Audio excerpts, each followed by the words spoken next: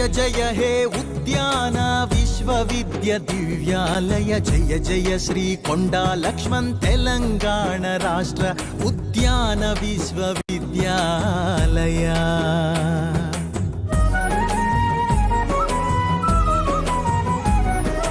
జగమెరిగిన కొండా లక్ష్మణ్ బాపూజీ నీకు వందనం. నీ అపార ప్రజా సేవ జ్ఞాపకమే మందిరం. జయ జయ హే, జయ జయ హే.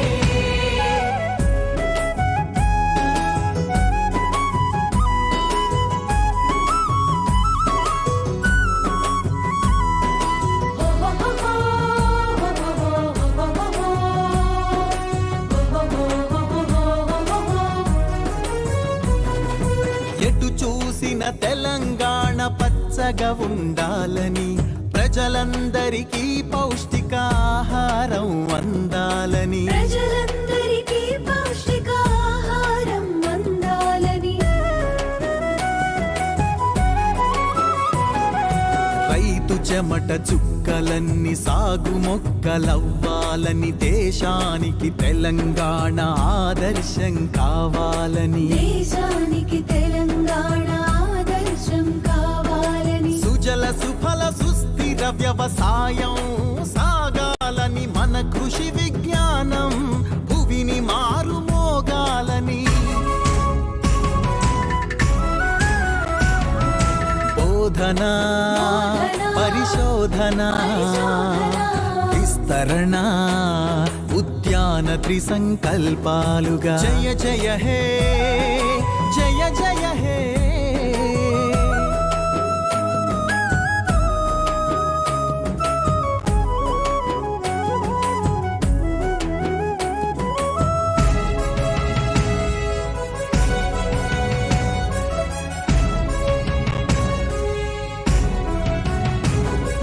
పుష్కల జల బలవర్ధక తెలంగాణను ఆవిష్కరించబడిన సొంత రాష్ట్ర భూమ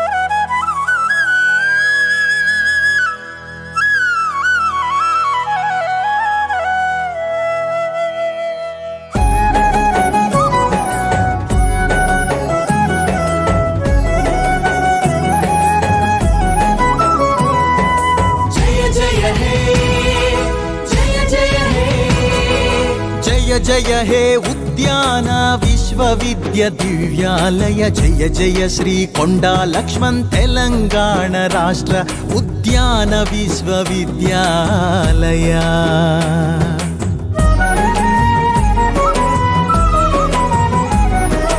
జగమెరిగిన కొండా లక్ష్మణ్ బాపూజీ నీకు వందనం. నీ అపార ప్రజా సేవ జ్ఞాపకమే మందిరం. జయ జయ హే జయ జయ హే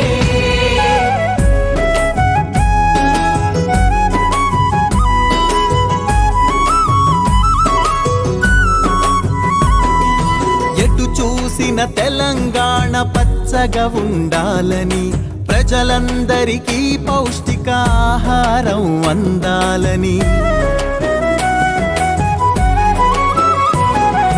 రైతు చెమట చుక్కలన్నీ సాగు మొక్కలవ్వాలని, దేశానికి తెలంగాణ ఆదర్శం కావాలని, సుజల సుఫల సుస్థిర వ్యవసాయం సాగాలని, మన కృషి విజ్ఞానం భూమిని మారుమోగాలని,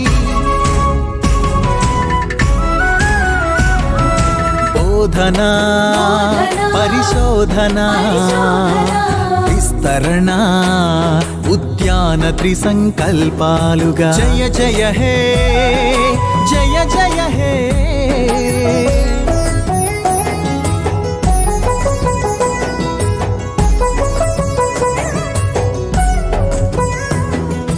భూతల్లి ఆకుపచ్చవనిగా అవతరించేందుకు విద్యార్థులు తెలంగాణ పుడమి బిడ్డలవ్వాలని, అన్నదాతల సాగున సాలు సాలుకు తోడుగా విత్తనాల నుండి రైతు విత్తం సాధించేదాకా ఎదురయ్యే సమస్యల వలీలగా దాటించేందుకు పరిశోధక సాంకేతిక సైనికులం కావాలని, బోధన పరిశోధన విస్తరణ ఉద్యాన త్రిసంకల్పాలుగా. జయ జయ హే ఉద్యాన విశ్వవిద్య దివ్యాలయ జయ జయ శ్రీ కొండా లక్ష్మణ్ తెలంగాణ రాష్ట్ర ఉద్యాన విశ్వవిద్యాలయ. జయ జయ హే జయ జయ హే జయ జయ హే జయ జయ హే.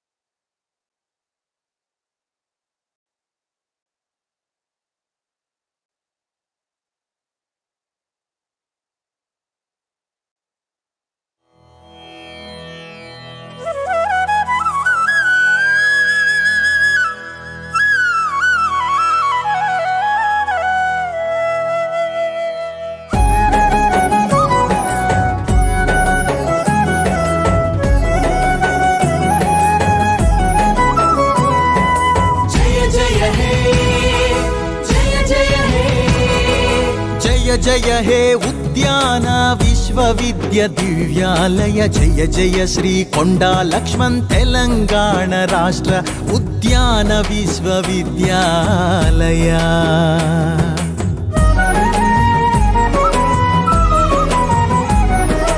జగమెరిగిన కొండా లక్ష్మణ్ బాపూజీ నీకు వందనం నీ అపార ప్రజా సేవ జ్ఞాపకమే మందిరం జయ జయ హే జయ జయ హే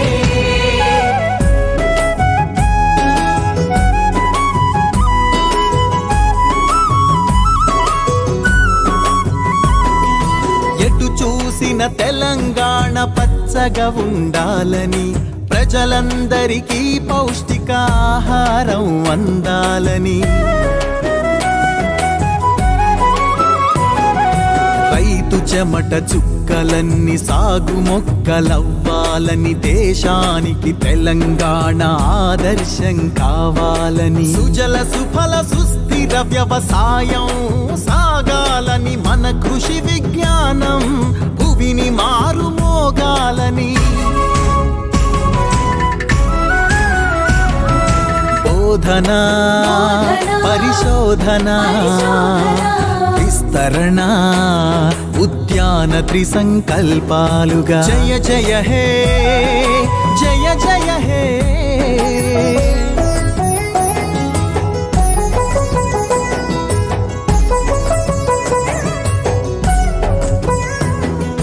భూతల్లి ఆకుపచ్చవనిగా అవతరించేందుకు విద్యార్థులు తెలంగాణ పుడమి బిడ్డలవ్వాలని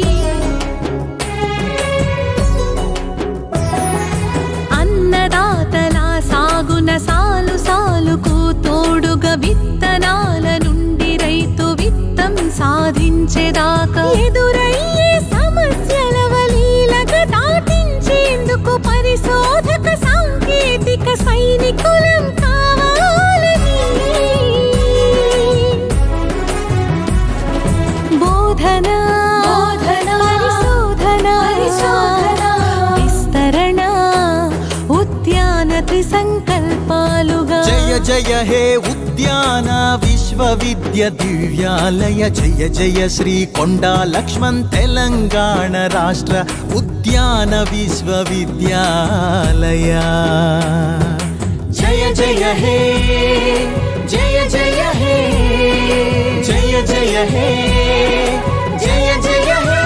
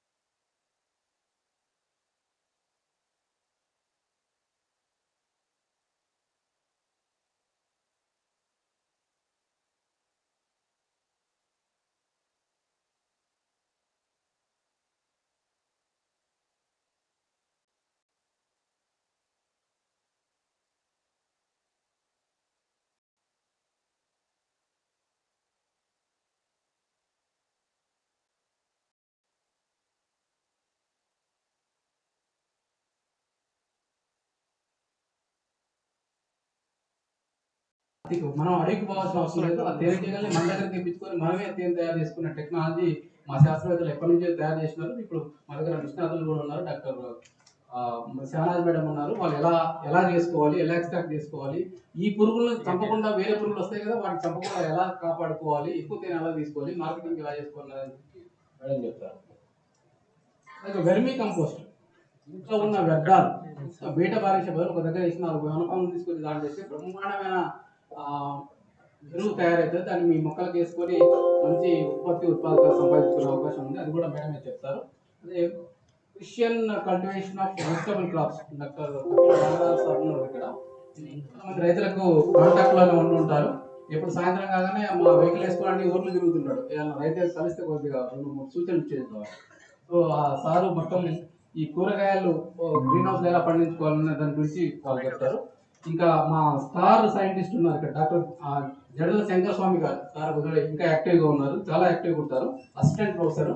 డిఆర్డిఓ ఆధ్వర్యంలో కూడా, డిఆర్డిఏ ఆధ్వర్యంలో కూడా మహిళలకి సొంతంగా రసాయనాలు లేని చిన్న బేబీ, ఇప్పుడే పుట్టిన బేబీ కూడా అటువంటి ఉత్పత్తులను ఉపయోగించుకొని మంచిగా ఉండడానికి, ఎటువంటి అనారోగ్యం లేకుండా ఉండడానికి కావాల్సిన ఉత్పత్తుల్ని మన పంటల నుంచే. ఇక్కడ గులాబీ ఉంది అనుకోండి, దాంట్లో గుమగుమలాడే మంచి పౌడర్ తయారు చేస్తారు, లేకపోతే ఒక అత్తర్ తయారు చేస్తారు. లేదంటే మీ దగ్గర మునగ ఉందనుకోండి, ఎక్కువ ఉన్నాయి, ఒకరోజు మొత్తం వండుకొని తినలేరు కదా, వేడి చేస్తారు. దాని బదులు రకరకాల ఉత్పత్తులు చేసే సంవత్సరం మొత్తం వాడుబడిలో చేస్తారు. అలాగే టమాటా ఉందనుకోండి, వర్షాకాలంలో అయితేనే విపరీతమైన రైతులందరూ కూడా వర్షాధారంగా వేస్తారు కాబట్టి ఎక్కువ మొత్తంలో విస్తీర్ణం ఉంటుంది. మనకు జనాభా కన్జ్యూమర్స్ కావాల్సిన దానికంటే ఎక్కువ మొత్తంలో ఉత్పత్తి అవుతాయి కాబట్టి ధర తగ్గిపోతుంది, రైతులకు నష్టం. రబీలు అనుకోండి, చలికాలంలో అనుకోండి, ఒక మొక్కకు ఖరీఫ్ కాలంలో ఒక మొక్కకు 2 కేజీలు వస్తే రబీ కాలంలో 4-5 కేజీలు వస్తుంది అన్నమాట. అంటే ఎక్కువ వస్తుంది. అప్పుడు విస్తీర్ణం తగ్గినా అయినా కూడా కన్జ్యూమర్స్ కావాల్సిన డిమాండ్ కంటే ఎక్కువ మొత్తంలో ఉత్పత్తి ఉంటుంది, అప్పుడు కూడా తగ్గిపోతుంది. కానీ ఎండాకాలం వచ్చేవారికి పంట సర్వైవ్ కావడమే చాలా కష్టమవుతుంది, దిగుబడి తగ్గిపోతుంది, నాణ్యత తగ్గిపోతుంది. అంటే కన్జ్యూమర్స్ కు కావాల్సిన డిమాండ్ కూడా సప్లై మీట్ చేయలేని పరిస్థితి నేపథ్యంలో ధరలు విపరీతంగా పెరిగిపోతాయి. సో ఆ నేపథ్యంలో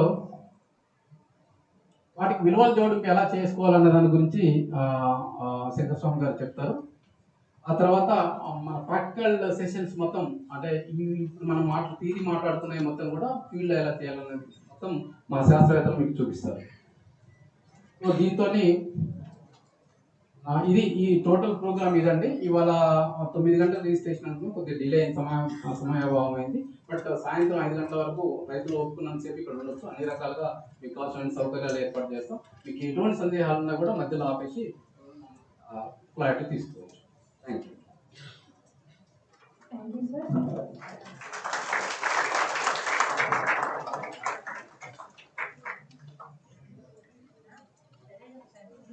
Google Meet.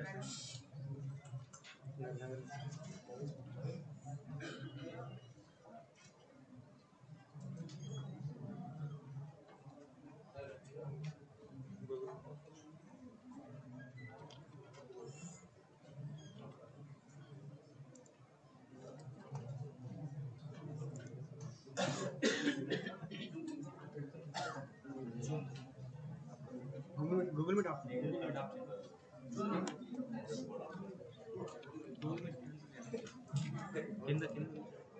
కింద రిటర్స్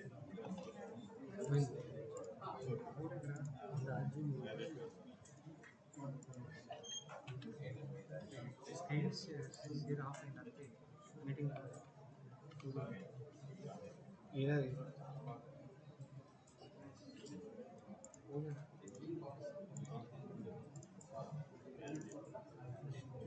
OBS not running. OBS Google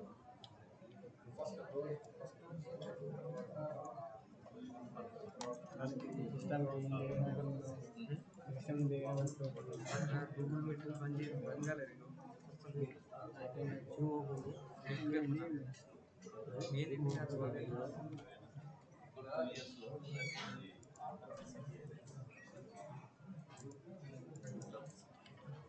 Zoom link so systems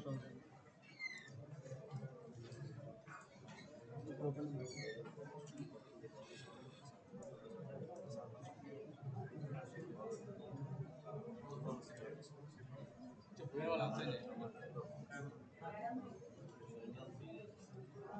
సరే సురేష్ క్లోజ్ నేను వాళ్ళకి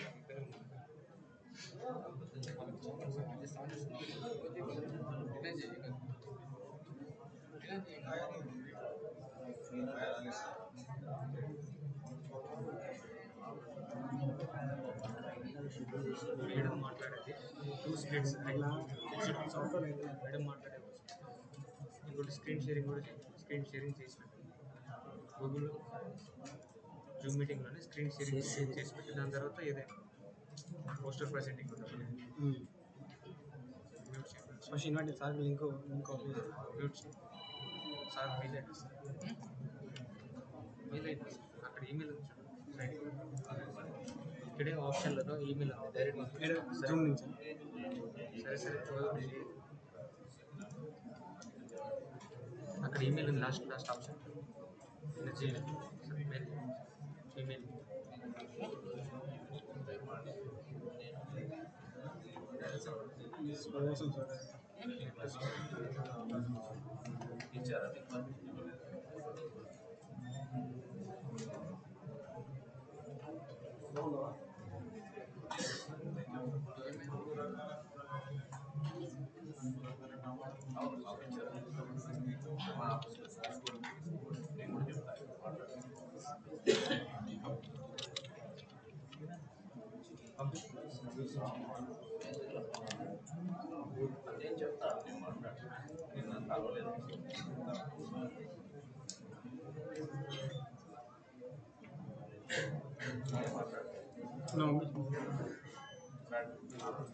మీ వాట్సాప్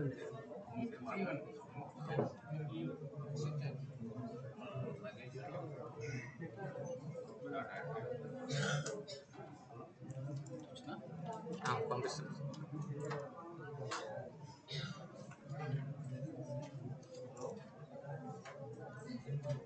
కొంచెం యూట్యూబ్లో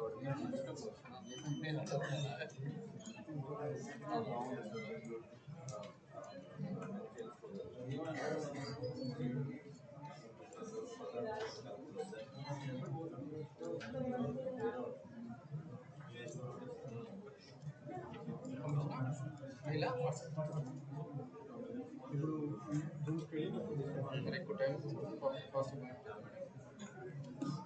డిస్ప్లే కావాలి స్క్రీన్ షేర్ కూడా కావాలి అదే స్క్రీన్ షేర్ కావాలి జూమ్ ఒకటి ఓకే సార్ ఇదే స్క్రీన్ మాట్లాడడం చేస్తుంది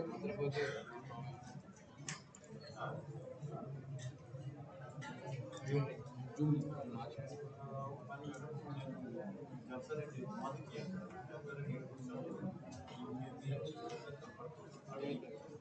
మన ఆన్లైన్ అయిపోయినాయి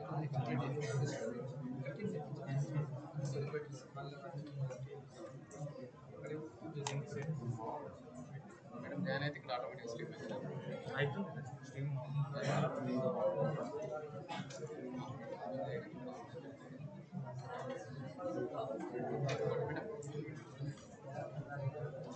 ఓబిఎస్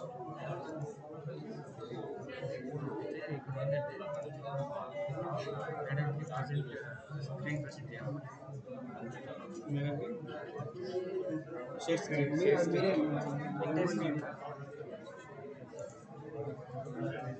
ఇదే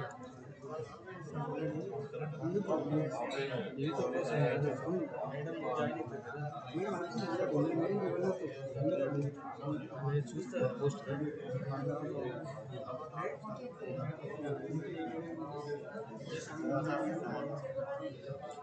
మన వీడియో వాయిస్ ఆన్ చెప్పేసి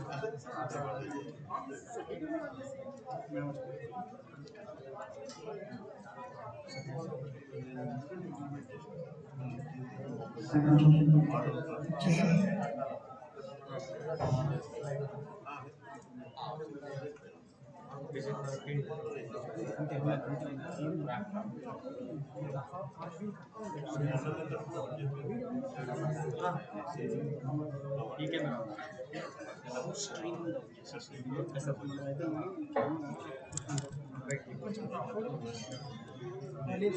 వైస్ ఛాన్సలర్ మేడం గారు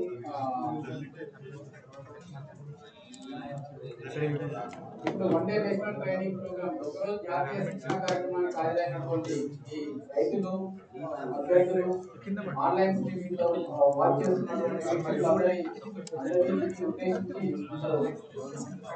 అడ్రస్ చేస్తారు. దానికంటే ముందుగా online digital brochure release, online digital material release, online digital pamphlet release చేయాల్సిందిగా vice chancellor కోరుతాం.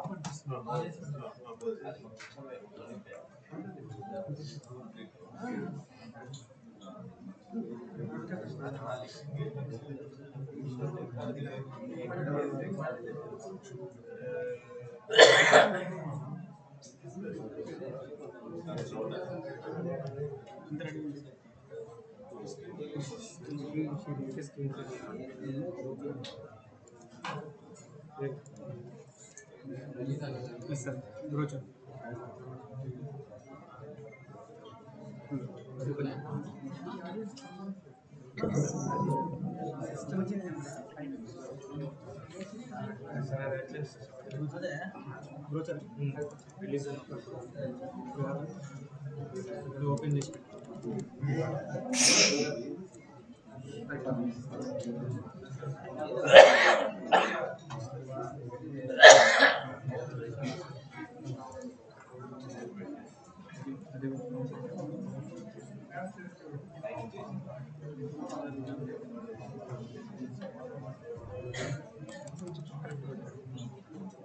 Now I request the Honorable Vice Chancellor Madam to release the digital pamphlet, digital brochure and digital material. Madam, I request.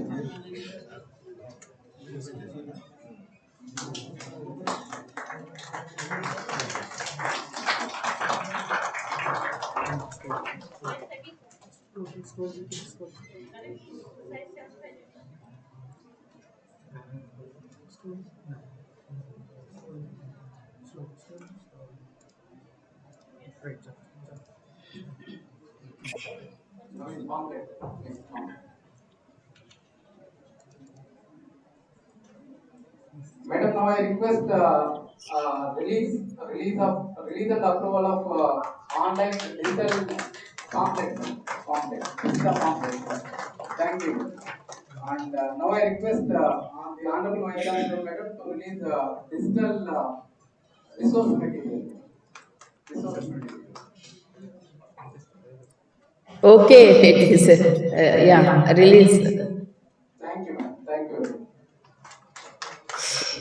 Madam, I request the Honorable Vice Chancellor Madam to address the gathering.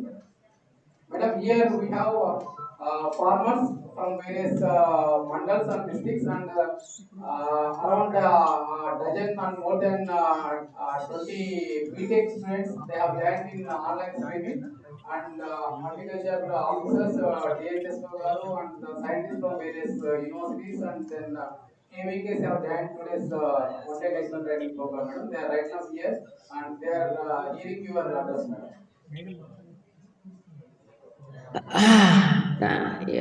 Thank you Saidaiah గారు. అందరికీ నమస్కారము. వినపడుతుందా నా tone?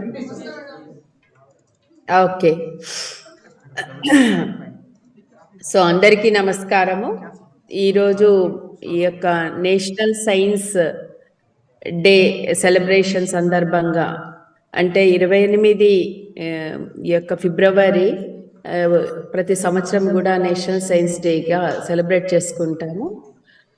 Doctor CV Raman గారి యొక్క, అంటే భౌతిక శాస్త్రవేత్త, ఆయన యొక్క కాంట్రిబ్యూషన్స్ ఫిజిక్స్లో దాంట్లో వాళ్ళ యొక్క రామన్ ఎఫెక్ట్ అనేది 28 ఫిబ్రవరిన దాన్ని గుర్తించడం జరిగింది. ఆ యొక్క గుర్తింపుకు అదిగా ఈ రోజున మనం నేషనల్ సైన్స్ డే సెలబ్రేషన్ చేసుకుంటున్నాము. మనందరికీ తెలుసు, agriculture very important Nobel profession, చాలా గౌరవప్రదమైనటువంటి వృత్తి. అందులో ఈ మధ్యలో మన యొక్క హార్టికల్చర్ అనేది చాలా ఎక్కువ ఇంపార్టెన్స్ పెరిగింది. మెయిన్గా ఏంటంటేను ఈ యొక్క ఆర్థిక పురోగభివృద్ధికి యొక్క హార్టికల్చర్ అనేది చాలా కాంట్రిబ్యూట్ చేస్తుంది. అంటే దీంతో మనము ఏంటంటేను దీనికి హార్టికల్చర్ సంబంధించినటువంటి ఎక్కువ ఎంటర్ప్రినర్షిప్ అంటే ఇండస్ట్రీస్కి సంబంధించి కూడా లింకేజెస్ చూసుకున్నట్లయితే మనము యొక్క సీడ్ బిజినెస్ కానీ మనకంటే కూరగాయ విత్తనాలు అండ్ పూల విత్తనాలు మొదలైనవి, అదేవిధంగా విలువ ఆధారిత ఉత్పత్తులు అంటే వాల్యూ అడిషన్ కానీ, అదేవిధంగా మనము కూరగాయలు పండ్లు అండ్ వివిధ రకాలైనటువంటి అంటే వాల్యూ యాడెడ్ ప్రోడక్ట్స్ ఇతర దేశాలకి ముఖ్యంగా మనకి దగ్గరగా ఉన్నటువంటి గల్ఫ్ కంట్రీస్కి ఎక్స్పోర్ట్ చేయడానికి ఎంతో అవకాశం ఉన్నటువంటి రంగము. ఈ విధంగా అంతేకాకుండా మనం ఈ పంటలు పండించాలంటే ఎక్కువ మనకి లేబర్ కావాల్సి వస్తుంది. అంటే ఎక్కువ మందికి ఉపాధి అవకాశం కల్పించేటువంటి ఉన్నటువంటి రంగం అన్నమాట. ఇవన్నీ చూసుకున్నట్లయితే అంటే రైతులు కొంతవరకు ఈ యొక్క వ్యవసాయ ఆధారిత పంటల నుండి ఈ యొక్క ప్రత్యామ్నాయ పంటలైనటువంటి మన కూరగాయం కానీ లేకుంటే పూలు పండ్లు ఇలాంటి వాటికి మళ్ళడం వల్ల కొంతవరకు రైతుకి అధిక ఆదాయం లభించేటటువంటి అవకాశం ఉంది. అయితే ఈ మధ్య కాలంలో మనందరికీ తెలుసు, అందరము కూడా ఆహార భద్రత అని మాట్లాడుతున్నాము. ఈ మధ్య కాలంలో ఆహార భద్రతతో పాటు పోషక విలువలతో కూడినటువంటి ఆహారము చాలా ముఖ్యము. దానికి మన యొక్క పండ్లు కూరగాయలు ఎంతో దోహదపడతాయి. మీ అందరికీ తెలుసు, ప్రతి ఒక్కళ్ళు కూడా కనీసము 400 నుండి 500 గ్రాముల వరకు పండ్లు కూరగాయలు ఉన్నటువంటి ఆహారాన్ని తీసుకున్నట్లయితే మనలో ఉన్నటువంటి రోగనిరోధక శక్తి పెరిగి ఎక్కువ అంటే ఇతరత్ర అన్నటువంటి జబ్బులు రాకుండా ఉండేటటువంటి అవకాశం ఉంది. ముఖ్యంగా ఈ కోవిడ్ పీరియడ్లో మన యొక్క పండ్లు కూరగాయల యొక్క వాటి కాంట్రిబ్యూషన్ వీటితో పాటుగా మరి ఔషధ పంటలు అంటే మెడిసినల్ అండ్ అరోమాటిక్ ప్లాంట్స్ యొక్క వాటి ఇంపార్టెన్స్ కూడా పెరిగింది. అయితే గత మన అంటే పాతకాలం నుండి ఇప్పుడు 1950 నుండి ఇప్పటి వరకు చూసుకున్నట్లయితే వ్యవసాయంలో మన యొక్క ధాన్య ఉత్పత్తి చూసుకున్నట్లయితే అది 6 మాత్రమే పెరిగితే మన హార్టికల్చర్కి సంబంధించినటువంటి ఉత్పత్తులు దాదాపుగా 13 రెట్లు పెరిగినాయి ఉత్పత్తి. దాని ప్రకారము తెలుస్తుంది మనకి యొక్క హార్టికల్చర్ అనేది ఎంత ఇంపార్టెంట్. ప్రస్తుతము మన దేశం మొత్తం మీద 333 మిలియన్ మెట్రిక్ టన్నుల దిగుబడి యొక్క ఉద్యాన పంటల నుండి వస్తుంది. అదే మనం ధాన్య ఉత్పత్తి చూసుకున్నట్లయితే 317.7 మిలియన్ మెట్రిక్ టన్స్ వస్తుంది.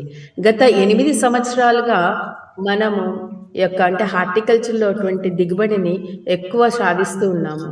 అయితే ఏరియా చూసుకున్నట్లయితే హార్టికల్చర్ పంటల్లో 18% ఉన్నప్పటికీ కూడా దాని నుండి మనకు ఆర్థిక పురోగతి దాన్ని చూసుకున్నట్లయితే దీని యొక్క కాంట్రిబ్యూషన్ 33% వరకు ఉంది.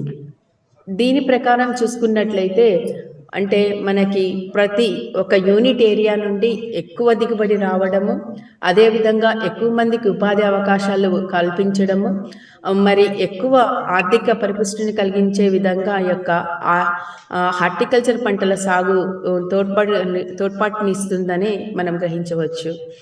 అదేవిధంగా చూసుకున్నట్లయితే ఇప్పుడు నేను ఇంతకుముందు చెప్పాను, మనకి ఎక్కువ ఎగుమతి అవకాశాలు ఎక్కువగా ఈ యొక్క హార్టికల్చర్ పండ్లు కూరగాయ పంటల్లో ఉన్నాయి. ఈ మధ్య చూసుకున్నట్లయితే అంటే ఈ యొక్క హార్టికల్చర్ బేస్డ్ ఎంటర్ప్రీనర్షిప్స్ ఏమేమి ఉన్నాయి, మీరు అంతా కూడా నేను మామూలుగా ఎదుర్కొంటే ఎక్కువ ఇంటరాక్ట్ చేసేదాన్ని రైతులతోటి. ఇప్పుడు ఆన్లైన్లో కాబట్టి వన్ సైడ్ లాగా నేను మాట్లాడడం జరుగుతుంది. మీరు చూసుకున్నట్లయితే ఇప్పుడు మనకి యొక్క అంటే medicinal and aromatic plants based industries కూడా ఉన్నాయి. అదేవిధంగా హార్టికల్చర్ బేస్డ్ కూడా మరి కొద్దిగా అంటే ఏరియా తక్కువ ఉన్నప్పటికీ కూడా యొక్క వర్టికల్ ఫార్మింగ్, హైడ్రోపోనిక్స్ అనేటువంటి అధునాతన పద్ధతుల ద్వారా కొంచెం ఏరియా నుండే మనము ఎక్కువ దిగుబడిని సాధించేటువంటి అవకాశం ఉంది. వీటితో పాటుగా మన యొక్క లేబర్ ఇంటెన్సిటీని అంటే తగ్గించడానికి కొన్ని అంటే మెకనైజ్డ్ ఫార్మింగ్ సిస్టమ్స్, చిన్న చిన్న ఇంప్లిమెంట్స్ని వాడడం ద్వారానే ఎఫెక్టివ్గా మనము యొక్క సాగు ఏ విధంగా చేసుకోవచ్చు, ఖర్చు తగ్గించుకోవచ్చు అనేది ఒకటి ఉంది. వీటన్నిటితో పాటు యొక్క మనం సెన్సార్ బేస్డ్ టెక్నాలజీని వినియోగించుకొని మరి పంటకి ఎంత నీరు కావాలి, మరి ఏ విధమైనటువంటి ఎరువులు ఎంత మోతాదులో అందించాలనేటువంటిది మనకి అడ్వాన్స్డ్ టెక్నాలజీ ఆర్టిఫిషియల్ ఇంటెలిజెన్స్ ద్వారా మనము గ్రహించవచ్చు. ఈ విధంగా కొత్త పోకడలు వస్తున్నాయి. అదేవిధంగా మీ అందరికీ తెలుసు డ్రోన్ టెక్నాలజీ అనేది అంటే చాలా ఏరియాని కొద్ది సమయంలోనే పిచికారీ చేయడం అనేది సాధ్యమవుతుంది. అదేవిధంగా ఖర్చు కూడా తగ్గుతుంది. దీని మీద కూడా మనకి పరిశోధనలు అంటే మన యొక్క ఉద్యాన పంటల్లో మరి ఏ విధంగా ఎంతమంది కావాలి, ఏ విధంగా స్ప్రే చేయాలనే దాని మీద మనం ఆల్రెడీ పరిశోధన ప్రారంభించాము. దాని నుండి కరెక్ట్ రిజల్ట్స్ రాగానే వాటిని రైతులకు అందజేయడం జరుగుతుంది.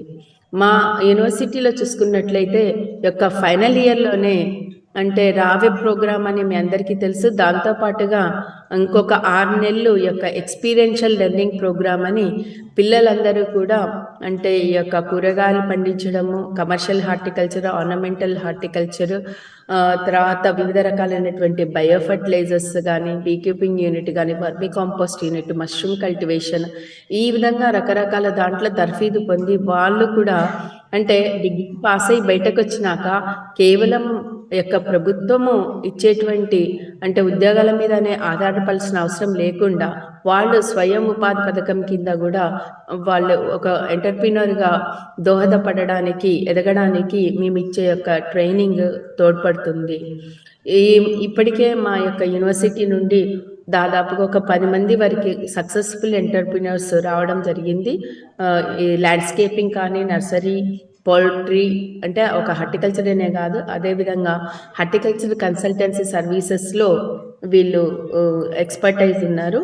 ఉదాహరణకు చెప్పుకున్నట్లయితే agritech consultancy services mister Vamshi Mashetti, and landscaping Ikigai landscaping services mister Omar, and Serene Plante Mrs Jhansi CEO, and ever green landscapers mister B Sidhur Kumar, and JSR horti services mister Sunil and mister Sai Jagadish, and green interior designers and doctor Nikhil Gowrishetty, then Incredigreen and miss Srikeerthana and Sri Mahalakshmi poultry farms Hanumantharao. వీళ్ళంతా కూడా మా యొక్క students successful ఎంటర్ప్రినర్గా గుర్తింపు తెచ్చుకున్నారు. ఈరోజు ఈ యొక్క programme 1 day national training programme and horticulture and entrepreneurship మనము ఈ యొక్క Telangana state council of science and technology TS COST అంటాము, వారి యొక్క సహకారంతో, అదేవిధంగా department of science and technology government of India వాళ్ళ సహకారంతో మనం ఈ యొక్క ప్రోగ్రామ్ను చేస్తున్నాము. అయితే ఇందులో భాగంగానే మీరు ఇంతకుముందు నాకు తెలిసి డాక్టర్ కిరణ్ కుమార్ గారు who is a director of extension also మీకు ఈ యొక్క క్వాలిటీ ప్లాంటింగ్ మెటీరియల్ ప్రొడక్షన్ మీద అంటే ట్రైనింగ్ ఇచ్చారు. అయితే మనం చూసుకున్నట్లయితే మీకు ఈరోజు ఉన్నటువంటి టాపిక్స్ అన్నీ కూడా చాలా ముఖ్యమైనవి. లైక్ ఇంపార్టెంట్ ఏంటంటే సీడ్ ప్రొడక్షన్ అంటే seed availability to the farmers, అట్లానే క్వాలిటీ ప్లాంటింగ్ మెటీరియల్ గ్రాఫ్ట్స్ కూడా అంటే రైతులకు అందజేయడం అనేది ఇంకొకటి ముఖ్యమైనటువంటిది. అదేవిధంగా వచ్చినటువంటి పంటని మరి ఏ విధంగా మార్కెటింగ్ చేసుకోవాలి, అందులో ఉన్నటువంటి టెక్నిక్స్ని ఎక్స్ప్లెయిన్ చేయడానికి కూడా మీకు కాల్గుడి నుండి వేణుమార్గం గారు ఉన్నారు. అదేవిధంగా వచ్చేసి ఈ యొక్క బీ కీపింగ్ అంటే మీకు అందరికీ తెలుసు తేనెటీగలు ఈ యొక్క పాలినేషన్లో చాలా ప్రాముఖ్యత వహించి మనకి అధిక దిగుబడి ఇవ్వడంలో ప్రముఖ పాత్ర వహిస్తాయి. మనకందరికీ తేనె ఒకటే అంటే వచ్చేటువంటి పంట అనేది తేనెటీగల ద్వారా తెలుసు, కానీ ఇతరత్వ ఉపయోగాలు చూసినట్లయితే ఇది చాలా అన్నమాట. మనకి ఎక్కువ దిగుబడి ఇవ్వడంలో ఈ తేనెటీగలు బాగా తోడ్పడతాయి. అందువల్ల ప్రతి ఒక్కరు కూడా ఈ యొక్క తేనెటీగ ఏ విధంగా పెంచుకోవాలనేది కూడా మీరు నేర్చుకుంటే ఇది చాలా బాగుంటుంది. అదేవిధంగా వర్మీ కాంపోస్ట్ యూనిట్ మీకు అందరికీ తెలుసు, రోజు సాయిల్లో ఉన్నటువంటి జీవము అంటే నేలలో ఉన్న జీవతత్వం అనేది తగ్గిపోతూ ఉంది. మరి దాన్ని పెంచుకోవడానికి మనం వివిధ రకాలైనటువంటి ఆర్గానిక్ మాన్యూర్స్ వాడుకోవాల్సిన అవసరం ఉంది. అందులో ఒకటి వర్మీ కాంపోస్టింగ్. మీకంతా తెలుసు, అప్పుడు మనం 1960లో చూసుకున్నట్లయితే ప్రతి 1 కిలో నత్రజని, భాస్వరము, పొటాషియం అప్లై చేస్తే మనకు వచ్చేటువంటి దిగుబడి 25 కిలోలు వచ్చేది 1960లో.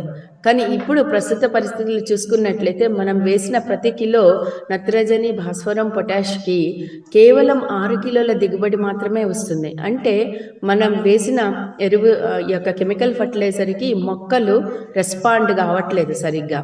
అంటే దానిలో జీవం అనేది తగ్గిపోయింది నేలలో.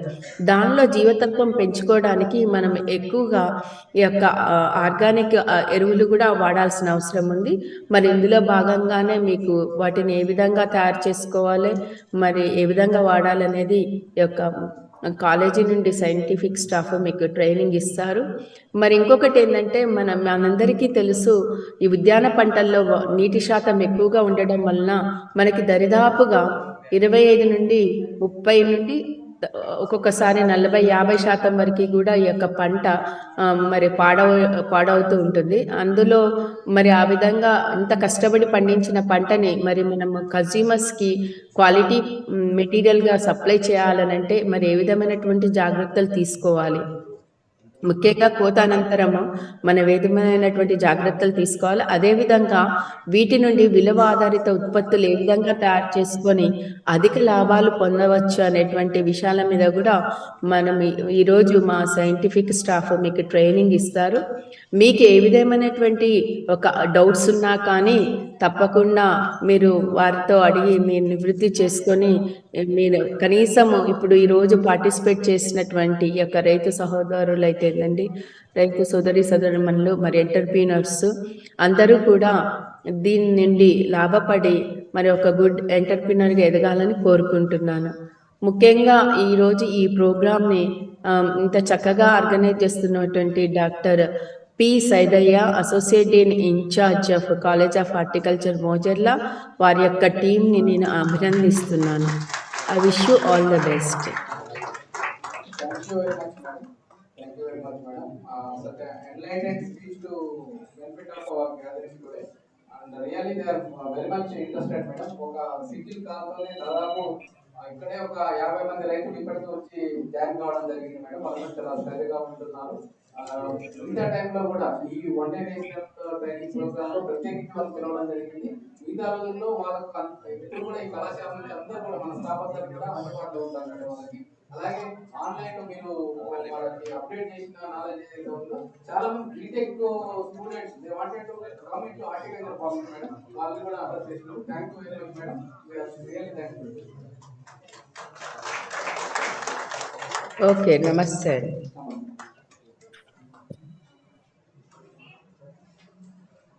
కిరణ్ సార్ మాట్లాడతారు. కిరణ్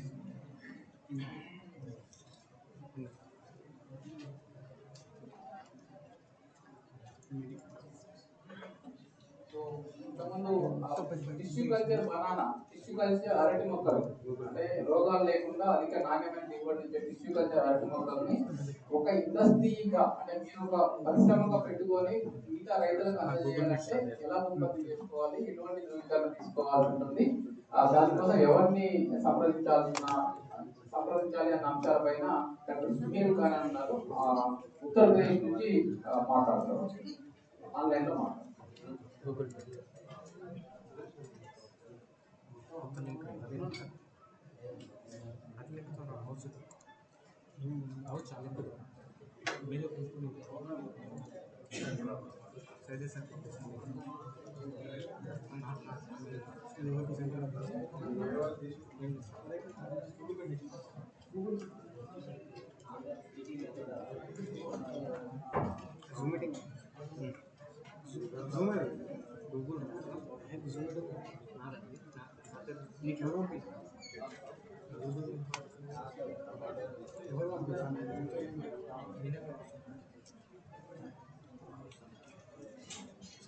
చేయకపోతే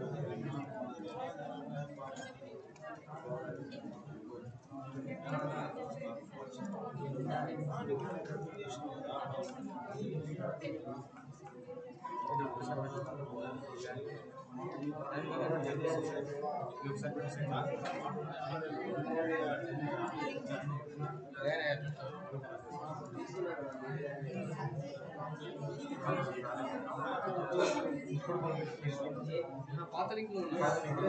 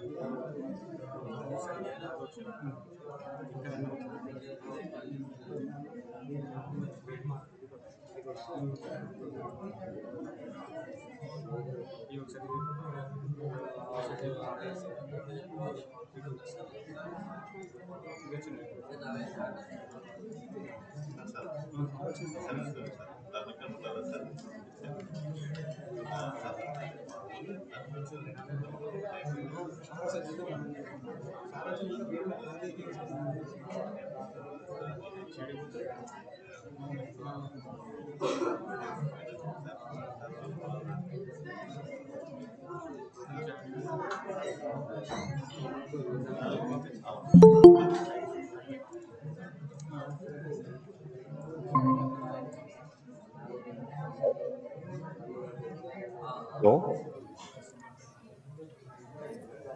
Hello. Sir, hello. I'm audible. Yes, sir. Yeah. Hi. Good morning, everyone. So let me just share my.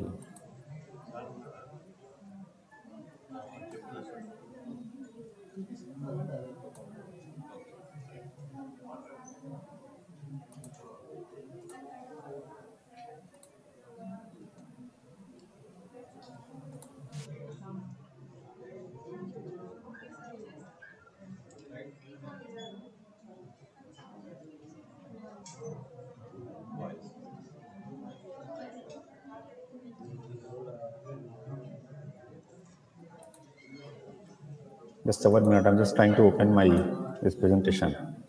Sir, you can share the screen, sir. Yeah. Just. Present now. Present now. Can you hear now the slides? Can you see the slides? Yes, it's done.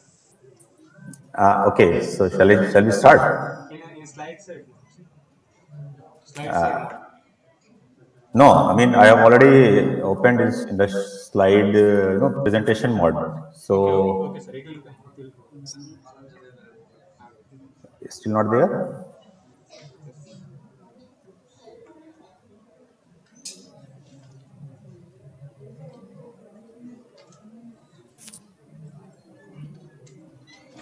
The slides are there or not? Still, It's not coming, sir. it's not coming. Good morning, sir. So wanted to welcome Dr. Surekha, Associate Professor, Indraprastha University, USA. For delivering There from is Tissue Banana. the slides are there or not? Yes, sir. It's done. Can you see the slides? So just let me on this in a presentation mode, right?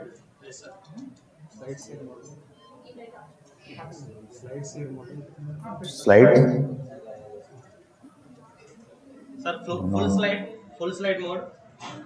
Yeah, that's what I'm trying. Full slide mode. Is there now? Sir, नीचे है sir 54% के बाजू पे. I have already clicked it. The full slide mode. What does? Okay, sir, we are fine, sir. Yeah, it's there now. You can see it. Yes, sir. Please, sir. Okay. So sorry for this small glitch. I mean, yeah, sometimes this happens on this online mode. Okay, so a very good morning again to everyone and all the dignitaries and faculties and all these participants presented there. So I would like to welcome on in this training program, and thanks to my dear friend and colleague Professor Sadia for giving me this opportunity, to talk about something that's banana farming through the tissue culture mode. Though I'm not a very banana expert, but my expertise is restricted for this tissue culture certification and all that. Anyway, so I would like to just share whatever we have learned in all these techniques, and then I mean I just try to keep it very simple and more in the interactive mode. So just we will not be going into very technical details. So I assume that there are a lot of rural youth and entrepreneurs are there, so they might be interested to know more into the methods and all that. Is that okay, Professor Sadia? Yeah.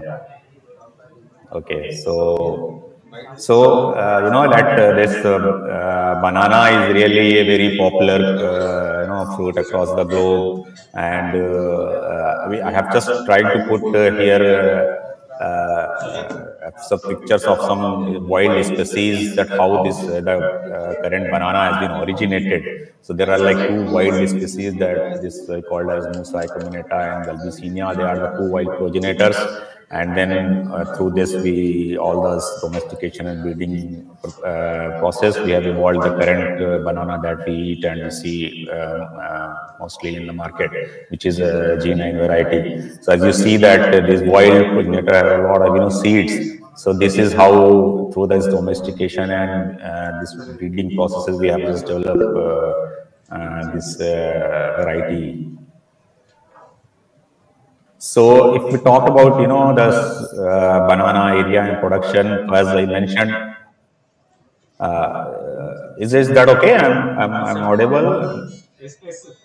Okay. Because I cannot see my, screen here, so I'm just seeing the slides. So if you feel any problem in between, you just stop in between. Okay. Okay. So as I mentioned that it's really, banana is a very popular crop and grown all this, tropical and subtropical region across the globe and this Southeast Asia belt. So India, China and Philippines are like the major player in banana production. And even India is like the major producer in the world. So I just got a quick data from this 2021. So it was like the production was 308 lakh metric tons in India, which is a huge in terms of, production. And if you talk about the major producing states in India, it's like Maharashtra, Tamil Nadu, and of course Andhra, Karnataka, and now the UP is also becoming a one, key player in banana production because this tissue culture propagation, planting materials. So if we see that the per capita, availability of banana, so though its data is a bit old, so it was like 14.2 kg in India, the per capita availability in terms of the average global average, which was like 10.7 kg. So we also export banana in other countries, mostly in the Middle East and in European countries also, and in the States also.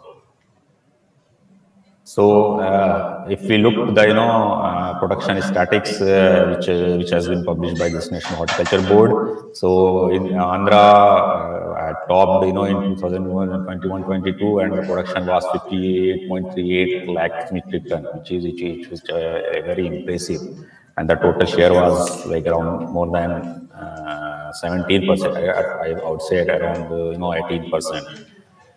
Though if you see that Telangana, it's on the 15th rank, but it produced like 1.15 lakh metric ton. So I think that Telangana has a lot of scope to catch up this banana production and then farming. So if you talk about the nutrient quality of banana is really complete, fruit. It has all the vital nutrients that we need. So if you talk about that, it has a good amount of carbohydrate. So here this data has been calculated, considering a medium-sized banana approximately of like 115 or some grams. So it's like they are good in fibers also. There is a protein. And if the mostly that it's rich in vitamins, that vitamin B and C. So its a daily value is calculated somewhat what an average requirement would be for a daily. So it's like 14% requirement can be fulfilled of vitamin C can be fulfilled by this that banana. And then they have also good minerals like potassium, magnesium, and they are a good source of antioxidants. So and as mentioned, that they are good source of fibers also. So banana is pretty much a complete fruit, and the good thing is they are low in fat and sodium, so good for that the patients suffering from high hypertension and all that. So this I have just tabulated some popular varieties is grown in India. I mean, it's a long list, and you see that you can see that this one variety, that dwarf Cavendish, which is commonly called as G9, they are like the most prevalent variety in across all the banana producing states. So this list can be easily you can get it through that extension bulletins and all that. So I just give a overview. I have just tabulated all these different varieties. Sir, And then sorry. Sir, your slides are not moving, sir. Kindly check, sir. It's not moving Yes, sir. That while species are not moving, sir. now. That it's not getting shared, sir. Kindly see, sir. Can you see now? No, sir. No. Only first line only is showing, sir. Okay, first Yes, slide. sir. Maybe we'll. Yes, sir. Now it's So showing. Sir, presentation mode पे देखिए, sir. Slide show ऊपर से. Yeah, please. it's not showing. No, no, sir. No. I just click this presentation mode. From the top, sir. I Top think. left. Slide show. Normal. Yeah. Next. Slide show. Yeah, this one. No, No, no. this. Fourth one. Yeah, this one. Okay. Now it's moving. No, sir. Not moving, sir. Yeah, I click that also. Sir, just please increase the size, sir. Size. Okay, in that mode only. Yes, sir. Yes, sir. Now it is moving. Now it's moving. Yes, sir. Manually it is moving, sir. With the cursor.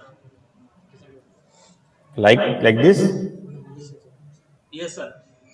Now it's moving. No, sir. No. Oh, I think there is some problem. Sir. Now it's here. Can there is any luck?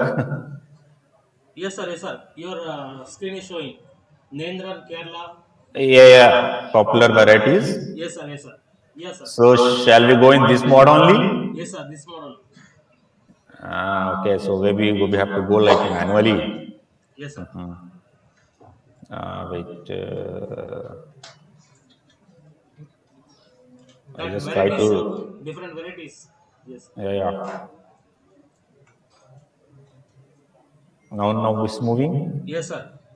Okay, so we'll go in this mode only, right? Yes, sir. I just try to slides. Okay, so I just mentioned all that, the popular varieties are here of pictures of this, some popular varieties like red banana. It's very, specific in that Kerala and Tamil Nadu region. And then this is, this Cavendish, the G9 variety, which is most popular. So just give a brief idea about their morphology, and I just mentioned some of these, fruits from these varieties. So now it's moving, right? Manually? Yes, sir. Okay. Yes, sir. So we, you'll be glad to know that 7 of the Indian origin varieties have also got a GI tag. There's geographical indication tag. This is something that if any specific produce is correspond to a specific geographical location or origin, then it get a GI tag. So there are 7 banana varieties commonly producing in for some specific regions in India have got a GI tag. And this GI tag has really a good value and a premium value when it's very specific and you sell in that you export in international markets, and based on certain characteristics or this taste quality, so it has a premium value. So these 7 varieties, that one is Chenga, is very common in Kerala. Then another one is Kamalpur banana, and then is another one is from Karnataka. So it's a very good thing that we got at least GI tags for these our own varieties. So if anyone is thinking to start some micro corporation or banana production, so they can use these varieties also for some premium prices. So let's come on the topic that we will be discussing more on this. So it's like a large scale production of banana or micro propagation. Usually we call it's a more scientific term. So it's normally we call as a tissue culture, because we just take a small tissue from the plant and we grow them in some this artificial environment, and then we grow the plants. So banana is usually propagated through conventional means from the that is small suckers or rhizomes, but there are a lot of limitations with the conventional sucker planting techniques. And first and foremost is the presence of this pest and diseases. This is a really very big problem in banana plantation, because virus, it's a long duration crop, so viruses and these pests, they commonly attack this plant, and sometimes, they result in complete crop loss. And another issue is the conventional planting, that high cost of suckers. So you need, that these all the suckers for planting material, and you have to transport the sucker to your field. And first of all, you need to get those, good suckers. So they are this is another problem. And another big issue is the low multiplication rates when you do the conventional sucker planting, because it's not all the suckers they will germinate or bear the fruits. So the multiplication rates is also very low, and the bearing capacity is very low. And then there will be a variation in the age and size, because if you get the sucker from different sources, and they are influenced by their own climatic conditions, so there will be a variation in the age and the size of crop when your crop will gradually grow. And as I mentioned, then if the mother plant is diseased and you got the sucker from those plant, then again your planting material will be infected, and it will result in the crop loss. And also the unavailability of uniform sucker. This is also one major problem, because now a lot of farmers are starting this banana farming. So on the onset of monsoon, this is ideal time to start the banana planting. So at that peak time, there is a peak demand for the suckers. So it's a really challenge to get this uniform quality sucker. So this is one issue that we will face in conventional sucker planting. So just to overcome with these issues, we will switch to this tissue culture or micropropagation technique. So as I mentioned, the tissue culture is simply propagating a plant from a small piece. You take a small piece, that the meristematic tissue from the plant, and then you provide the ideal conditions, and then they will grow outside of the plants. So this is called as tissue culture or micropropagation. The process involves, just take a small piece like shoot tip or meristem and place in a medium which is rich in the nutrient, and then you will have clones, thousands and thousands of clones from the same plant, and they would be genetically identical. So if we talk about the advantages, they are pest and disease free, because you have already chosen your planting material, and you, for sure I will also talk about some their certification and testing in the later stage. So your mother plant, if your mother plant is free from the disease, and you have taken that sample from that disease free mother plant, and then you do all the process in aseptic conditions, then your the planting material will also be disease free. And then because you are doing this at the same time, all the multiplication, then your crop will have uniform growth, and then the maturity will be uniform, and you will have some time that maturity in comparison to the conventional banana plant. So it's like if you save 1 or 2 months, then your field will be free, and then you can use for growing other crops, and that will give another revenue to your income. And again, there's around the year planting is possible, because you have the control to grow your planting material, so you can have the planting at whatever time you want. And for sure that no staggered harvesting is required in this micropropagated banana. And around 95 and 98% success rates has been observed in banana. That 98% plants they bear the bunches. And another advantage is, if there is a new variety introduced, you can rapidly multiply and put in in the supply chain through this technique. So, if you talk about the requirements, for example, if anyone wants to start their own plant tissue culture or banana plant tissue culture unit, for sure you need a good that infrastructure. It's not very expensive, but you need certain common things that you have to establish in your lab. So for example, you have a building and then you have to put like some quarantine area where you have to where you enter first and you clean yourself, and just avoiding all those contamination that you have got on your clothes or in your shoes or something. You don't want to spread this into your culture room, so you need to put a quarantine area where you clean yourself, and then there will be a washing area where you wash your culture media, your equipments, your glasswares and all that. And then there should be a separate media preparation area where you prepare that nutrient media to grow your plants.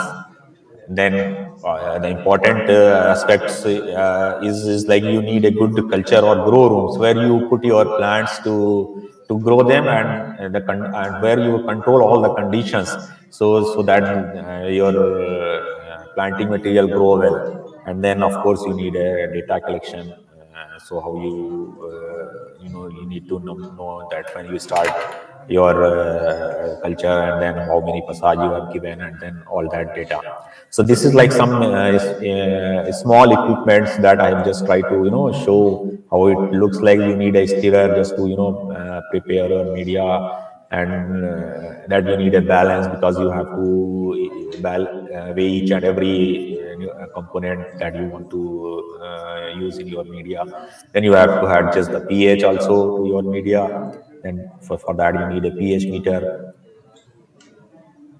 Then of course like some refrigerator, because you are keeping your media in a refrigerator just to avoid that contamination, and just stop them to for this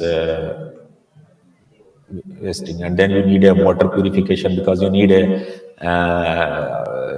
sterile water just to use for your media. And once you have prepared all media, you need to autoclave it just to avoid all those contamination and everything, because this whole process needs a really good aseptic conditions that will increase the chance of success of your micropropagation of this planting material. Because if your culture will be infected, then you have to throw it, and then it will waste all your efforts and resources also. So you need an autoclave, or maybe a big cooker or something can be done to autoclave your media. Then you need this simple laminar flow cabinets, so it has like a negative pressure where you use all those culturing and everything, all your activities inside this hood, so that you won't contaminate your cultures from that external microbes and all that. And then you use these culture racks to put your cultures, bottles and all that, and with the sufficient provision of lighting and all that. So these are the basic things that one need when if he is planning to set up a tissue culture lab or a production facility. So now if you talk about the methods, so there are like a few important steps in banana tissue culture. Though they are very simple, but I mean you have to go through all these steps. So the first thing, you have to identify a mother plant from where you will take the plant, the explant, and then you initiate the culturing using that explant. Then next stage you multiply that those your cultures, and then you induce the shooting and then rooting, and then we'll have to do some hardening before we release them for like field planting. So I'll just briefly go through different steps. So the first and very important step is selection of your superior mother clone. First of all, you have to identify which variety you really want to do for this micropropagation, based or your interest or that market value or something that you are looking for. So it's important to selecting this mother clone. So then if you have to choose a very healthy mother plant that should be free from pests and diseases, and you choose like 4 feet of like the young plant. If you see, there are a lot of pillars coming out from the main branches, so you have to take one the plant that is like 3 or 4 feet of height, and then you dig beneath from the soil like maybe 10 centimeter or something, and you just cut up top, upper, more, and then because you have to take your tissue that you are going to grow on aseptic condition on a nutrient media from shoot, that's the rhizomatic shoot tips, so that can be find somewhere here. So this is like a steps, how, as I mentioned, that like about 1 to 3 feet tall sucker should be selected, and then you need to cut them till like 10 centimeter or something, before we take them to in our lab, and then we also sterilize these explant, and then we'll start using this material. So as I mentioned, that disinfection of this propagule is like something that we are going to take the meristematic tissue from there and start the tissue culture. So we can just simply put this into bleach solutions and for like 30 or 45 minutes, and then we prepare the media that I have just shown here in this the component. So it's simply have to provide some micronutrient and micronutrients, and then vitamins, and then also some hormone. It's a common MS media that we will use as a half strength of this MS media in initiation of our cultures.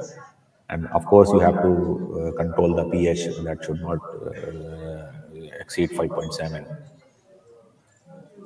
So this is like the initiation of the culture that I have shown. So you take just this, just you get rid of this first layer of sucker. You just have to make a slit, and then you just take out that first layer of your sucker, and then you infect that.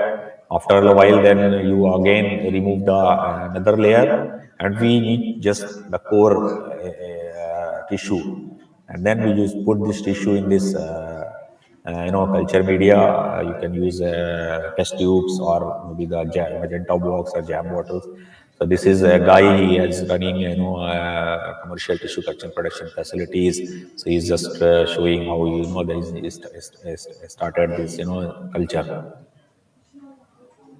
Then we have to maintain this culture in a culture room, as I mentioned, that air conditioned, that we have to control the temperature, and initially we provide a good light, like 16-hour light, so the cultures grow well in that. So these are like different protocols that have already been established. It can depend slightly based on the variety we select. So once we have to start this, we have to optimize the conditions also.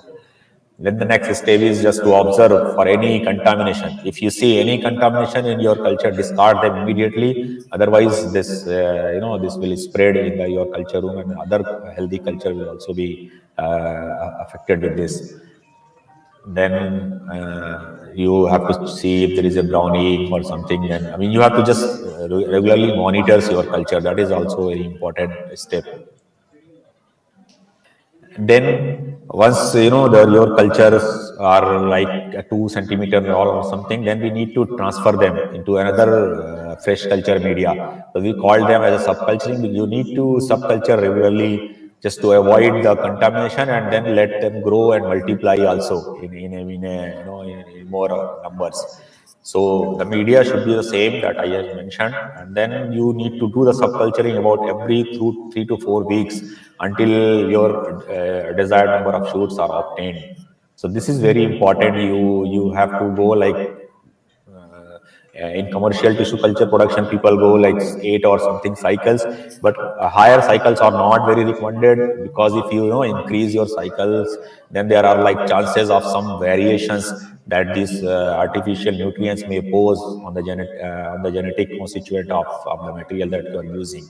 So and then it will create off types or some bad traits also. So usually we should not go like more than 6-7 cycles. That is quite efficient. So here, okay, if I don't know, I mean there is a because it's overlapped the slide something. So I just take this out here. So if you see that the subculturing process, so you took a small piece of tissue and you divided it into like 4, and then you started your subculturing.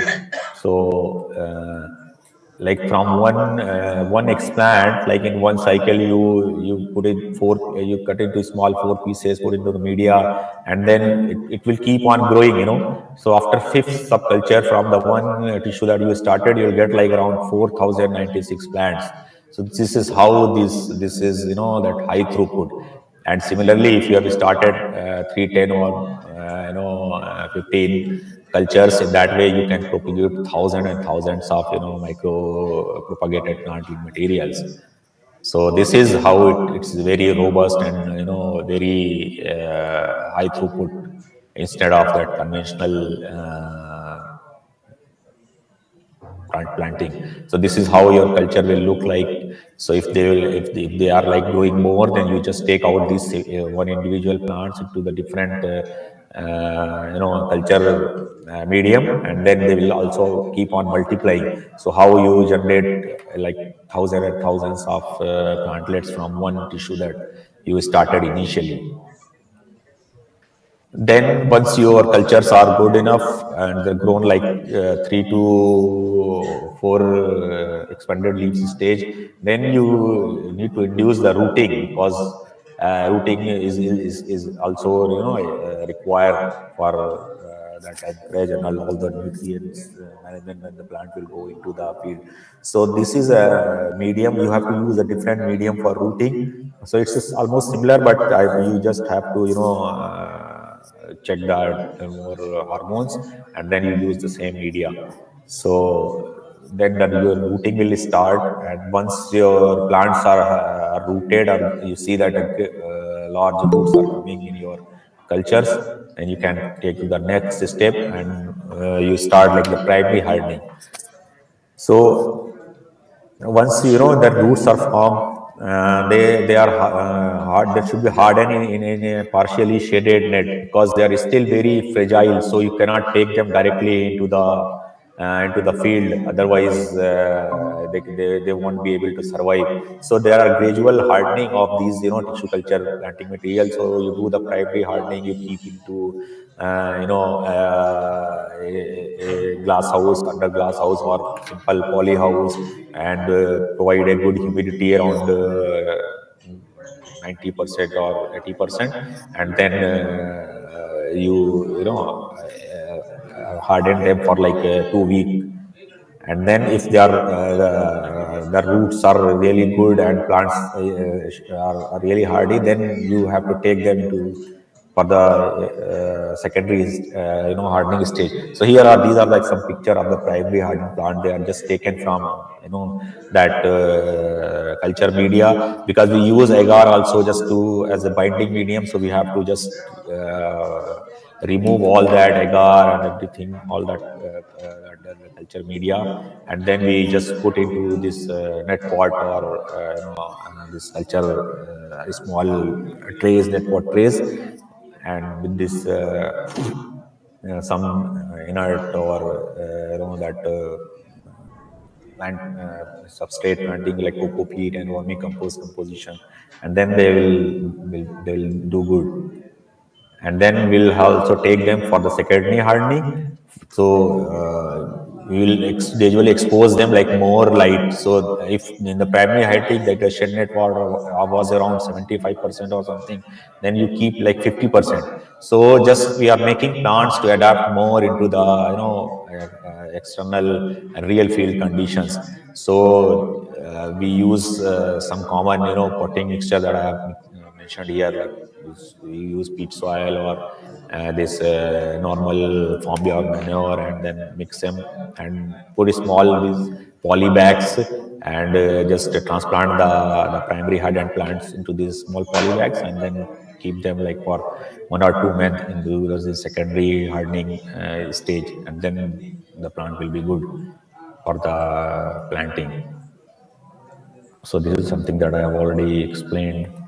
So these are like the secondary hardened banana plants. So you make like small, tunnels, and then this shed net houses and all. So where you harden those plants. These are like the real plants. They are hardening in the facility. There is a nearby here in Firozabad. There's GRS bio plants. So they have started recently, like in 2 years back, and they are doing pretty good. So these are like the secondary hardened plant, and they are good for dispatch. So this is how you can accommodate a lot of planting material in one this is small carrot. So your transportation cost will be really cheaper in comparison to the traditional the suckers that you have to keep on trolleys and all that. So it said, as I explained the different steps for the micropropagation, and more I will be discussing here that the certification, which is also very necessary. And now, if you really want to sell your plants in the market with the premium quality, I mean, it's still not mandatory for all the tissue culture facilities, but now my government is mandatory. Like all states have their, this horticulture departments. They supply the plants to the farmers just to promote this horticultural crops.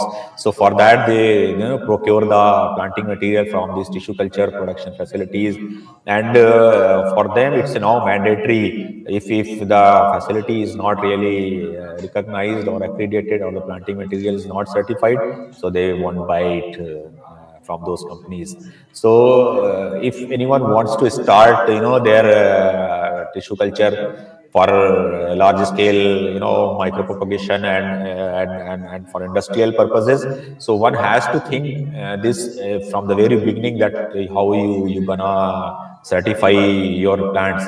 So the government of India has already established a system through this Department of Biotechnology, we called as a national certification system for tissue culture raised plants.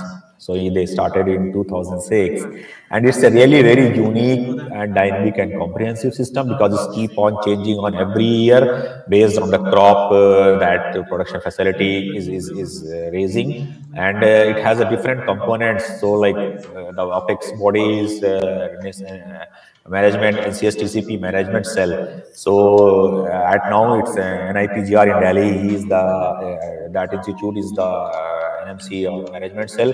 Then under this there are referral centers, and then they are accredited test laboratories. So these test laboratories are something like diagnostics laboratories, where if you feel sick, you go, or your doctor and the doctor advise, okay, you go for some tests. So this is simply the test for the plants. So you submit your samples to these ATLs, and they will test your plants for different disease and uniformity, and then they will provide you a test report, and based on that report you have to take the next action. What are you gonna do with your plants? If they are free from disease, you can easily sell them in the market, and if they are really infected or something, then you have to do another course of action to get rid of those plants. So this is the overview of this national management cells. So they recognize the tissue culture production facilities, and they provide the standard operating procedures, that how you start a culture, or how you do the culturing, subculturing, everything. They also monitor, that this tissue culture production facilities, that and how they are producing their plants, and then they collect all the different data and everything. They also provide the certification level. So okay, so once your planting material is okay, if it got a positive, it got a test that okay, it's free from all the disease and uniform, then this, they you'll get a label, certification label. You can use those label while you selling your plants. So that would give you a premium to your planting material. So these are like different testing laboratories or referral laboratories across the country. Okay. Hello. Hello. Hello.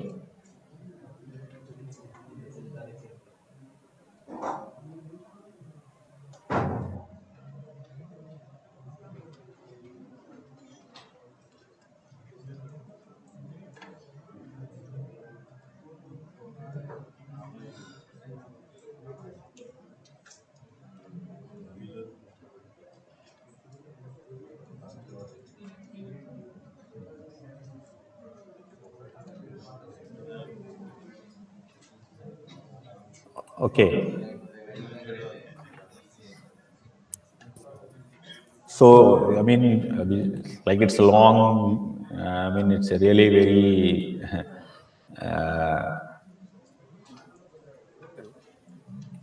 so we will go just through the brief overview. Just I told you now that you need to raise your plant and submit your samples to the diagnostic laboratories, the test laboratories. These are different steps, so you can just easily, get the information when you are ready for that. And then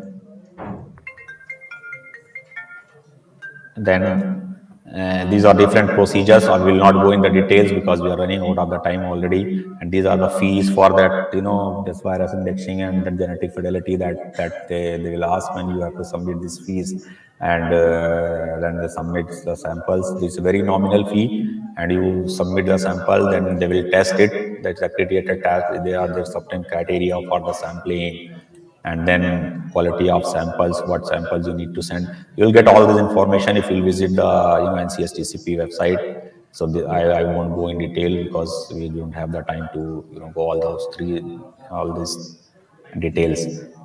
And then once your samples are tested, then you will get a test report like this, and then you are good to, if your plants are free from disease or everything, you are good to sell in the market. So these are type of some labels that you will get when your plants are tested negative, and you can use these labels for export purposes or for selling to the farmers or to the government supplies. So by August 2020, there were like 2074 commercial TCPUs were already accredited under this system. And I have just selected, listed 5. They are in Telangana. So they are already, commercially recognized tissue culture production facilities operating under this system. So, yeah. So this is like I did some, based on the farmers' feedback. So this is like cost analysis. So I mean, if you use like 1 acre banana farming, so you'll get around 3.84 or 3.5 somewhere between the net profit, which is really good. And it can go higher also. It will depends on your package of practices, that what practice you'll follow. If you'll do really good farming, then you'll achieve a lot more with this estimated cost. So thank you for your attention. Thank you, everyone. Thank you, sir. Thank you so much. The extent of your thank you, sir. The session was very informative. Okay, if any question, that I will be happy to answer, or maybe we can take later on through Professor Sadia. It's perfectly fine.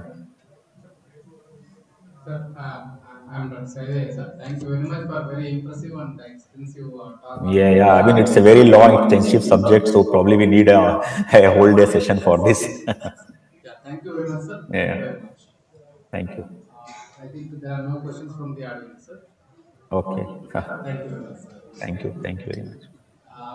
Now I would like to invite Dr. P. Sai Ram Reddy garu, CEO of Chief Executive Officer of Urban Kisar, and with the Urban Kisar is one of the pioneer institute in hydroponics, and we will be knowing Kunkuma, who is hydroponically cultivated protein with the same quality as a reputed product in India.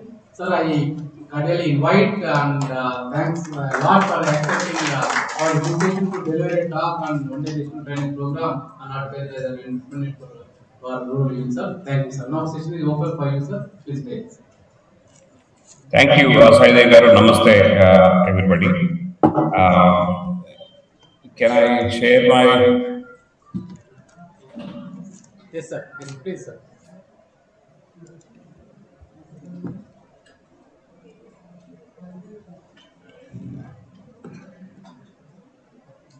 Yes, sir. Let me.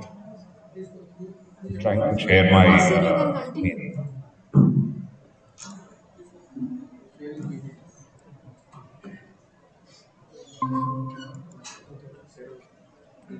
Do you see my screen, Saidaya garu? Yes, sir. Okay. Thank you very much, Andy, for having me in this national seminar. Today, we will talk a little bit about horticulture లో ఈ hydroponics యొక్క importance ఏంటి, ఇది యాక్చువల్గా ఒక business మోడల్గా ఎలా వాడచ్చు ఏంటనేది కొంత బ్రీఫ్గా I'll just give it, and anything అంటే we can have a discussion on that. Okay, so first let see ఇందులో ప్రాబ్లమ్స్ ఏంటి, అసలు యాక్చువల్గా ఛాలెంజెస్తో మొదలు పెడితే అందులో ఇక్కడ ఈ హైడ్రోపోనిక్స్ అనేది ఎలా ఇంటర్వ్యూన్ అవుతుంది, ఉపయోగపడుతుంది అనేది మనం చూడొచ్చు. ఇందులో ప్రధానంగా 4 ప్రాబ్లమ్స్ ఉన్నాయండి. వన్ ఈజ్ ద పెరిషబిలిటీ, అంటే ప్రొడ్యూస్ త్వరగా పాడైపోవడం అనేటువంటిది. ముఖ్యంగా పళ్ళు, బెర్రీస్ లాంటివి, ఆకుకూరలు లాంటివి, కొన్ని వెజిటబుల్స్ కూడా త్వరగా పాడైపోతాయి. దూర ప్రాంతాల నుంచి షిప్పింగ్ చేసుకొని తీసుకొచ్చి సేల్ చేయాలంటే కూడా ఇబ్బందులు ఉంటాయి. రెండవది కంటామినేషన్. మనకు తెలిసినటువంటి ఇవన్నీ కూడా మనకి బాగా ఫెమిలియర్, ఈ ఫీల్డ్లో ఉన్నటువంటి మీకు ముఖ్యంగా బాగా ఫెమిలియర్ అయినటువంటి problems contaminations, microbial contaminations, heavy metal contaminations. ఇవి మన ఎక్కడ ఎక్స్పోర్ట్ మార్కెట్లోకి వెళ్ళాలన్నా కూడా ఇది పెద్ద ప్రతిబంధకం అవుతుంది అనమాట, అబ్స్ట్రక్షన్. సో అట్లనే పెస్టిసైడ్ ట్రేసెస్ కూడా మనకి చాలా ప్రాబ్లం అవుతుంది. మన హెల్త్ పాడవుతుంది. ఈ బిజినెస్ పరంగా మనం చూసుకున్నా సరే ఎక్స్పోర్ట్ మార్కెట్లోకి ఎక్కడికి వెళ్ళాలన్నా కూడా ఇది పెద్ద ప్రాబ్లం అవుతుంది. ఎక్కువ పెస్టిసైడ్స్ ఉన్నా కూడా పెరిషబిలిటీ పెరుగుతుంది అన్నటువంటిది మనకి రీసెర్చ్లో తెలిసినటువంటి విషయం. వీటన్నిటికన్నా ముఖ్యమైనటువంటిది ప్రాఫిటబిలిటీ అనేది తక్కువగా ఉండడం. ఈ సరైనటువంటి అవేర్నెస్ రైతులకి లేకపోవడం, రైతు నేరుగా దాన్ని తను పండించినటువంటిది మార్కెట్లోకి పెట్టగలిగేటువంటి అవకాశం లేకపోవడం, ఇవన్నీ కూడా అంటే ఒక ప్రొడ్యూస్ రైతు హార్వెస్ట్ చేసి నేరుగా అమ్మాల్సి ఉంటుంది. అలా కాకుండా కొంత వాల్యూ యాడెడ్ చేయగలిగితే చాలా ఉపయోగకరంగా ఉంటుంది. ఇప్పుడున్న కొన్ని ఎఫ్పిఓస్ వీటి వల్ల ఇది కొంతవరకు అడ్రస్ అయినప్పటికీ కూడా స్టిల్ ఇది ఒక పెద్ద ప్రాబ్లంగానే ఉంది. సో ఇందులో అర్బన్ కిసాన్ అనే మేము ఒక స్టార్టప్ కంపెనీ ఎలా ఇంటర్వ్యూన్ అయ్యాము, మేము చేసినటువంటిది ఏంటనేది ఒక చిన్న కేస్ స్టడీ లాగా I wanted to put it to you rather than giving kind of a philosophical talk. So Urban Kisan actually started in the year 2018. So we actually developed technology to adopt soilless farming in India and other tropical countries. ప్రధానంగా tropical crops, tropical countries మీద focus పెట్టి R&D బేస్గా చేసినటువంటి company అన్నమాట. So మనము fresh produce ఉత్పత్తులు చేసి ఎలా మన సాయిల్ ఫ్రీ హైడ్రోపోనిక్స్ ఫార్మింగ్లో చేసి వాటిని ఫుడ్ కింద కన్వర్ట్ చేసి, అంటే salads and other meal replacements కింద కన్వర్ట్ చేసి e-commerce platforms, Swiggy, Zomato, Zepto ఇలాంటి కొన్ని ఈ-కామర్స్ ప్లాట్ఫామ్స్ ద్వారా డైరెక్ట్ టు కన్జ్యూమర్కి మనం అందిస్తున్నాం అన్నమాట. ఇది మన business model as an urban Kisan. So we use hydroponics as a technology, and we are selling our produce as a value-added produce through the existing e-commerce platforms. So ఇది ఎక్కడ ఉపయోగపడుతుంది, ఎందుకు దీని అవసరం ఏంటంటే, ఒకసారి మనం జాగ్రత్తగా గమనిస్తే అర్బనైజేషన్ అనేది చాలా ర్యాపిడ్గా పెరుగుతుంది. గ్లోబల్గా ఈ అర్బనైజేషన్ అనేది పెరుగుతూనే ఉందన్నమాట. Trend is very rapid. Already దాదాపు 54% పీపుల్ అర్బన్ ఏరియాస్లో జీవిస్తున్నారని స్టాటిస్టిక్స్ మనకు చెప్తుంది. 54% అంటే 4 బిలియన్ మంది అనమాట. అంతమంది అర్బన్ ఏరియాస్లో దే ఆర్ లివింగ్. సో అదే బై 2050కి దాదాపు 70% ఆఫ్ ది పీపుల్ అర్బన్ ఏరియాస్లో వాళ్ళు they are going to live అన్నమాట. అంటే ఇక్కడ ఏం జరగబోతుంది మనం జాగ్రత్తగా గమనిస్తే, సప్లైస్, ఫుడ్ సప్లై అంతా కూడా అర్బన్ ఏరియాస్ చుట్టూ ఉండిపోతుంది. అంటే majority of the food consumer urban ఏరియాస్లో ఉంటారన్నమాట. సో ఇప్పుడు ఏమవుతుంది, మనం farms, villages, farming villages, production అంతా కూడా రిమోట్ ప్లేసెస్లో ఉండి కన్జంప్షన్ అనేది ఒక కాన్సన్ట్రేటెడ్గా అర్బన్ ఏరియాస్లో ఉండడం వల్ల లాట్ ఆఫ్ లాజిస్టిక్స్ మీద డిపెండెన్స్, ఆ లాజిస్టిక్స్ మీద డిపెండ్ అయినప్పుడు ఈ ప్రొడ్యూస్ పెరిషబిలిటీ అనేది ముఖ్యమైనటువంటి అబ్స్ట్రక్షన్ అవుతుంది. సో దానివల్ల మనకి ప్రొడ్యూస్ వేస్టేజ్ ఆల్రెడీ ఇప్పటికే మనకున్న స్టాటిస్టిక్స్ ప్రకారంగా దాదాపు 37% horticulture produce is getting wasted before even it reach market.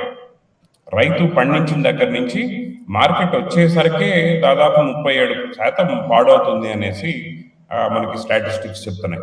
Market నుంచి మళ్ళీ కన్జ్యూమర్ దగ్గరికి వెళ్ళేసరికి ఇంకా కూడా దాదాపు 15-20% ప్రొడ్యూస్ ఇస్ గెటింగ్ వేస్టెడ్. మనము గవర్నమెంట్స్ టార్గెట్స్ 10-15% ఈల్డ్ ఇంక్రీజ్ చేయడం కోసం 1000 కోట్లు మనం రీసెర్చ్ మీద ఖర్చు పెడుతున్నాం.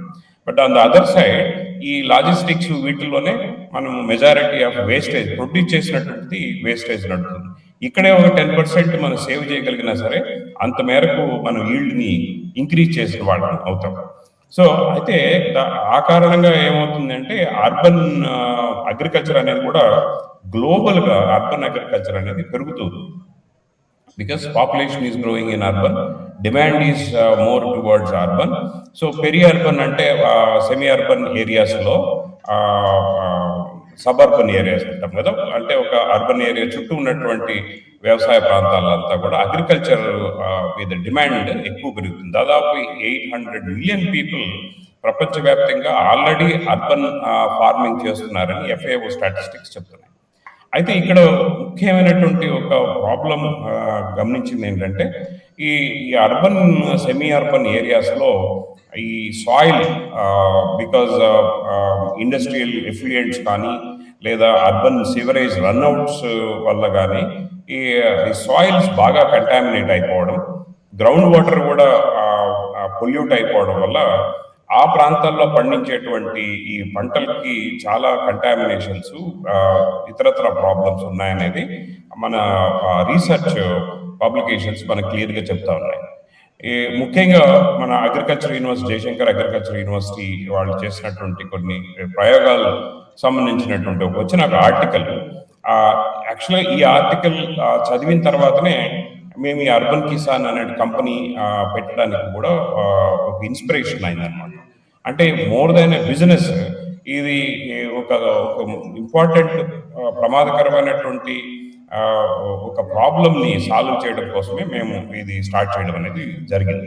ఇక్కడ ఈ ఆర్టికల్లో కానీ చూస్తే మన ఆకుకూరలు, ఇతరత్ర కూరలు, దుంపకూరలు, వీటన్నిటిలో కానీ చూస్తే చాలా ప్రమాదకరమైనటువంటి heavy metals like chromium, lead, దాదాపు లెడ్ చూస్తే ఆకుకూరల్లో 19 రెట్లు ఎక్కువ. అంటే WHO నిర్దేశించినటువంటి ఏదైతే ఎక్కువ మ్యాక్సిమం కట్ ఆఫ్ లైన్ ఎంతవరకు ఉండొచ్చు అనేటువంటి నిర్దేశించిందో దానికన్నా కూడా 19 రెట్లు ఎక్కువ లెడ్ ఈ ఆకుకూరలోను దుంపకూరలోను చూడడం జరిగింది. క్రోమియం అయితే 25 రెట్లు, కోబాల్ట్ 73 రెట్లు ఈ ఈ మనం తినేటువంటి కూరల్లో ఉన్నట్టుగా గుర్తించడం జరిగింది. వీళ్ళు ఏం చేశారంటే హైదరాబాద్లో ఉన్నటువంటి అన్ని రకాలైనటువంటి వెజిటబుల్ సోర్సెస్, రైతు బజార్ల నుంచి, అలానే super markets, hyper markets, organic stores, అన్ని రకాలైనటువంటి ఈ సోర్సెస్ నుంచి తీసుకొచ్చి వాళ్ళు అనలైజ్ చేస్తే వచ్చినటువంటి డేటా. ఆర్గానిక్లో ఎక్కడో కూడా హెవీ మెటల్ గురించినటువంటి ప్రస్తావన ఉండదు. సో ఇది ఎందుకు చెప్తున్నానంటే అర్బన్ ఏరియాస్ ప్రపంచవ్యాప్తంగా ఎలాంటి పరిస్థితిని ఫేస్ చేస్తున్నాయి. సో కానీ డిమాండ్ ఈ సెమీ అర్బన్ ఏరియాస్లో ఈ పెరిషబుల్ హార్టికల్చర్ ప్రొడక్ట్స్ని పండించాల్సినటువంటి అవసరం కూడా ఎక్కువగా ఉంది. కానీ అక్కడ పండిస్తే ఇలాంటి ప్రాబ్లమ్స్ ఉన్నాయన్నమాట. సో దీన్ని ఎదుర్కోవడం కోసమే ఈ హైడ్రోపోనిక్స్ టెక్నాలజీ వాడుకొని అర్బన్ కిసాన్ అనేటువంటి మా స్టార్టప్ కంపెనీ స్టార్ట్ చేయడం జరిగింది. సో మేము మొదట్లో ఏంటంటే మైక్రో ఫార్మింగ్ అనేటువంటి కాన్సెప్ట్, వీలైనంత వరకు మన మన మన ఇంటికి సరిపడా ఆకుకూరలు, కనీసం ఆకుకూరల్ని మన ఇంట్లో కానీ మనం పెంచుకోగలిగితే ఈ చాలా వరకు ఈ కంటామినేషన్స్ నుంచి మనం బయటపడచ్చు అనేటువంటిది ఉద్దేశం. దాంతో ఈ హోమ్ కిట్స్ అనే దాంతో స్టార్ట్ చేయడం జరిగింది. మా ఫోకస్ ఇందాక చెప్పినట్టుగానే ట్రాపికల్ క్రాప్స్, మన దేశంలో పండించేటువంటి సాధారణమైన ఆకుకూరలకు గోంగూర, తోటకూర, పాలకూర లాంటి ఈ కూరలే మన ఫోకస్తో మనం చేయడం జరిగింది. తర్వాత అర్బన్ ఫార్మ్స్ బిల్డ్ చేయడం జరిగింది.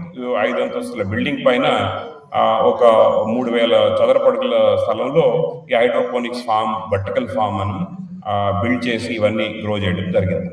తర్వాత బిజినెస్ గ్రో అయ్యే కొద్దీ ఈ సబర్బన్ ఏరియాస్లో కూడా ఫ్లాట్ బెడ్ హైడ్రోపోనిక్స్ ఫార్మ్స్ పెంచి రకరకాలైనటువంటి ఆకుకూరల్ని మేము పెంచాము. సో కేవలం ఆకుకూరల వరకే లిమిట్ అవ్వకుండా రకరకాలైనటువంటి other horticulture crops like broccoli or cucumber, cherry tomatoes, brinjal and capsicum, regular మన హోమ్ డొమెస్టిక్ టొమాటోస్, చుక్కిని, మనం సాధారణంగా వాడుకునేటువంటి చిల్లీస్, హాట్ పెప్పర్, సో అలాగే ఈ బెండి కూడా, ఈ బెండి అయితే ఇవన్నీ కూడా మేము కొంత రీసెర్చ్ చేసి కొత్త వెరైటీస్ని డెవలప్ చేయడం జరిగింది హైడ్రోపోనిక్స్కి సరిపడే విధంగా ఉండే విధంగా. అలానే కొంత గాడ్స్, వీటి మీద కూడా రీసెర్చ్ ఇంకా జరుగుతూ ఉంది. ఇందులో పాలినేషన్ లాంటి కొన్ని ఛాలెంజెస్ ఉన్నాయి. బట్ స్టిల్ ఇవన్నిటిని కూడా ఈ హైడ్రోపోనిక్స్ ద్వారా భవిష్యత్తులో వీటిని ఎలా అయినటువంటి ఉపయోగించుకోవడానికి అవసరమైనటువంటి పరిశోధనలు మేము ఇంకా చేస్తూనే ఉన్నాం. అలానే దుంపకూరలు, క్యాబేజ్, కాలీఫ్లవర్ లాంటి పంటలు, అట్లనే ఈ బెర్రీస్ వస్తే ఈ స్ట్రాబెర్రీస్, బ్లూబెర్రీస్, ఇవి కూడా మేము పండిస్తున్నాం, రీసెర్చ్ చేస్తున్నాం వీటి మీద. అట్లనే ఈ సాఫ్రాన్ లాంటి చాలా అతి శీతల ప్రాంతాలైనటువంటి కాశ్మీర్ లాంటి ప్రత్యేకమైన ప్రదేశాల్లో మాత్రం పెరిగే సాఫ్రాన్ మీద కూడా పరిశోధనలు చేసి కొంతవరకు దీని మీద సక్సెస్ సాధించడం జరిగింది. ఇంకా వీటిని బల్క్ మల్టిప్లికేషన్ లాంటివి చేస్తే కానీ ఇవి ఎకనామికల్గా వైబిలిటీ అవ్వదు. దాని మీద కూడా మేము ఇంకా పరిశోధనలు చేస్తూ ఉన్నాం. సో సైమిల్టేనియస్లీ మనం కేవలము గ్రీన్ హౌస్ బేస్డే కాకుండా హైడ్రోపోనిక్స్, ఇండోర్ హైడ్రోపోనిక్స్ కూడా ఇంటెన్స్ రీసెర్చ్ చేసి దీనికి అవసరమైనటువంటి ప్రత్యేకమైన గ్రో లైట్స్, మన ట్రాపికల్ క్రాప్స్కి అవసరమైన లైట్ స్పెక్ట్రమ్ అండ్ పార్ వాల్యూస్తో మనం డెవలప్ చేయడం జరిగింది అనమాట. మన own in house grow lights. So దాదాపు 17% బెటర్ గ్రోత్ కంపేర్ టు మన ఎనీ ఇంపోర్టెడ్ గ్రో లైట్స్తో మనకు ఇందులో వస్తుందన్నమాట.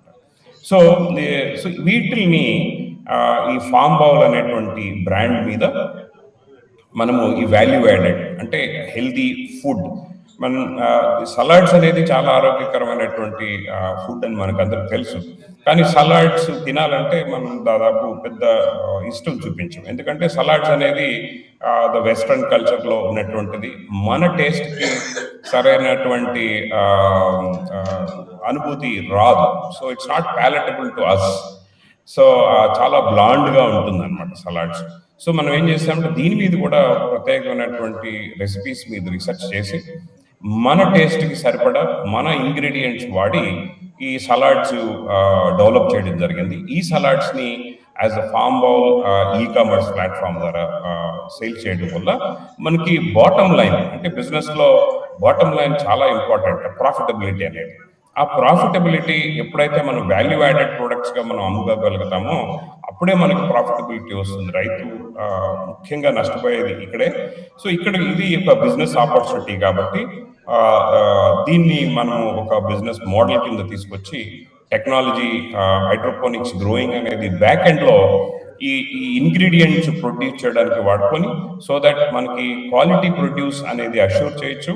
అదేవిధంగా ప్రైస్ రకరకాలుగా ఫ్లక్చువేట్ అవుతుంటుంది సీజన్స్ ప్రకారంగా కదా.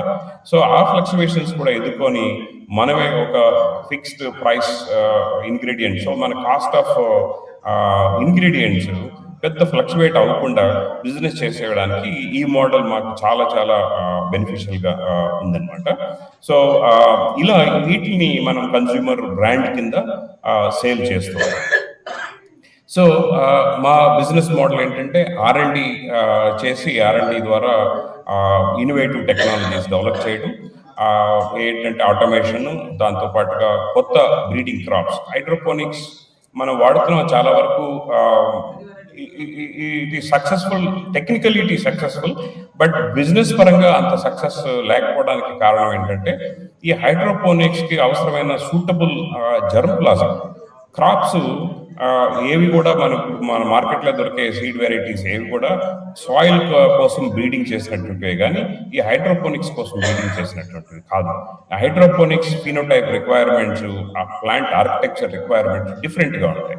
దానికి కావాల్సినటువంటి వ్యాధి నిరోధక శక్తులు ఇవన్నీ కూడా కొంత వేరేగా ఉంటాయి. సో దాని ప్రకారంగా బ్రీడింగ్ చేసి వెరైటీస్ మన దగ్గర ఉంటే అప్పుడు దీన్ని ప్రాఫిటబుల్గా కన్వర్ట్ చేసేదానికి చాలా ఉపయోగపడుతుందని మేము చేసిన రీసెర్చ్లో కూడా మేము డెవలప్ చేసిన వెరైటీస్తో మేము గ్రో చేసినప్పుడు అది రుజువైనటువంటి విషయం. సో కాబట్టి మేము దీని మీద క్రాప్ డెవలప్మెంట్ కూడా మా బిజినెస్లో ఒక భాగం. సో ఈ మన ఎక్కడైతే కన్స్యూమర్స్ ఉంటారో కన్స్యూమర్ దగ్గరలోనే ఫార్మ్స్ బిల్డ్ చేయడం వల్ల లాజిస్టిక్స్, ట్రాన్స్పోర్ట్ వీటన్నిటి మీద డిపెండెన్సీ తగ్గి పెరిషబిలిటీ ఉన్నప్పటికీ కూడా ఫ్రెష్గా మన కన్స్యూమర్కి డెలివర్ చేసేదానికి ఒక అవకాశం ఉంటుంది.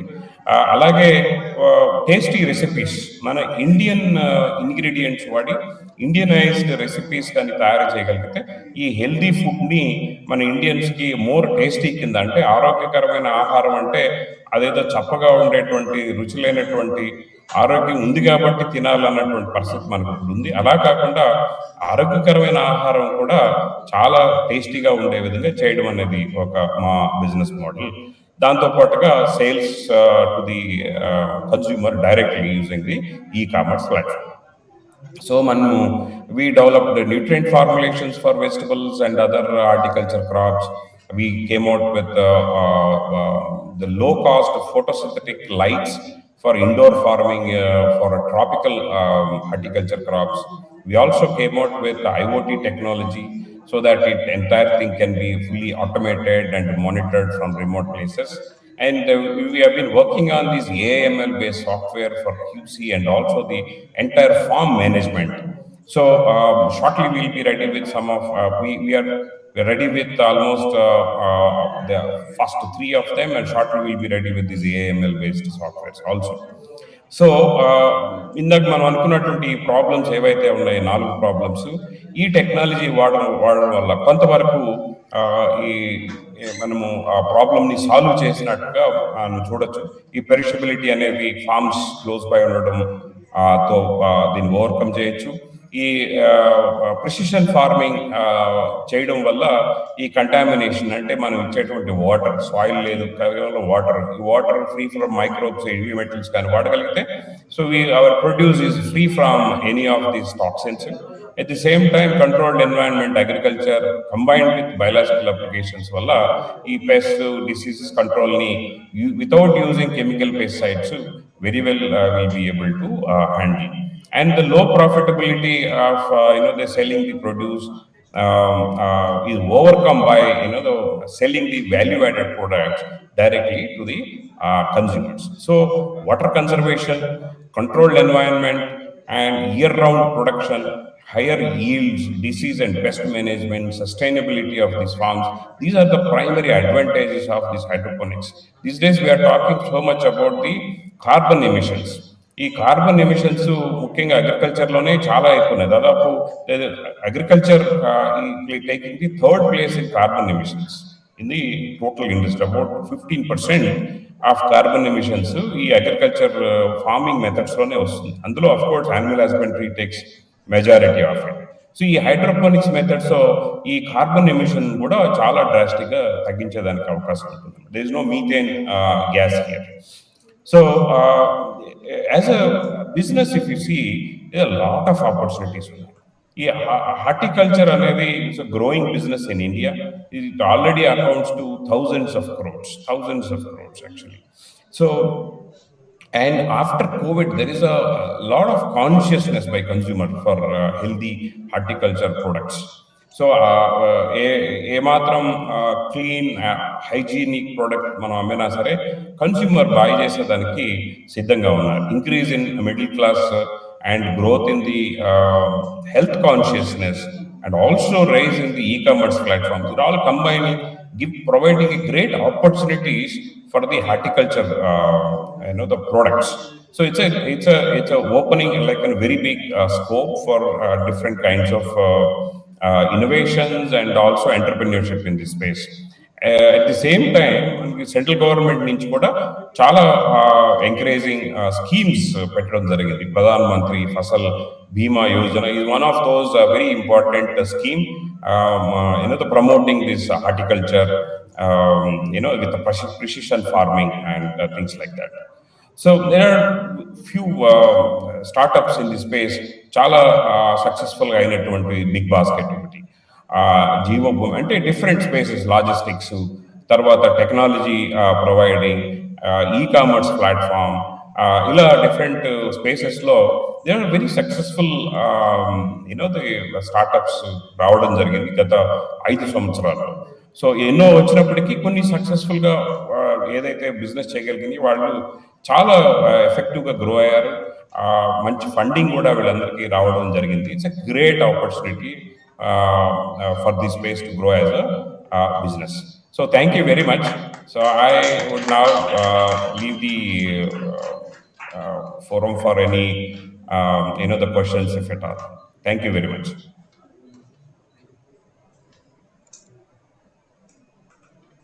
Thank you, sir. Thank you very much. The session was very informative. It acts as a great source of inspiration for the young listener. Thank you. Any questions for the audience, from the audience?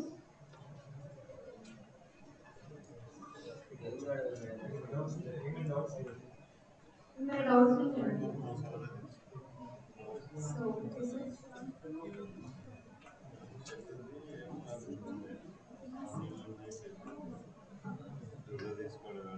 Sir, good afternoon, sir. Sir, this is Ashya, sir. మీ దగ్గర internship తీసుకున్నాం sir మేము. Good afternoon. Thank you. Sir, he is very kind person. మేము మా batch నుంచి ముగ్గురం sir దగ్గర internship పని work నేర్చుకోవడానికి 2 months వరకు వర్క్ అన్నారు sir. First of all, sir, before telling anything, paying you huge gratitude, sir. ఎందుకంటే మీరు మాకు కంప్లీట్ ఫ్రీడమ్ ఇచ్చారు టు లెర్న్. వర్కింగ్ కండిషన్స్ కూడా చాలా ఫ్రీగా ఉంటాయి. And they going completely organic production. ఎందుకంటే ప్రొటెక్టెడ్ కల్టివేషన్ లో పెస్టిసైడ్స్ తక్కువ వచ్చినప్పటికీ ఎప్పుడైతే లైక్ కేసెస్ స్మాల్ పెస్ట్ కానీ థ్రిప్స్ కానీ వచ్చినప్పుడు they are using completely sticky traps and neem oil use చేస్తారు కానీ they are never use chemicals. And production చాలా బాగుంది. And working environment is very healthy, sir. So from behalf of our three, I want to pay huge gratitude, sir. It is a very lucky opportunity to us to work with you, sir. Thank you very much, sir. Thank you very much. Thank you, Rajni. Thank you very much.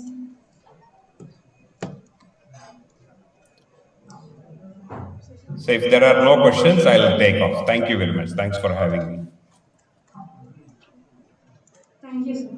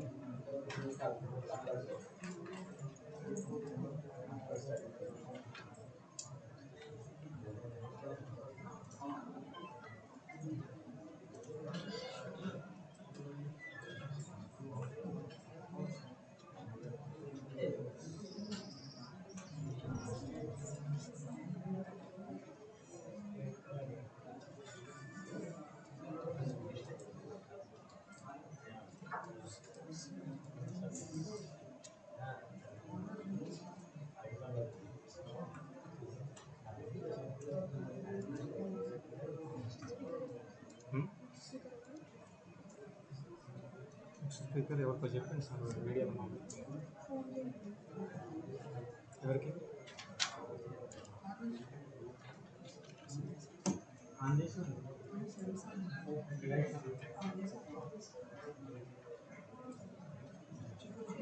ఎక్కడే next speaker ready ఉన్నారా ఉన్నారు sir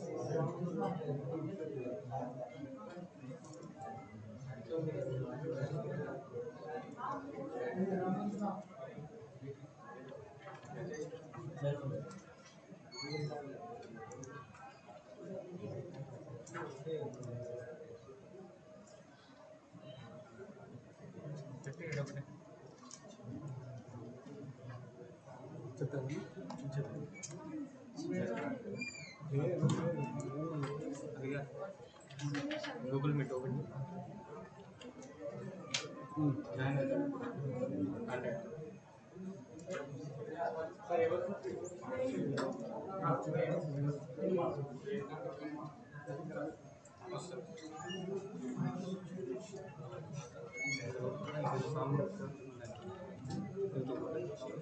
university సంఘం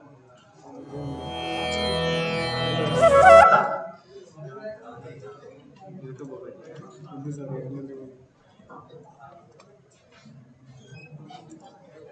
open చేసి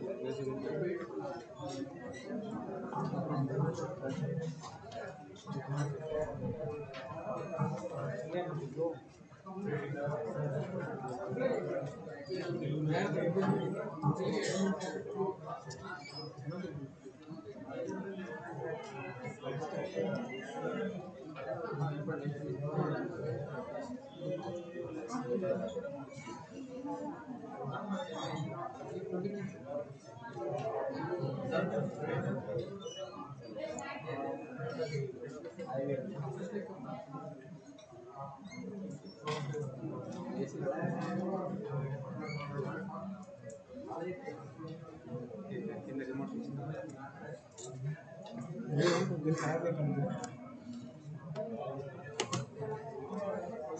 సరే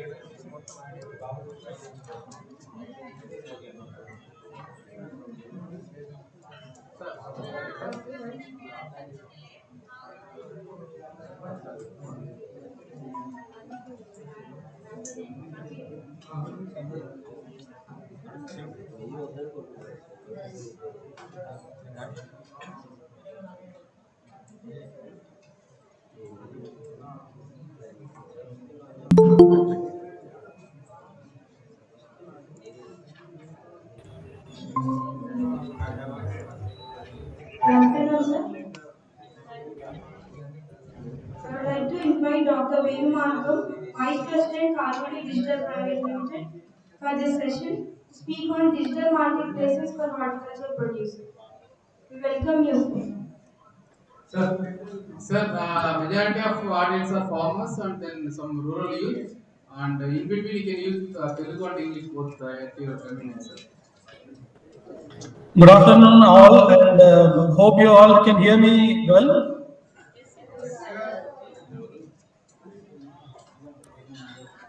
Dr. Saidaya, are you able to hear me well? Yes, sir. Fine, sir. It's fine. Very fine. Good afternoon, all, and first I would like to really thank Sri Konda Laxman Telangana Horticultural University for organizing this. This is a great initiative and also an opportunity for everyone. Appreciate the opportunity and would like to present how we are enabling digital marketplaces, especially for agri and horticulture produce, and there's a huge scope in this area for entrepreneurs as well. Sir, small submission, sir. And majority are farmers, and in between you can use Telugu and both at your convenience. No problem. Okay. No issue, sir. No issue. I know. Sure. I have already Thank you. informed with the audience that you are from US, and please, sir. Fine. English అందరికి అర్థమైతే I'm more comfortable going ahead in English, but తెలుగులో ఏదైనా ప్రశ్నలు ఉన్నా నేను తీసుకుంటాను. So let me share the presentation and start on it.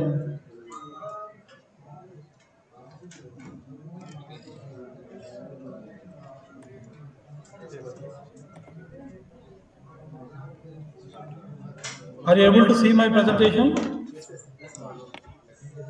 Yes, sir. Hello?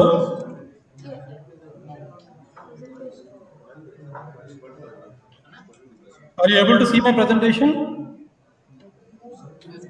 Yes, sir. No, sir. No, sir. Oh? Give me 1 second. Please share the presentation.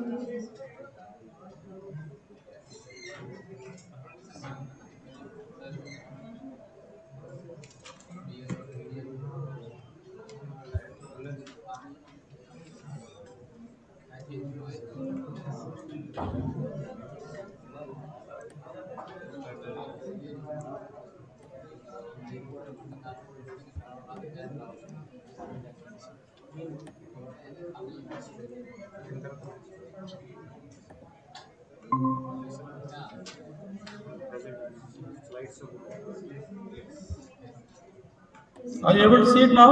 Yes, sir. Okay. He is present in this slide also. Okay, na? Okay, కనిపిస్తున్నా అండి అందరికి? Yes, sir. Yeah. So before beginning, I would like to give a brief background about Kalgudi. Kalgudi anedi it's a ecosystem andi. This is where we bring in all the players in the marketplace. My company has around 20 years background. Vasudhaika software ani first start ayindi.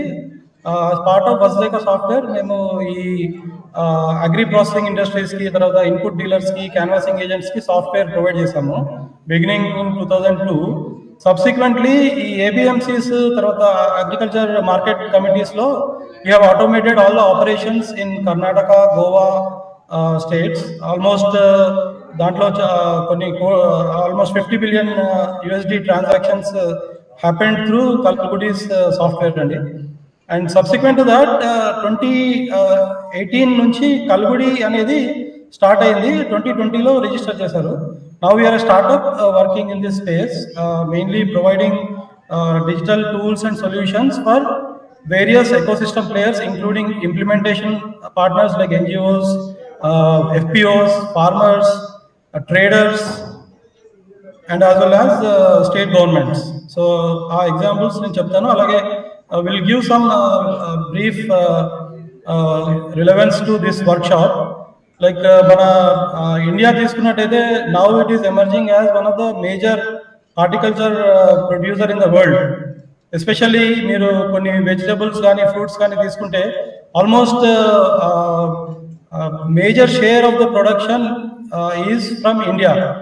ఇప్పుడు ఈ చార్ట్లో ఏదైతే కనిపిస్తుందో this is NABARD report from the department of economic analysis and research. మీరు చూసినట్టయితే కొన్ని ఇప్పుడు okra అంటే మన బెండకాయలు లాంటివి almost 62.1% of the world production is happening in India. అలాగే మీరు వేరే ఫ్రూట్స్ తీసుకున్నా కానీ పపాయా కానీ మ్యాంగో కానీ గోవా కానీ almost half of the world production comes from India. And there's a large scope for both domestic as well as international trade in this sector because of the production. Main there's a scope ఏదైతే ఉందో we are not still able to tap it. So especially ఎవరైతే entrepreneurship ఏరియాలో enter అవుతున్నారో, ఏదైనా ఈ సెక్టార్లో ఏమైనా చేయాలనుకుంటున్నారో, you have to look at some of these points like where there is opportunity. So when it comes to annual growth rate, మనము ఏదైతే 2001 నుంచి ఇప్పుడు 2021 వరకు చూసినట్టయితే మన అగ్రికల్చర్ ప్రొడక్షన్ నుండి హార్టికల్చర్ ప్రొడక్షన్ ఈ రెండు కంపేర్ చేస్తే అగ్రికల్చర్ ప్రొడక్షన్ ఇంక్రీజ్ అవుతుంది, but the rate of increase for horticulture produce is much higher. ఇప్పుడు ఏదైతే 2001లో చూసినట్టయితే horticulture produce was only 145.8 metric tons, but now it is almost 2 times of that, 330 వచ్చింది మనకి. So annual growth rate చూసినట్టయితే agriculture తో compare చేస్తే horticulture production is tremendously increasing at a fast pace. ఎందుకంటే మీరు చూసినట్టయితే రీసెంట్గా మనం కోవిడ్ తర్వాత కూడా ఫ్రూట్ కన్సంప్షన్, తర్వాత హెల్దీ ఫుడ్స్ వైపు ఆసక్తి కూడా చాలా పెరిగింది కన్స్యూమర్స్లో.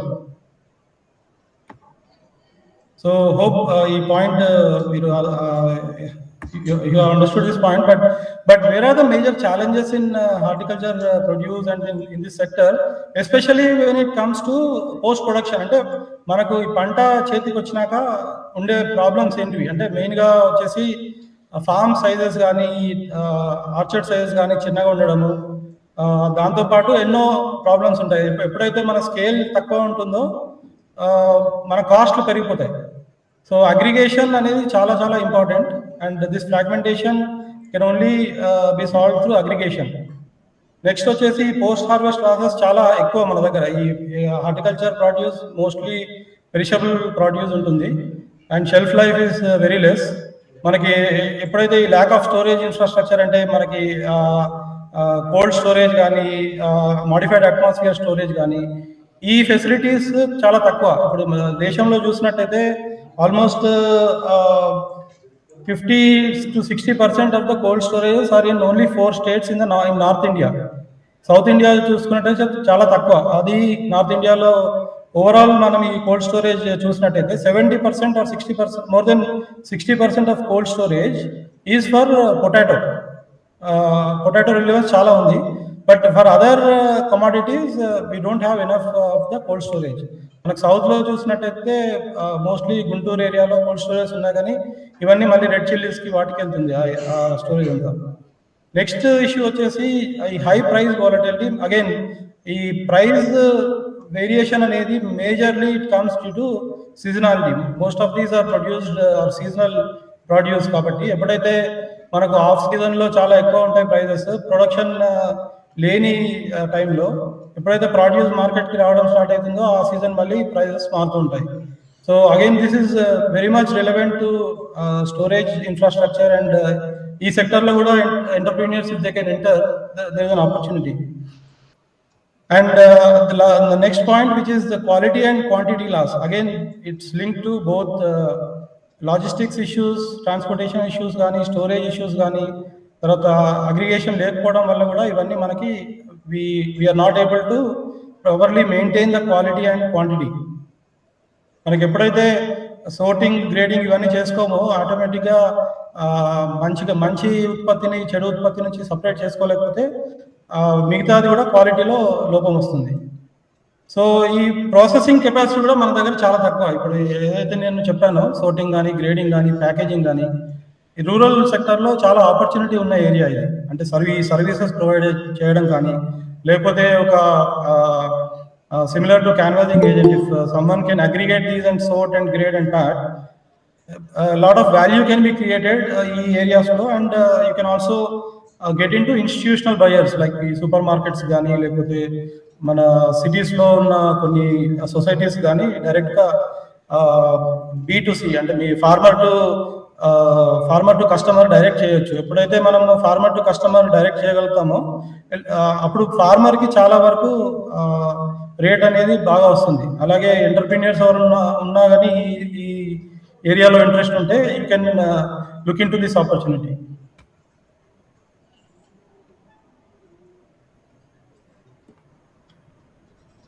సో పర్టికులర్లీ ఈ రోజు సబ్జెక్ట్ ఏదైతే నేను ప్రజెంట్ చేస్తున్నానో this is related to market ప్లేస్లో మనకు ఉన్న ప్రాబ్లమ్స్ ఏంటివి అంటే ఎస్పెషలీ ఫిజికల్ మార్కెట్ ప్లేసెస్ ఏవైతే ఉంటాయో, మండి అంటాం కదా మనము, ఈ వెజిటబుల్ మండి కానీ, ఫ్రూట్ మండి కానీ, బేసికల్లీ ఏమవుతుందంటే దీంట్లో బయర్స్ అండ్ సెల్లర్స్ చాలా లిమిటెడ్గా ఉంటారు. అంటే ఎవరైతే సెల్లర్స్ వస్తారో they come with no other option but they have to sell on that day or the next day and they have to return. Same thing, ఎవరైతే బయర్స్ వస్తారో వాళ్ళు ఆ రోజు కానీ నెక్స్ట్ డే కానీ కొనుక్కొని వెళ్ళాల్సిందే. నెక్స్ట్ ఈ cost of marketing or trading చాలా ఎక్కువ ఉంటుందండి. ఎందుకంటే ఈ ఫార్మర్స్ మొత్తం వాళ్ళ ఫార్మ్ గేట్ నుంచి కానీ, ఆర్చర్డ్ నుంచి కానీ ఫిజికల్ మార్కెట్కి తీసుకెళ్లడము, అక్కడ కమిషన్ ఏజెంట్స్ ఉంటారు, మళ్ళీ సేమ్ ట్రేడర్స్ కూడా వాళ్ళకి లాజిస్టిక్స్ కాస్ట్స్ ఉంటాయి. సో ఇవన్నీ చాలా ఎక్కువ ఉంటాయి మార్కెట్ దగ్గర, ఈ మార్కెట్ సెస్ కానీ. సో ఈ ఏదైతే మనకు ఫార్మ్ గేట్ కానీ, ఆర్చర్డ్ దగ్గర కానీ ఉండే కాస్ట్లతో కంపేర్ చేసుకుంటే మార్కెట్కి తీసుకెళ్ళి అమ్మాలంటే relatively cost will be higher. So orchard దగ్గర ఎప్పుడైనా కానీ మీకు తోటల దగ్గర మనకు అయ్యే ట్రేడ్ దగ్గర farmer will benefit more, because చాలా వరకు ట్రేడరే ఈ లోడింగ్ కానీ, ప్యాకేజింగ్ కానీ, ట్రాన్స్పోర్ట్ అవన్నీ చూసుకుంటారు. అదే మార్కెట్కి తీసుకురావాలంటే మాత్రం ఈ కాస్ట్లన్నీ మళ్ళీ ఫార్మర్కి యాడ్ అవుతాయి. నెక్స్ట్ వచ్చేసి నాన్ స్టాండర్డైజ్ కమాడిటీస్. అంటే మనము చాలా వరకు ఏంటంటే ఈ సోర్టింగ్ కానీ, గ్రేడింగ్ కానీ ఫామ్ లెవెల్లో జరగవు. అదేవిధంగా వెరైటీ, ఇప్పుడు ఏదైతే మనకి మార్కెట్లోకి వస్తుందో ఒక ఫిజికల్ మార్కెట్లో ఈరోజు ఎన్ని రకాలు వచ్చాయి, ఏ రకం ఎంత మోతాదులో ఉత్పత్తి, ఎంత మోతాదులో వచ్చింది, క్వాంటిటీస్, ఏ క్వాలిటీస్ ఉన్నాయి మార్కెట్లో ఈరోజు అవైలబుల్, అవన్నీ ఇమీడియట్గా అవైలబుల్ ఉండవు ఫిజికల్ మార్కెట్లో. అంటే దానికి ఒక ఆన్లైన్ ప్లాట్ఫామ్ అనేది ఉండదు కాబట్టి. సో వీటన్నిటి వల్ల ఏంటంటే డిస్కవరీ అండ్ మ్యాచ్ మేకింగ్, అంటే ఏ ట్రేడర్కి ఎటువంటి ఉత్పత్తి కోసం చూస్తున్నాడో అది దొరకడం కొంచెం అంత సులువు కాదు. అదేవిధంగా ప్రైస్ రియలైజేషన్ కూడా ఫార్మర్కి చాలా తక్కువ ఉంటుంది. Because of all these. So అల్టిమేట్గా ఈ ప్రాఫిటబిలిటీ అనేది చాలా తక్కువ అవుతుంది ఇవన్నీ ఫ్యాక్టర్స్ చేయబట్టి. సో మీకు ఒక ఫిజికల్ మార్కెట్స్లో ఇది ఇంకొక ఇష్యూ ఏంటంటే, ఇప్పుడు ఒకేసారి చాలా క్వాంటిటీస్ వచ్చాయనుకోండి, ఆటోమేటిక్గా ప్రైస్ అనేది పడిపోతుంది. ఇప్పుడు మనం టమాటోలు కానీ ఇటువంటి మొత్తం లోడ్ పడేసి వెళ్ళిపోయే టైమ్స్ కూడా మనం చూస్తాం. సో ఇట్లాంటి ఇష్యూస్ అన్నీ మనకు ఫిజికల్ మార్కెట్లో ఉంటాయి. ఎందుకంటే farmer cannot again store anything there or keep it until the price becomes reasonable. So some of these issues to some extent can be solved through digital marketplaces. నేను కొన్ని examples ఇస్తాను. So what we are doing at Kalgudi అంటే pure play marketplace create చేస్తున్నాం for both for inputs outputs as well as consumer marketplaces. Pure play B2B marketplace అంటే ఏంటంటే basically Kalgudi doesn't buy or sell anything. We are not into trading, but we link ఎవరైతే కొనే వాళ్ళు ఉంటారో వాళ్ళు అమ్మే వాళ్ళని లింక్ చేస్తాం. సో ఆ విధంగా we are not competing with anyone. ఎప్పుడైతే మేము అమ్మడం కొనడం మొదలు పెడతామో ఆటోమేటిక్గా we become competitors and that platform will not be successful. So మా మోటో ఏంటంటే we are a pure play marketplace where we enable the trade without by only linking. So we don't participate in the trade. So ఇదే ఇంకొక aspect ఏంటంటే we also anticipate and aggregate. Anticipate అంటే పంట వచ్చే టైంకి ఇంకా harvest కాకముందే we provide some estimates. ఇంత పంట ఈ ఏరియా నుంచి ఈ క్వాలిటీ ఫ్రూట్ కానీ వెజిటబుల్ కానీ లేకపోతే అగ్రి ప్రొడ్యూస్ కానీ వస్తుంది అనేది we anticipate based on the platform data. And aggregation is also enabled. Especially ప్రస్తుతం మేము FPOs వర్క్ చేస్తున్నాము. So whatever we the tools digital tools we are providing will enable both anticipation and aggregations. మాకు survey అనే tool ఒకటి ఉంటుంది, నేను later on ప్లాట్ఫామ్లో చూపిస్తాను ఈ టూల్స్ గురించి. నెక్స్ట్ ఇలా వచ్చిన ఉత్పత్తులు ఏవైతే ఉన్నాయో ఇదర్ ఫార్మర్ లెవెల్ కానీ FPO లెవెల్లో కానీ వీటిని మేము మార్కెట్ ప్లేస్లో లిస్ట్ చేస్తాం. అంటే ఆన్లైన్లో లిస్ట్ చేస్తాం. ఎట్లయితే మీరు అమెజాన్ తర్వాత ఫ్లిప్కార్ట్లో చూస్తారో ప్రోడక్ట్స్ సెల్లర్ ఎవరు, ఎంత క్వాంటిటీలో ఉంది, దాని డిస్క్రిప్షన్స్ అవన్నీ మేము లిస్ట్ చేస్తాం. సో దాన్ని ఏమంటారంటే క్యూరింగ్ అంటారు. క్యూరింగ్ అంటే ఆ డేటాని ప్రాపర్గా ప్రజెంట్ చేయడం.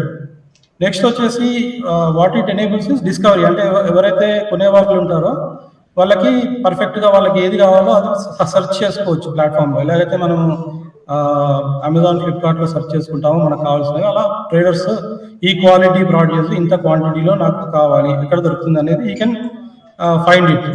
సో ట్రేసబిలిటీ అనేది కూడా ఆటోమేటికల్లీ ఎనేబుల్ అవుతుంది. అవే కాకుండా మాకు బ్యాక్ ఆఫీస్ సపోర్ట్ టీమ్ ఉంటుంది. దాంట్లో ఏంటంటే నెగోషియేషన్ అండ్ ఫుల్ఫిల్మెంట్ సపోర్ట్ కూడా ప్రొవైడ్ చేస్తాం. అంటే రేట్లో ట్రేడర్ మధ్యలో తర్వాత సెల్లర్ మధ్యలో we also help in negotiation.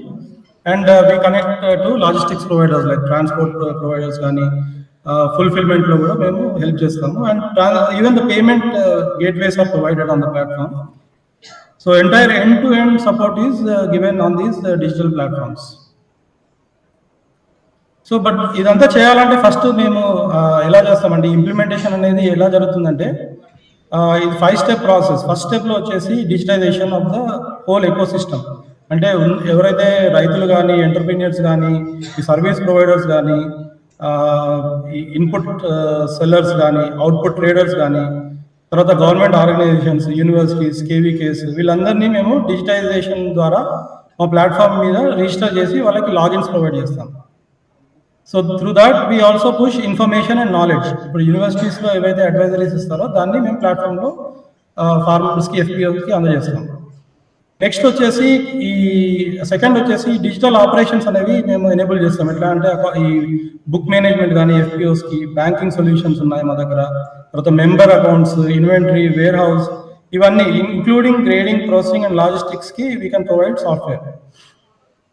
So what ఇది ఈ రెండు స్టెప్స్ ఏం చేస్తాయంటే third step which is inputs and output services, third and fourth steps ఏవైతే ఉన్నాయో వాటిని ఎనేబుల్ చేస్తుంది. సో ప్లాట్ఫామ్లో ఉన్న ఫార్మర్స్ వాళ్ళ ప్రొడ్యూస్, FPOs వాళ్ళ అగ్రిగేటెడ్ ప్రొడ్యూస్ మా ప్లాట్ఫామ్ పైన లిస్ట్ చేయొచ్చు.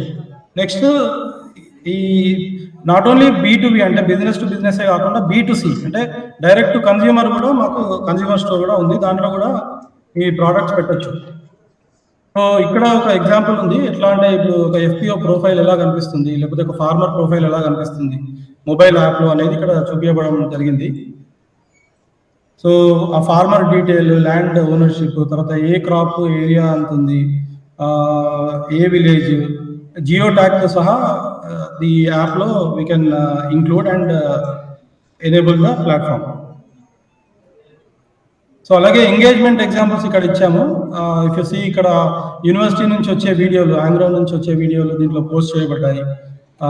అదేవిధంగా మార్కెట్ ధరలను షేర్ చేస్తూ ఉంటాము. అదేవిధంగా ఎవరైనా రైతులకి ఏమైనా తెగుళ్ళు కానీ పురుగులు పెడదా ఉంటే వాటి గురించి వాళ్ళు ఒక ఫోటో పెట్టి ఇది ప్రాబ్లం అని చెప్తే ఈ ఎవరైతే సబ్జెక్ట్ మ్యాటర్ స్పెషలిస్ట్స్ మా ప్లాట్ఫామ్లో ఆల్రెడీ లింక్డ్ అయి ఉంటారో యూనివర్సిటీస్ నుంచి కానీ KVKs నుంచి కానీ వాళ్ళు దానికి జవాబిస్తారు. సో ఇదే విధంగా సర్వేస్ కూడా ఎనేబుల్ చేస్తాం మా దాంట్లో. సో సర్వేస్ ద్వారా అగైన్ రైతుల నుంచి ఎంత మనం అగ్రిగేట్ చేయొచ్చు, రైతులకు ఉన్న ఇన్పుట్ నీడ్స్ ఏంటివి, అట్లాంటివన్నీ మనం తీసుకోవచ్చు. ఇది ఓన్లీ ఇంగ్లీష్లోనే కాకుండా అన్ని లాంగ్వేజ్లో ఎనేబుల్ చేస్తున్నాము. అంటే ప్రాజెక్ట్ని బట్టి ఏ స్టేట్లో ఏ ప్రాజెక్ట్ ఉందో దాన్ని బట్టి అస్సాంలో ఉంటే అస్సామీస్లో, ఇప్పుడు ఒడిస్సాలో కూడా ప్రాజెక్ట్ ఉంది మాది, ఒరియాలో, తర్వాత కర్ణాటకలో కన్నడ లాంగ్వేజ్లో ఎనేబుల్ చేస్తున్నాం. మన దగ్గర తెలుగులో కాంటెంట్ పుష్ చేస్తున్నాం. ఇవన్నీ కాకుండా మనకు చాలా వరకు స్మార్ట్ ఫోన్ పెనిట్రేషన్ ఇప్పుడు ఉంది, కానీ అందరు రైతులు దీన్ని యూజ్ చేయలేరు. అటువంటి సిచ్యువేషన్స్లో డిజిటల్ అసిస్టెన్స్ అని ఏదైతే ప్రాజెక్ట్ పార్ట్నర్స్ ఉంటారో, మాకు NGO పార్ట్నర్స్ కానీ, ఈ FPO పార్ట్నర్స్ కానీ, లేకపోతే మా ఫీల్డ్ స్టాఫ్ ఎవరైతే ఉంటారో వాళ్ళు డిజిటల్ అసిస్టెన్స్ అని కూడా ప్రొవైడ్ చేస్తారు. సో మన దగ్గర మీ అందరికీ తెలుసు ముల్కనూర్ కోఆపరేటివ్ ఉంది. Mulkanoor is actually using our platform for all their including their banking and inventory management software. Warehouse management software is also provided by Kalgudi. So ఇది one example of our platform. inputs.kalgudi.com అని కొడితే మీకు ఈ మా ప్లాట్ఫామ్లో ఉన్న ఈ హార్టికల్చర్ కానీ అగ్రికల్చర్ కానీ ఇన్పుట్స్ అన్ని దీంట్లో ఉంటాయి. దీని ద్వారా మీరు FPOs కానీ ఫార్మర్స్ కానీ కొనవచ్చు.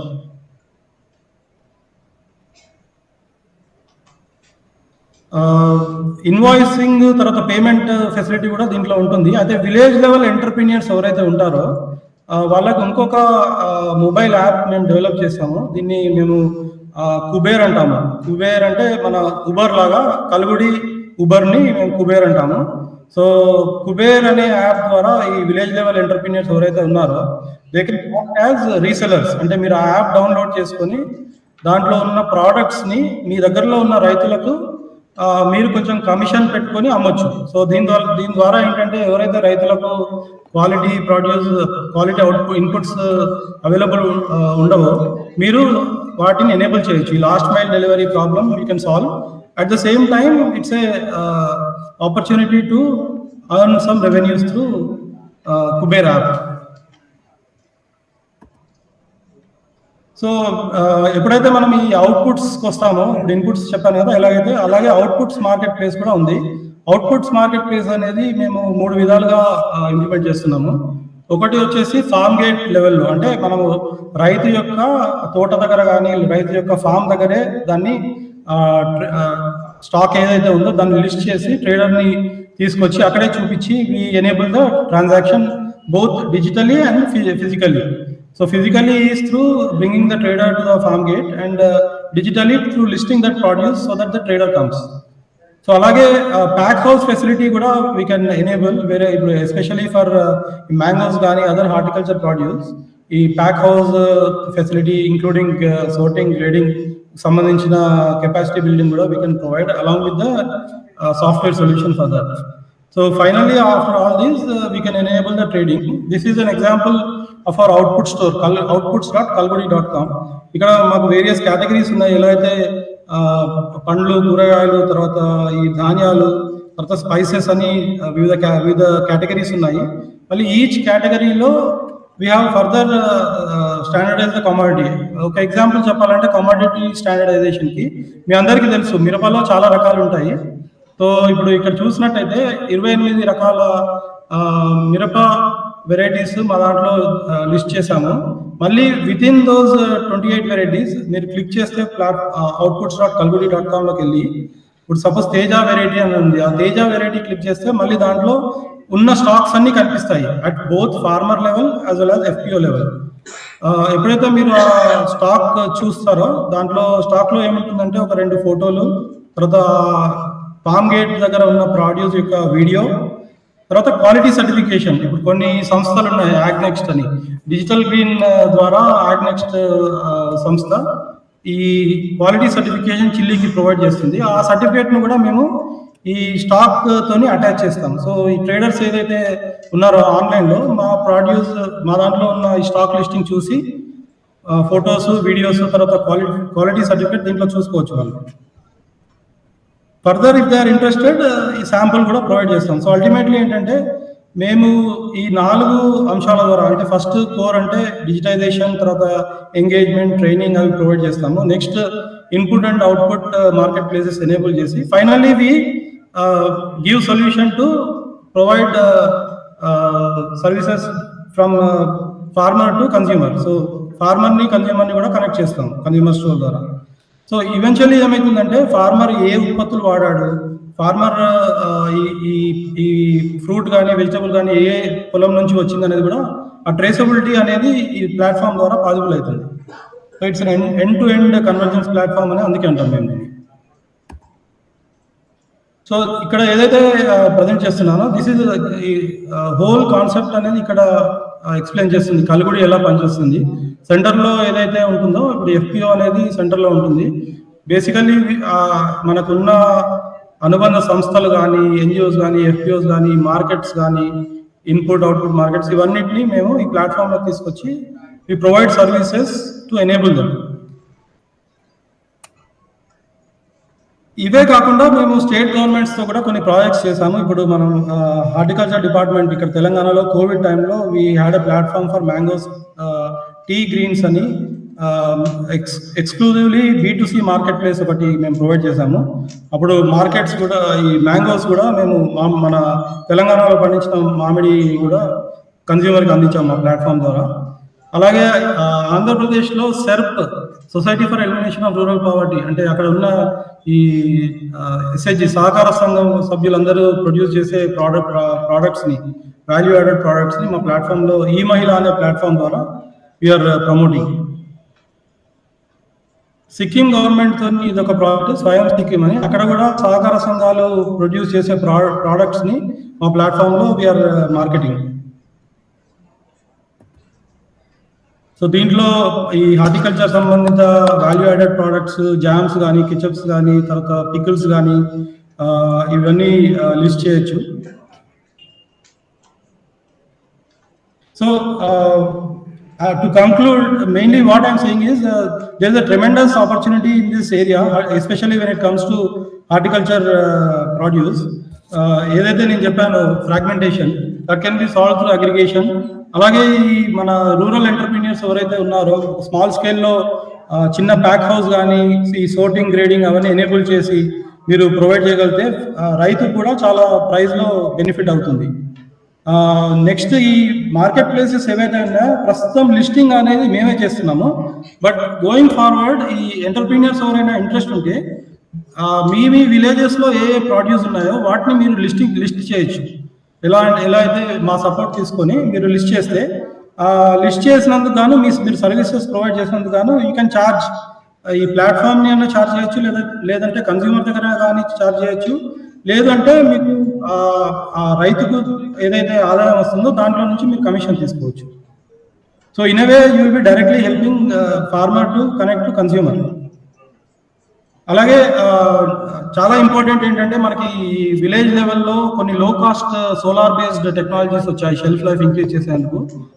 అవి కూడా మీరు లోన్స్ తీసుకొని, అంటే గవర్నమెంట్ స్కీమ్స్ ఉన్నాయి దానికి కూడా, అటువంటివి కూడా మీరు స్థాపించి you can provide get some income as well as provide some social use case for that. ఇవన్నీ కాకుండా last but not least processing and value అడిషన్లో కూడా చాలా స్కోప్ ఉందండి. మనం ఎప్పుడైతే ఈ చెప్పాను కదా, ఈ టమాటోలు పడేయడం కానీ, ఫ్రూట్స్ పడేయడం కానీ రేట్ లేదని, ఒకవేళ మీరు గ్రామ స్థాయిలో ప్రాసెసింగ్ చిన్న ప్రాసెసింగ్ సెంటర్ పెట్టుకుంటే సోలార్ బేస్డ్ డ్రయర్స్ కానీ, లేదు అంటే పికిల్స్ కానీ, ప్యాకేజింగ్కి వాటికి ఇప్పుడు చాలా సంస్థలు హెల్ప్ చేస్తున్నాయి. We can also provide solutions, digital solutions for that. There is a lot of scope. So with this, I would like to end my presentation, and I really appreciate this opportunity. Thank you, everyone who is attending. And this slide basically shows all the organizations who are our partners and we are working with. మేము 6 స్టేట్స్లో work చేస్తున్నాము, including Assam, Odisha, Karnataka, AP, Telangana, Goa. We are also planning to enter other states. Thank you. ఏదైనా ప్రశ్నలు ఉంటే I'm ready to take అండి. Hello. Sir, thank you very much, sir. Excellent talk.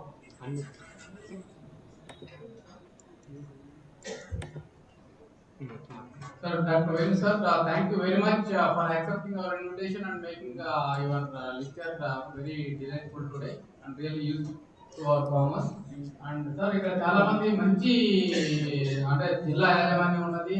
ఇది మన తెలంగాణ వ్యవసాయ ఉద్యాన శాఖ మంత్రి గారి జిల్లా కాబట్టి చాలా మంది ఉద్యాన పంటల వైపు ఇప్పుడిప్పుడే మారుతూ ఉన్నారు. వాళ్ళకి ఎఫ్పిఓస్ కూడా చాలా ఉన్నాయి. మంచి జిల్లా డిస్ట్రిక్ట్ హార్టికల్చర్ సెరికల్చర్ ఆఫీసర్ గారు ఉన్నారు. సో ఏమైనా ఇక్కడ కాల్పుడి సోర్సింగ్ ఏమన్నా స్టార్ట్ చేసే అవకాశం ఉందా సార్ వాళ్ళ request? Sir very sir.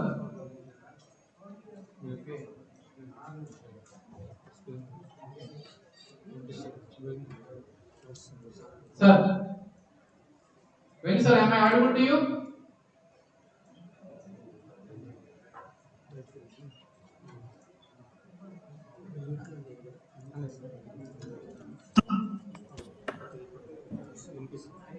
Sir. Hello. Yes, sir. Am I audible now? Sir. నాకు వినిపిస్తుంది. Okay. Are you able to hear me? Yes. Now it's okay, sir. Now you are audible. Yeah. So మేము ప్రస్తుతం అయితే డైరెక్ట్గా FPOs work చేయట్లేదండి. ఎందుకంటే చాలా వరకు ఎఫ్పిఓస్ ఏంటంటే సబ్స్క్రిప్షన్ ఛార్జెస్ అనేవి ఇనిషియల్గా పే చేయలేరు. So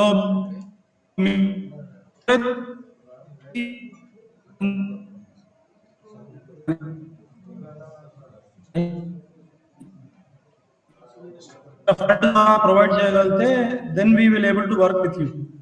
So if they want to act as middlemen, sir, as you told, you will be paying through platform some charges for sourcing or services they render for sourcing the material. మాది Kuber app అని ఒకటి ఉందండి. కుబేర్ లో they can actually download and become a reseller.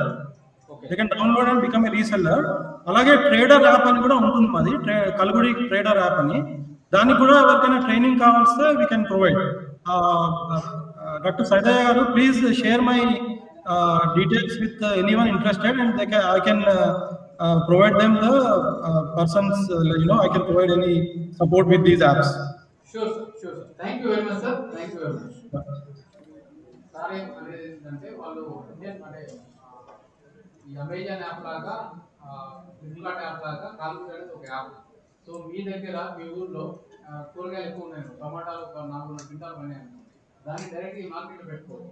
మీరు ఎవరైతే ఒక 2-3 persons అందరు రైతుల దగ్గర నుంచి ఆ టమాటా తీసుకొచ్చి వీళ్ళకి కమిట్ చేస్తారు చూడండి, ఆ ఛార్జెస్ కూడా మీకు ఇస్తారు. 2%, 3% మీరు చేసిన ₹1,00,000 వ్యాపారం చేస్తే 2% అంటే ₹2,000 సోర్స్ చేసిన అవి ఇస్తారు. అట్లాగే మీరు డైరెక్ట్ గా మీరే ట్రేడర్ గా వాళ్ళ ప్లాట్ఫామ్ లో మీరు అమ్ముకోవచ్చు, మీరు కొనవచ్చు, మీరు కావాలంటే వేరే రైతుల నుంచి సేకరించి వాళ్ళు కూడా అమ్మవచ్చు. మిడిల్ మ్యాన్ యాక్టివేట్ మీరే డైరెక్ట్ అమ్ముతూ అవసరం మీరే కొనవచ్చు. ఎన్ని రకాలైనా ఇది ఒక ప్లాట్ఫామ్ అన్నట్టు, మధ్యవర్తి ఏ రకంగా తీసుకోవడానికి అవకాశం. ఆయన మా సీనియర్ శివపేట వరంగల్ చేసుకోవచ్చు. Free download sir contact number కూడా ఇస్తారు, గ్రూప్ లో కూడా యాడ్ చేస్తాను. ఎవరైనా మీరు ఇంటరాక్ట్ కావచ్చు. Sir thank you sir. Thank you, everyone. Sir. Bye. Thank you, Dr. Sadhya. Bye. Thank you.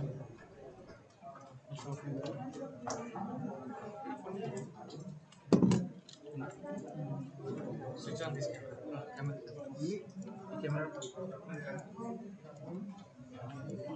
All faculty, please.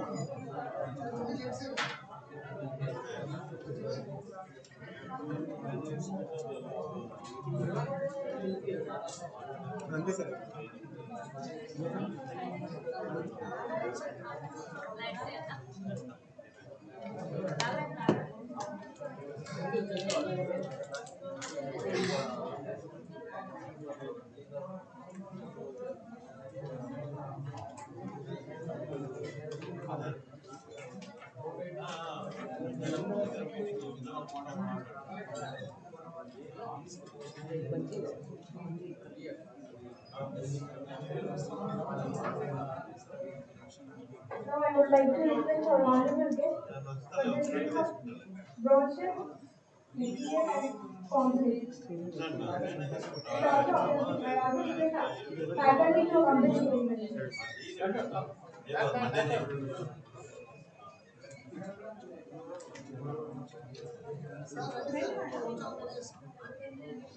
I request our faculty to join the session.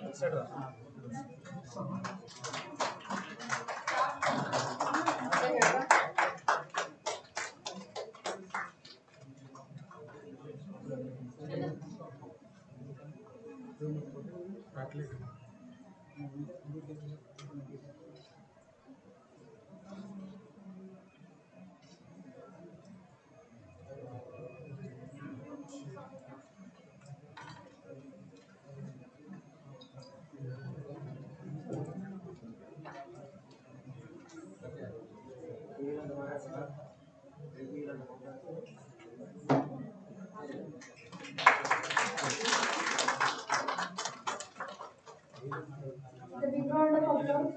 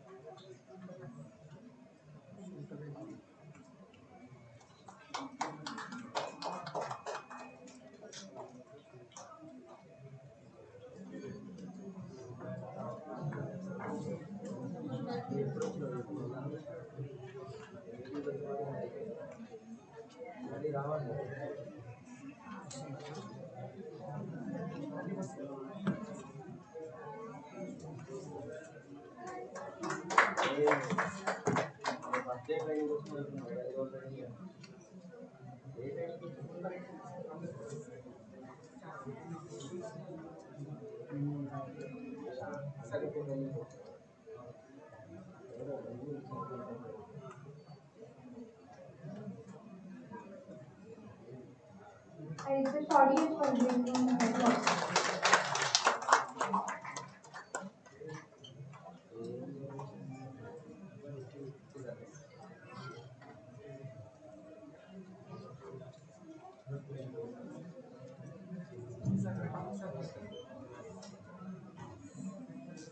Thank you everyone. And now I also take my honor and welcome our student, Neeraja sir, for addressing the occasion. నేటి జాతీయ science డేను పురస్కరించుకొని కొండా లక్ష్మణ్ బాపూజీ ఉద్యాన వ్యవసాయ విశ్వవిద్యాలయం Mojerla horticulture college వారు one day national training programme on horticulture as entrepreneurship for rural youth కార్యక్రమానికి ముఖ్య అతిథిగా పాల్గొనడం అనేది ఎంతో సంతోషకరమైన విషయము. వ్యవసాయ విశ్వవిద్యాలయ వైస్ ఛాన్సలర్ నీరజ ప్రభాకర్ గారికి, ఉద్యాన విశ్వవిద్యాలయ డీన్ అడప కిరణ్ కుమార్ గారికి, మోజర్ల ఉద్యాన కళాశాల principal doctor scientist doctor Saidaiah గారికి, అదేవిధంగా ఇతర ఫ్యాకల్టీ శాస్త్రవేత్తలందరికీ, నేటి ఈ కార్యక్రమానికి ట్రైనింగ్ కార్యక్రమానికి వచ్చేసిన ఇతర శాస్త్రవేత్తలకు, రైతులకు, బిఎస్సి మరియు పీజీ విద్యార్థులందరికీ నా నమస్కారాలు. ముందుగా డాక్టర్ సైదయ్య గారు చెప్పినట్టు వేదాల్లో ఉత్తమ ఖేతి, ప్రపంచం మీద ఏదైనా ఒక వృత్తి ఉంది అంటే అతి ఉత్తమమైనది ఏది అంటే మీరు ఎక్కడైనా వెతకండి, ఉత్తమ ఖేతి. వ్యవసాయాన్ని మించిన వృత్తి ఇంతవరకు లేదు, ఇంకొకటి రాదు. అందులో ఉద్యాన అనేది కూడా వ్యవసాయంలో భాగమే కాబట్టి మిగిలిన వృత్తులన్నీ 2-3 భాగాలుగా ఉంటాయి. వ్యవసాయం అనేది మధ్యం సగంలో ఉంటది, అంటే 3వది కాదు, 2వది కాదు, 1వది కాదు. ఈ వ్యాపారం అనేది మాత్రం జీవన ప్రమాణానికి, నాణ్యతకు అతి ఉత్తమమైన వ్యాపారం ఏదైనా ఉందా అంటే అది వ్యవసాయ అనుబంధ రంగాలకు సంబంధించిందే ఉంటుంది. ఉదాహరణకు మొక్కల్లో టిష్యూ కల్చర్ చేయగలరు, ఇంకొక కల్చర్ చేయగలరు, లేదా దాన్ని ఉత్పత్తిని పెంచగలరు. కానీ దీంట్లో చెడును కలిపే ప్రాధాన్యత సహజంగానే 90 పాళ్ళు ఉండదు. అందుకనే వ్యవసాయ ఉత్పత్తులను ఉత్తమంగా ప్రపంచం మొత్తం భావిస్తుంది. ఇంకొక నానుడి కూడా ఉంది, ప్రత్యేకించి కరోనాకు ముందు, కరోనా తర్వాత ఆలోచిస్తే వ్యవసాయ రంగాన, ఉద్యాన రంగాన ఉపాధి అవకాశాలు మెండుగా పెరిగినాయి. ఇది నిర్విధాంతం, ఎవరు కూడా దీన్ని విస్మరించలేదు. అందుకనే సుశ్రుతుడు 1000 సంవత్సరాల క్రింద ఒక మాట చెప్పినాడు. భారతీయ వైద్య శాస్త్రంలో అత్యున్నతమైన ప్రామాణికమైన ఏదైనా ఉందంటే ఒక మాట సూత్రీకరించినాడు, ఆహారమే ఔషధం. నువ్వు తినే ఆహారమే నీ ఆరోగ్యాన్ని కాపాడుతుంది. ఈ ఆహారం ఎంత నాణ్యత ప్రమాణమైనది ఉండాలంటే బాహ్యగా వచ్చే ఎటువంటి రసాయనాలు కూడా నువ్వు తినే ఆహారాన్ని పొల్యూట్ చేయకూడదు.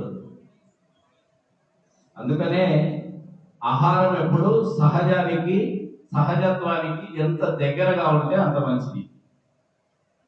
అందుకనే 140 కోట్ల ఉన్న భారతదేశము వరల్డ్ హెల్త్ ఆర్గనైజేషన్ సుమారుగా 25 కోట్ల మంది భారతదేశంలో చనిపోతారని కరోనాకు ఒక న్యూస్ బులెటిన్ రిలీజ్ చేసింది.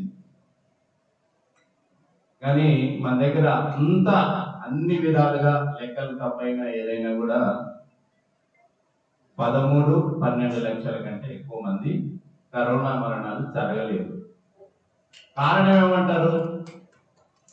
మన ఆహార పద్ధతులు ఇంకా సహజమైన రీతిలో దగ్గరగా ఉన్నాయి. ఉదాహరణకు ప్రపంచంలో మన ప్రాంతంలో, భారతదేశంలో జరిగిన జాతరలు కానీ ఎక్కడ జరగదు. అంత కరోనాలో కూడా జాతరలు ఎక్కడ ఆగలేదు, 1 వారం 2 వారాలు తప్పలేదు. మనము మన ఆహార అలవాట్లు ఎట్లా ఉంటాయంటే, తెలంగాణలో ఒక సామెత ఉంది, మీకు తెలిసి ఉండొచ్చు, పొయ్యిలో బొంగు నోట్లో బొంగు అంటారు. ఇట్లాంటి ఆహారాన్ని మనం ఇష్టపడతాం. ఉదాహరణకు మిర్చి బండి ఆయన వేస్తుంటే తినాలనిపిస్తుంది, అక్కడే తిని అక్కడే వెళ్ళిపోతాం. అంటే నాణ్యత ప్రమాణాలు 90 పాటు కాపాడబడతాయి. మిగిలిన అన్ని అభివృద్ధి చెందిన దేశాలు కూడా బాగా ఇబ్బంది పడడానికి కారణం ఏంటంటే ప్రాసెస్ ఎక్కువగా వాడడం. ఎక్కడైతే ప్రాసెసింగ్ ఎక్కువగా ఉంటుందో అదొక వ్యాపార అవకాశం అయినప్పటికీ కూడా శరీరానికి సంబంధించిన ఆరోగ్యకరమైన ఆరోగ్యం హాని కలిగించే కెమికల్స్ కలపబడతాయి. అది ఎవరమో విస్మరించాలి. అయితే ఉద్యాన పంటల్లో ఎక్కువ అవకాశాలు ఉండడానికి మరొక కారణం ఏంటంటే వ్యవసాయ ఉత్పత్తులన్నీ సీజనల్ ఉంటాయి. డాక్టర్ శిఖామణి గారు ఒకసారి మన మహబూబ్ నగర్ వాస్తవ్యులు, అలంపూర్ వాస్తవ్యులు, మొట్టమొదటి ఉద్యాన యూనివర్సిటీకి వైస్ ఛాన్సలర్ గా చేసినారు. మీకు అందరికి ఐడియా ఉంటుంది. వారు తెలంగాణ భూములను పోలుస్తూ ఒక మాట చెప్పారు. అప్పుడు తెలంగాణలో నీళ్లు లేవు, చాలా తక్కువ, నీటి వనరులు ఇప్పుడున్నంత సమృద్ధిగా లేవు. ఆ కాలంలో ఆయన ఒక మాట చెప్పినారు, తెలంగాణలో రైతులకు ఒక నైపుణ్యం ఉంటే నీళ్లను అమ్ముకునే, నీటి వసతి ఉండి నీళ్లను అమ్ముకునే సౌలభ్యం కనుక, ఒక స్కిల్ కనుక ఏర్పడితే ఉద్యాన పంటలన్నీ కూడా నీళ్లను అమ్ముకోవడం తప్ప ఏం లేదన్నారు. దీనికి ఒక ఎగ్జాంపుల్ చెప్తాను. వాటర్ మిలాన్ ఉందా? అన్ని మిలాన్స్ తీసుకోండి, మినరల్స్ ఎంత పర్సెంటేజ్ ఉంటాయి? Not more than 10%. మొత్తం నీళ్ళే. వాటర్ మిలాన్ అమ్ముకునే రైతు నీళ్లు అమ్ముకున్నట్టే కదా, మిగిలిన కొనే రైతు నీళ్లు కొన్నట్టే కదా, 10% మినరల్స్. అయితే మళ్ళీ సుశ్రుతుడు దీన్ని కూడా ఒక సూత్రీకరించినాడు. ఏ మినరల్ కానీ మానవ దేహంలో కానీ జీవి దేహంలో కానీ ఇంబైబ్ కావాలి, లేదా అది స్థిరీకరించబడాలి, లేదా అడగాలి, లేదా శక్తిని ఇవ్వాలంటే అది నీళ్లతో కలపబడిన పోషక పదార్థం అయింది. సహజ సిద్ధంగా ఉంటే, ఎంత సహజ సిద్ధంగా ఉంటే అంత తొందరగా శక్తిని ఇవ్వగలదు. అందుకని ఆయన ఆ మాట అన్నారు. తెలంగాణ సైన్స్ ఎట్లాంటివి అంటే సారం ఎక్కువ ఉండదు కాబట్టి నీటి వనరు కనుక ఉంటే ఉద్యాన పంటలకు పుష్కలమైన అవకాశం ఉంది. అందులో ఒక ఎగ్జాంపుల్ మేలర్. మామిడి పండ్లు తీసుకోండి. మామిడి పండ్లలో ఉన్న వ్యాపార అవకాశము లేదా పండ్లలో ఉన్న అవకాశము ఇంకెందులోనూ ఉండదు. మామిడి మన ప్రాంతంలో చాలా మంచి నాణ్యమైన మామిడి పండుతుంది, కానీ ఎందుకో అది ప్రమాణీకరించబడలేదు, దాన్ని మార్కెట్ ట్రేడ్ దాకా పోలేదు. కొంతవరకు రైతులే వాళ్ళే పోరాడి హైదరాబాద్ వరకు మాత్రం కొల్లాపూర్ మామిడి అనే రకాన్ని పాపులర్ చేసుకోగలిగినారు. నేటికి అదే ప్రమాణికతకు అత్యున్నత మామిడి పండు. ఇది ఒక్కటే కాదు, పండ్లలోనే కాదు, ప్రాసెసింగ్ రంగంలో, నారు తయారు చేయడంలో, నారు మొక్కలు తయారు చేయడంలో, కూరగాయలను ఇప్పుడు మనం చూసినాము. ఆన్లైన్ లో కూరగాయలు అమ్ముకునే విధానము హైదరాబాద్ లో ఈ మధ్య కొంచెం ప్రాచుర్యం అందుకుంది. పాల ప్యాకెట్ తో పాటు కూరగాయలు వేసిపోతున్నారు. ఇప్పుడు ఉదాహరణకు రేపు నేను బెండకాయలు తినాలనుకుంటే నేను హైదరాబాద్ లో ఉంటే ఏదో ఒక యాప్ లో నాకు బెండకాయలు 1/2 కిలో కావాలంటే అందుబాటులోకి వస్తుంది. ఆ బెండకాయలు ఎవరు పండించినారు, ఎక్కడ పండించినారు, నాణ్యమైనవా కావా అనేది తెలుసుకో. ఇంతకుముందు వారు మన వేణుమాధవ్ గారు చెప్తూ భారతదేశంలో వ్యవసాయం 68 పాళ్ళు ఉన్నప్పటికీ, వ్యవసాయ ఉత్పత్తులు ఎక్కువగా ఉన్నప్పటికీ, మిగిలిన అన్ని పారిశ్రామిక రంగాలు వ్యవసాయం మీద ఆధారపడ్డప్పటికీ కూడా వ్యవసాయ రంగం ఎందుకు వెనుక వేయబడ్డది లేదా అంత గొప్ప ప్రాచుర్యం కల్పించబడలేదంటే మన దగ్గర మనం తయారు చేసుకున్న దానికి ఒక నిర్ధారిత ప్రమాణాలను ఎవరైతే తయారుదారు ఉంటారో వారు ఏర్పరుస్తారు. ఉదాహరణకు మామిడి కొల్లాపూర్లో నాణ్యమైనది తయారవుతుంది. ఎంతమంది దాని మీద ఏం పురుగు మందులు వాడినారు, ఏం ఎరువులు వేసినారు, ఆ మామిడి ఎటువంటిది అనేది ఒక రికార్డ్ ఉండదు, ట్రేసబిలిటీ ఉండదు. అందుకనే ఫ్రెష్ ఫ్రూట్స్ కు బయట దేశాల్లో డిమాండ్ ఉండదు. ఎందుకంటే ఏదైనా అనారోగ్య అవలక్షణాలు ఏదైనా ఆ తిండి ద్వారా ఏర్పడితే ఎవరిని బ్లేమ్ చేయాలి? గుంపులో ఇప్పుడు నేను మామిడి పండు పండిస్తే వారు మామిడి పండు అందరం కలిసి ఉంటుంది.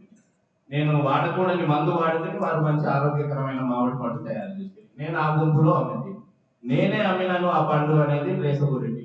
అందుకనే భారతదేశం ఎంత మంచి నాణ్యమైన గింజల్ని కానీ, పండ్లను కానీ, పూలను కానీ తయారు చేసిన ఈ ట్రేసబిలిటీ అనేది ఒక అవలక్షణంగా మిగిలిపోయింది. ఇప్పుడిప్పుడే మన రాష్ట్ర ప్రభుత్వం, మీ అందరికీ తెలుసు, ఆర్ఎస్ఎస్ పోర్టల్ ద్వారా ప్రతి రైతులు ఏ పంట వేస్తున్నాడు అనేది ప్రమాణీకరించి నిర్ధారించి ఈ రైతు ఈ మామిడి తోట ఇన్ని ఎకరాల్లో ఈ రకము వేసినాడు అనేది నేడు ఆన్లైన్ లో అవైలబుల్ ఉంది. మీరు జాగ్రత్తగా గమనిస్తే ఆ యాప్ లేదా ఆర్ఎస్ఎస్ పోర్టల్ ఎంతమంది వ్యాపారస్తులకు ఉపయోగపడుతుందో మీరు ఊహించలేరు. ఇప్పుడు మీరు ఈరోజు చూసిన అన్ని కూడా దాన్ని బేస్ చేసుకొని ఎందుకంటే మీరు గవర్నమెంట్ వెబ్సైట్కి వెళ్తే గ్రౌండ్ నట్ ఎక్కడ బాగా పండుతుందంటే వనపర్తి మంచి క్వాలిటీ నూనె పల్లి దొరుకుతుంది అనేది వస్తుంది. మీరు ఇప్పుడు సెర్చ్ చేయండి దొరుకుతుంది. అదే మామిడి సెర్చ్ చేయండి కొల్లాపూర్ మామిడి అని వస్తుంది. అట్లే అన్ని రకాల కూరగాయలకు ఇప్పుడు ఆర్ఎస్ఎస్ పోర్టల్లో దొరుకుతుంది. కాబట్టి గత 2-3 ఏళ్లుగా వ్యాపారస్తులు ఏ ప్రాంతంలో ఏదైతే పండుతుందో దాని మీద కేంద్రీకరించారు. ఎందుకంటే డాటా అవైలబిలిటీ ఉంది. అనేక రకాల అవకాశాలు ఉద్యాన పంటల్లో ఉన్నాయి. ఇంకా ఇప్పుడు మనకు రాబోయే next year Wanaparthy, Nagarkurnool, పాత మహబూబ్ నగర్ జిల్లాకు భారత రాష్ట్ర ప్రభుత్వాలు కలిపి CDP cluster development programme mango అనేది ఇచ్చింది.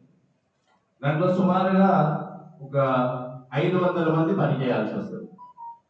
వివిధ స్థాయిలో క్షేత్రస్థాయి నుంచి అడ్మినిస్ట్రేషన్ వరకు అంటే 500 మంది యువతకు ఆ ప్రోగ్రామ్ ఉపాధి కల్పించినట్టు. అది కాకుండా అందులో వ్యాపార రంగంలో ఎఫ్పిఓలు ఉన్నాయి. ఉదాహరణకు భారతదేశంలో 10,000 ఎఫ్పిఓలు రాబోయే 4 సంవత్సరాల్లో చేయాలనేది భారత ప్రభుత్వ లక్ష్యం. ప్రతి ఎఫ్పిఓకు ఒక ఎగ్జిక్యూటివ్ ఆఫీసర్ వ్యవసాయ పట్టభద్రుడు కానీ ఉద్యాన పట్టభద్రుడు కానీ ఖచ్చితంగా ఉండాలనే నియమాలు ఉన్నాయి.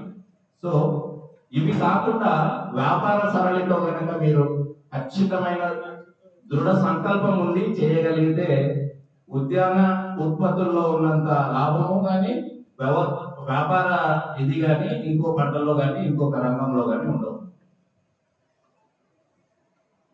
ఇకపోతే మనం ఇందులో ఉద్యానం కానీ వ్యవసాయానికి కానీ కావాల్సిన ప్రధాన మూలకాలు లేవు. భూమి ఉండాలి, నీరు ఉండాలి. భూమి నీరుండి కొంచెం నైపుణ్యత ఉన్న ఏ జీవి అయినా భూమి నీరు ఉన్న చోట తన మనుగడను సాగించగలరు. మీరు నైపుణ్యత కలిగిన వాళ్ళు కాబట్టి తెలంగాణలో అనువైన భూమి ఉంది, సరిపడా నీళ్లు ఉన్నాయి. ఇప్పుడు కావాల్సింది ఏంది? నైపుణ్యత ఉన్న స్కిల్ ఉన్న యూత్ కావాలి. వ్యాపార సరళితో దీన్ని ముందుకు తీసుకెళ్లగలిగిన కొద్దిగానైనా మార్కెట్ పరిజ్ఞానం కలిగి ప్రొడక్షన్ నాలెడ్జ్ ఉన్న యువత ఉండాలి. కాబట్టి ఆ వైపు ఆలోచించి మీ జీవితాలను వ్యాపార శైలిలో మంచి దిగుబడి సాధించి మంచి లాభాలు పొందే విధంగా ఆలోచించుకొని ఔత్సాహిక పారిశ్రామికవేత్తలుగా మారాలని తెలియజేస్తూ నాకు ఈ అవకాశం ఇచ్చినందుకు మరొకసారి డాక్టర్ సైదయ్య గారికి, హార్టికల్చర్ కాలేజ్ మోజర్ల శాస్త్రవేత్తలందరికీ, ప్రత్యేకించి మొట్టమొదటిసారిగా ఇట్లాంటి వర్క్షాప్ నేను కూడా పాల్గొనడం నేను ఇంతవరకు వినలేదు కూడా. So this is first and most in ఇండియాలోనే ఫస్ట్ టైం హార్టికల్చర్ యూత్ ఉపాధి అవకాశం మీద ఆలోచించి పెట్టినందుకు మీకు మరొకసారి ధన్యవాదాలు తెలియజేస్తూ ముగిస్తున్నాను. Thank you very much. అందరికీ ధన్యవాదాలు.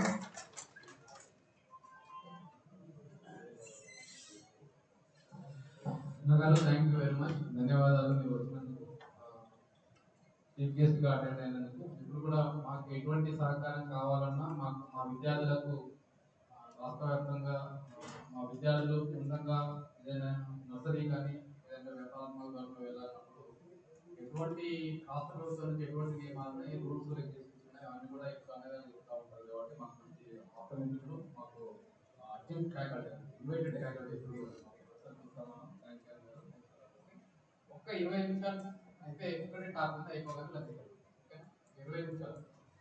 అది అంటే ఇప్పుడు తెలంగాణ ఇన్నోవేషన్ అవ్వాలి ఉన్నది. దాంట్లో ఆదిన సురేష్ గారు ఉంటారు. అంటే భారతదేశంలో హార్టికల్చర్లో ఎటువంటి బిజినెస్ జరుగుతుంది, ఎటువంటి బిజినెస్ ప్రస్తుతం జరుగుతుంది, దాని నుంచి మనం ఏం నేర్చుకోవచ్చు సార్ దాన్ని 20 నిమిషాలు.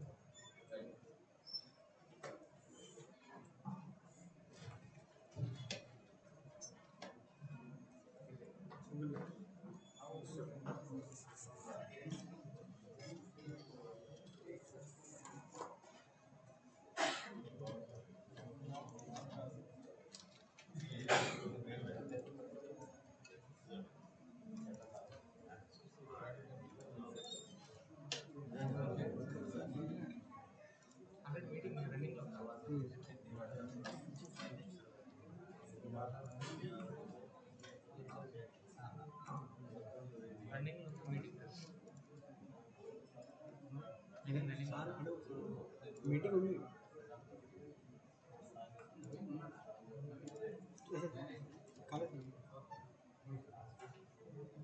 New meeting already knew meeting link పంపించాలి.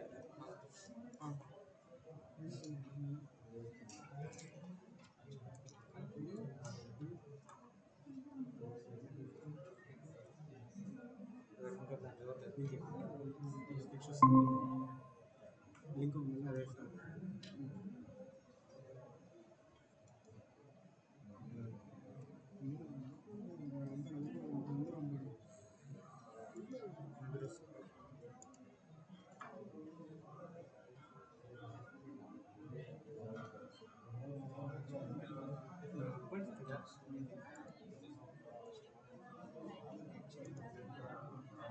ఇంత స్లో ఉంది.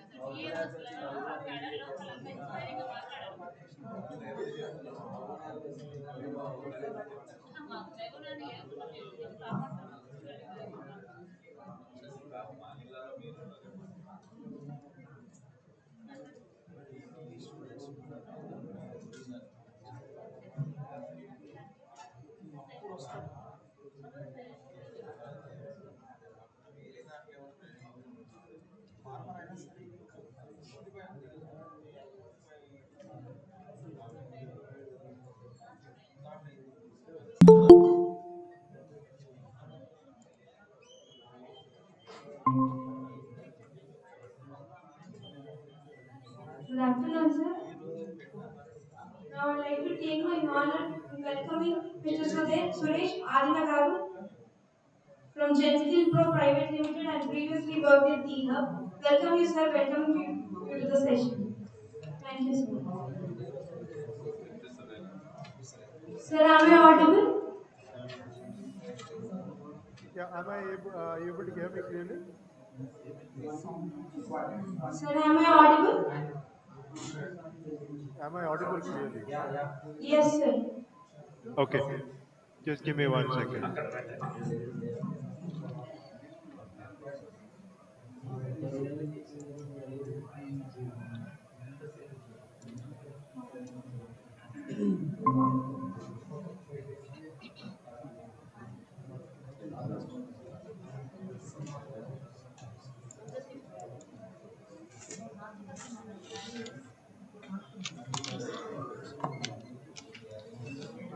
Okay, is my presentation visible?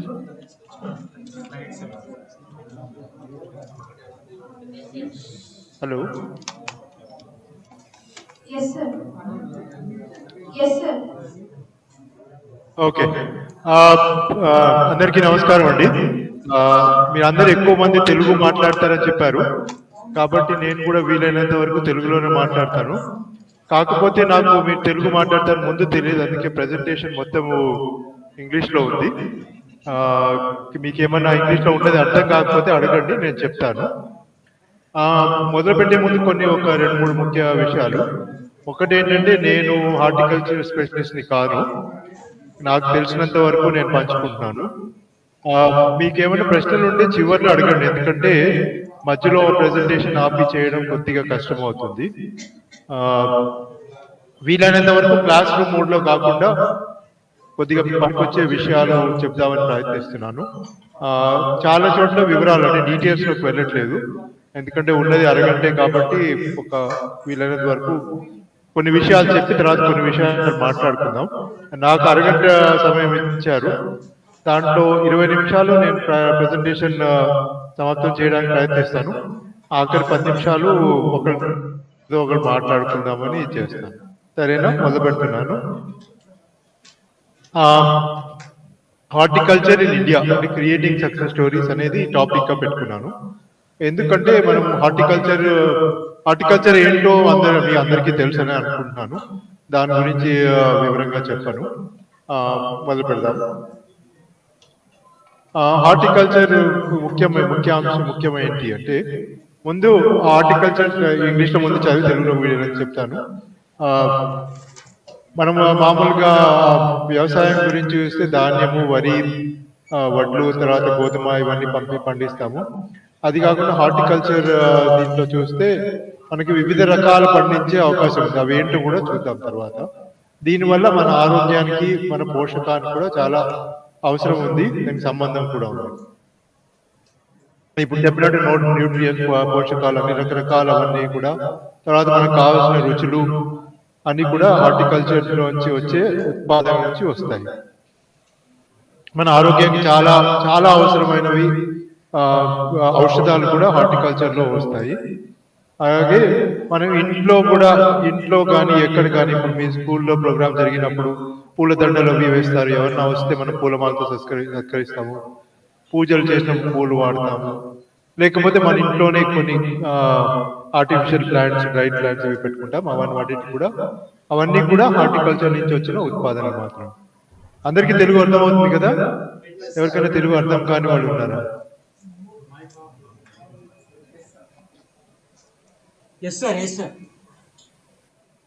Okay, అయితే తెలుగులోనే ఎక్కువ మాట్లాడతాను, మధ్య మధ్యలో ఇంగ్లీష్లో మాట్లాడతాను. ఓకే ఓకే మనందరికీ బిర్యానీ గురించి తెలుసు కదా, రకరకాల బిర్యానీలు ఉన్నాయి. అంటే కొంతమంది శాకాహారం తినొచ్చు, కొంతమంది మాంసాహారం తినొచ్చు, ఏదైనా కూడా. బిర్యానీలో రకరకాల ఇవి ఉంటాయి, మనము దినుసులు అంటాం కదా, అలాగే ఇంగ్రీడియంట్స్. దీంట్లో ధనియాలు, దాల్చిన చెక్క, రకరకాల గసగసాలు ఇవన్నీ ఉంటాయి. ఒకవేళ బిర్యానీలోంచి ఇవన్నీ తీసేస్తే, మనకి ఇవన్నీ లేకుండా బిర్యానీ చేస్తే ఏమవుతుంది? ఎప్పుడైనా ఆలోచించారా? ఇవన్నీ లేకుండా బిర్యానీ చేయగలమా? బిర్యానీ చేయడానికి ప్రయత్నిస్తే ఏమవుతుంది? మనకు మిగిలేది తెల్లన్నం మాత్రమే. ఓకే, బిర్యానీ చేయాలి అంటే ఫ్లేవర్ కావాలి, ఆ బిర్యానీ ఫ్లేవర్ కావాలంటే హార్టికల్చర్ చాలా చాలా చాలా ముఖ్యము. ఇది లేకుండా బిర్యానీ అనేది సాధ్యపడదు. బిర్యానీ అనేది మనం ఒక తినే విషయమే కాకుండా మన జీవితంలో చాలా విషయాల్లో ఇది వర్తిస్తుంది. మన ఆరోగ్యపరమైన కూడా, మన ఇంటి పరమైన కూడా ఇవన్నీ వర్తిస్తాయి. తర్వాత మీకు కొన్ని విషయాలు మీకు తెలుసో లేదో కొన్ని పంచుకుంటున్నాను. హార్టికల్చర్ వల్ల ఉత్పాదనలు 320 మిలియన్ టన్నుల ఉత్పత్తులు తయారవుతాయి మన దేశంలో మాత్రమే, నేను చెప్పేది, వేరే దేశాలు కాకుండా. ఇవన్నీ ఇది ఎక్కువ తక్కువ అనుకుంటే వీటితో పోల్చుదాం. బియ్యం 120 మిలియన్ టన్నులు, గోధుమలు 112 మిలియన్ టన్నులు, ధాన్యాలన్నీ కలిపితే 20 మిలియన్ టన్నులు. ఈ 3 కలిపినా కూడా వీటికంటే ఎక్కువ మనము హార్టికల్చర్ ప్రోడక్ట్స్ తోటి ఉత్పాదన చేస్తున్నాం. దాన్ని బట్టి మనం హార్టికల్చర్ ఎంత ముఖ్యమో అర్థం చేసుకోవచ్చు. అగ్రికల్చర్ అవుట్పుట్ అంటే వ్యవసాయం నుంచి వచ్చే ఉత్పాదనలో 33% అంటే దగ్గర దగ్గర 3/3 హార్టికల్చర్ నుంచి వస్తుంది. కాకపోతే భూమి ఉపయోగం మాత్రం 13% అంటే 13%. దగ్గర చెప్పాలంటే 7/వంతు కంటే తక్కువ భూమిని వాడుతుంది, కానీ 3/వంతు ఉత్పాదన వస్తుంది హార్టికల్చర్ నుంచి. దీనివల్ల హార్టికల్చర్ వల్ల ఎంత లాభమో తెలుస్తుంది. 6% ఆఫ్ జీడిపి ఈ రోజుల్లో బాగా ప్రాముఖ్యంలోకి వచ్చింది. మనం the 3rd largest GDP in the world అని కూడా ఈ మధ్య 5th largest GDP in the world అని కూడా తెలిసింది. 6% of Indian GDP which is around $3 trillion is around $180 billion, లేకపోతే 14.4 lakh crores. అంటే ఇది కొన్ని రాష్ట్రాల జీడిపి కంటే ఎక్కువ, కొన్ని దేశాల జీడిపి కంటే కూడా ఇది ఎక్కువ అని చెప్పచ్చు. India is second largest producer of fruits in the world. అంటే ప్రపంచ మొత్తంలో ఫలాల ఉత్పత్తిలో మనం 2వ స్థానంలో ఉన్నాం. ఇంకోటి ఏంటంటే ఇది పెరుగుతూనే ఉంటుంది. జనాలకి ఆరోగ్యం గురించి అవగాహన వచ్చే కొద్దీ ఫలాలు, దినుసులు, ఈ మనం వాడే దినుసులు ఇట్లాంటి వాటి ఆరోగ్య విషయాలు తెలిసిన కొద్దీ వీటి విలువ, వీటి అవసరం ఇంకా పెరుగుతూనే ఉంటుంది. ఏం జరుగుతుంది మన దేశంలో ఇప్పుడు? ఓకే, అది మనం ఇందాక చెప్పినట్టు 329.86 మిలియన్ టన్స్, 330 మిలియన్ టన్స్. అది ఉత్పాదన 2020-21 ముందు సంవత్సరానికి పోలిస్తే 3% పెరిగింది కొన్ని విషయాలు. అలాగే ఫ్రూట్స్ అంటే పళ్ళలో మన కరోనా టైంలోనే 102 మిలియన్ టన్నుల పళ్ళ ఉత్పత్తి చేశాము. అలాగే మన కూరగాయలు ఇవి 196 మిలియన్ టన్నులు. అలాగే చూస్తే భూమి చూస్తే 27.23 మిలియన్ హెక్టేర్ల భూమి ఇప్పుడు హార్టికల్చర్ సాగులో ఉంది. ఇదంతా ఊరికే మీకు తెలుసుకోవడానికి ఏం జరుగుతుంది దేశంలో అని. ఈ చిత్రాలు మనం చూసే ఉంటాం చాలా చోట్ల. టొమాటోలు రోడ్ మీద పడేయడము, పూలు రోడ్ మీద పడేయడము, బంగాళదుంపలు రోడ్ మీద పడేయడం, ఉల్లిపాయలు రోడ్ మీద పడేయడం, ఇవన్నీ, లేకపోతే అన్ని రకరకాల కూరగాయలు, ఆకుకూరలు అన్ని కూడా రోడ్ మీద పడేయడం అనేది మనం చదివే ఉంటాము, లేకపోతే వార్తాపత్రికల్లో చూసే ఉంటాం. కానీ ఇదంతా ఎందుకు జరుగుతోంది, ఎందుకు పడేస్తున్నారు? కారణం ఏంటి అంటే ధరలు చాలా, వాళ్ళకి గిట్టుబాటు ధరలు రాక, అంటే మళ్ళీ వాళ్ళు ఇంటికి తీసుకెళ్ళి మళ్ళీ తెచ్చి అమ్మాలంటే ఆ రవాణా ఖర్చే వీళ్ళకి వచ్చే ఆదాయం కంటే ఎక్కువ ఉంటుంది. కాబట్టి ఇది పడేసి వెళ్ళడమే న్యాయం అనుకుని అన్ని పడేసి వెళ్తుంటారు. ఇది ఒక పక్కన జరుగుతుంటే మనం అన్ని విషయాలు కూడా వింటున్నాం. ధరలు బాగా పెరిగిపోయాయి, ఉల్లిపాయల ధరలు పెరిగిపోయాయి, టొమాటోల ధరలు పెరిగిపోయాయి, ఆలు ధరలు పెరిగిపోయాయి, కొన్ని కూరగాయలు దొరకట్లేదు, ఇవన్నీ కూడా వింటుంటాం. అంటే ఒకప్పుడు ఏమనిపిస్తుంది అంటే ధరలు విపరీతంగా పెరిగిపోయాయి అనిపిస్తుంది. ఇంకో పక్క చూస్తే రైతులు మాత్రం గిట్టుబాటు ధర దొరక వాళ్ళు ఉన్న కూరగాయలు, పండించిన కూరగాయలు కూడా రోడ్ల మీద పడేసి వెళ్తున్నారు. సో మనం ఆలోచించాల్సిన విషయం ఇది కదా. ఎందుకు జరుగుతుంది ఇది? ఎందుకు జరుగుతుంది? ప్రెజెంటేషన్ అంతా ఇంగ్లీష్లో ఉంది, మీకు ఇంగ్లీష్ చదవగలరని అనుకుంటున్నాను నేను. ముందే తెలుసుంటే ఇది కూడా తెలుగులో చేసేవాడిని, కానీ నాకు ఇప్పుడే తెలిసింది. అన్ఆర్గనైజ్ సెక్టర్ అంటే వీళ్ళందరూ ఉమ్మడిగా పనిచేయరు, ఎవరికి వాళ్ళు వ్యవసాయం చేసుకోవడం, వాళ్ళకి తోచింది పండించుకోవడం, వాళ్ళకి వీలైనట్టు అమ్మడం, దాన్ని బట్టి అలాగా చేస్తుంటారు. అలాగే వాళ్ళకి చాలా మందికి విషయాలు తెలియదు, ఎప్పుడు ఎంత పండించాలి, ఎలా పండించాలి, వాటి ధర ఎలా పలుకుతుంది, వాటి ధరకి గిట్టుబాటు ధరకి ఎలా అమ్మాలి, అవన్నీ కూడా వీళ్ళకి చాలా మందికి రైతులకు తెలియని విషయాలు. అలాగే వాళ్ళకి ఇలాంటి సహకార సంఘాలు చాలా తక్కువ ఉంటాయి. మనకి రైతులు అంటే ధాన్యం పండించారు కొన్ని సహకార సంఘాలు చాలా ఉంటాయి. అలాగే టొమాటో పండించే వాళ్ళు సహకార సంఘాల గురించి నేనైతే ఎక్కువ వినలేదు. అది చేయగలిగితే వాళ్ళు బాగుపడతారనే ఆలోచన మనం చేయొచ్చు. మనం ఏం చేయొచ్చు దాని గురించి?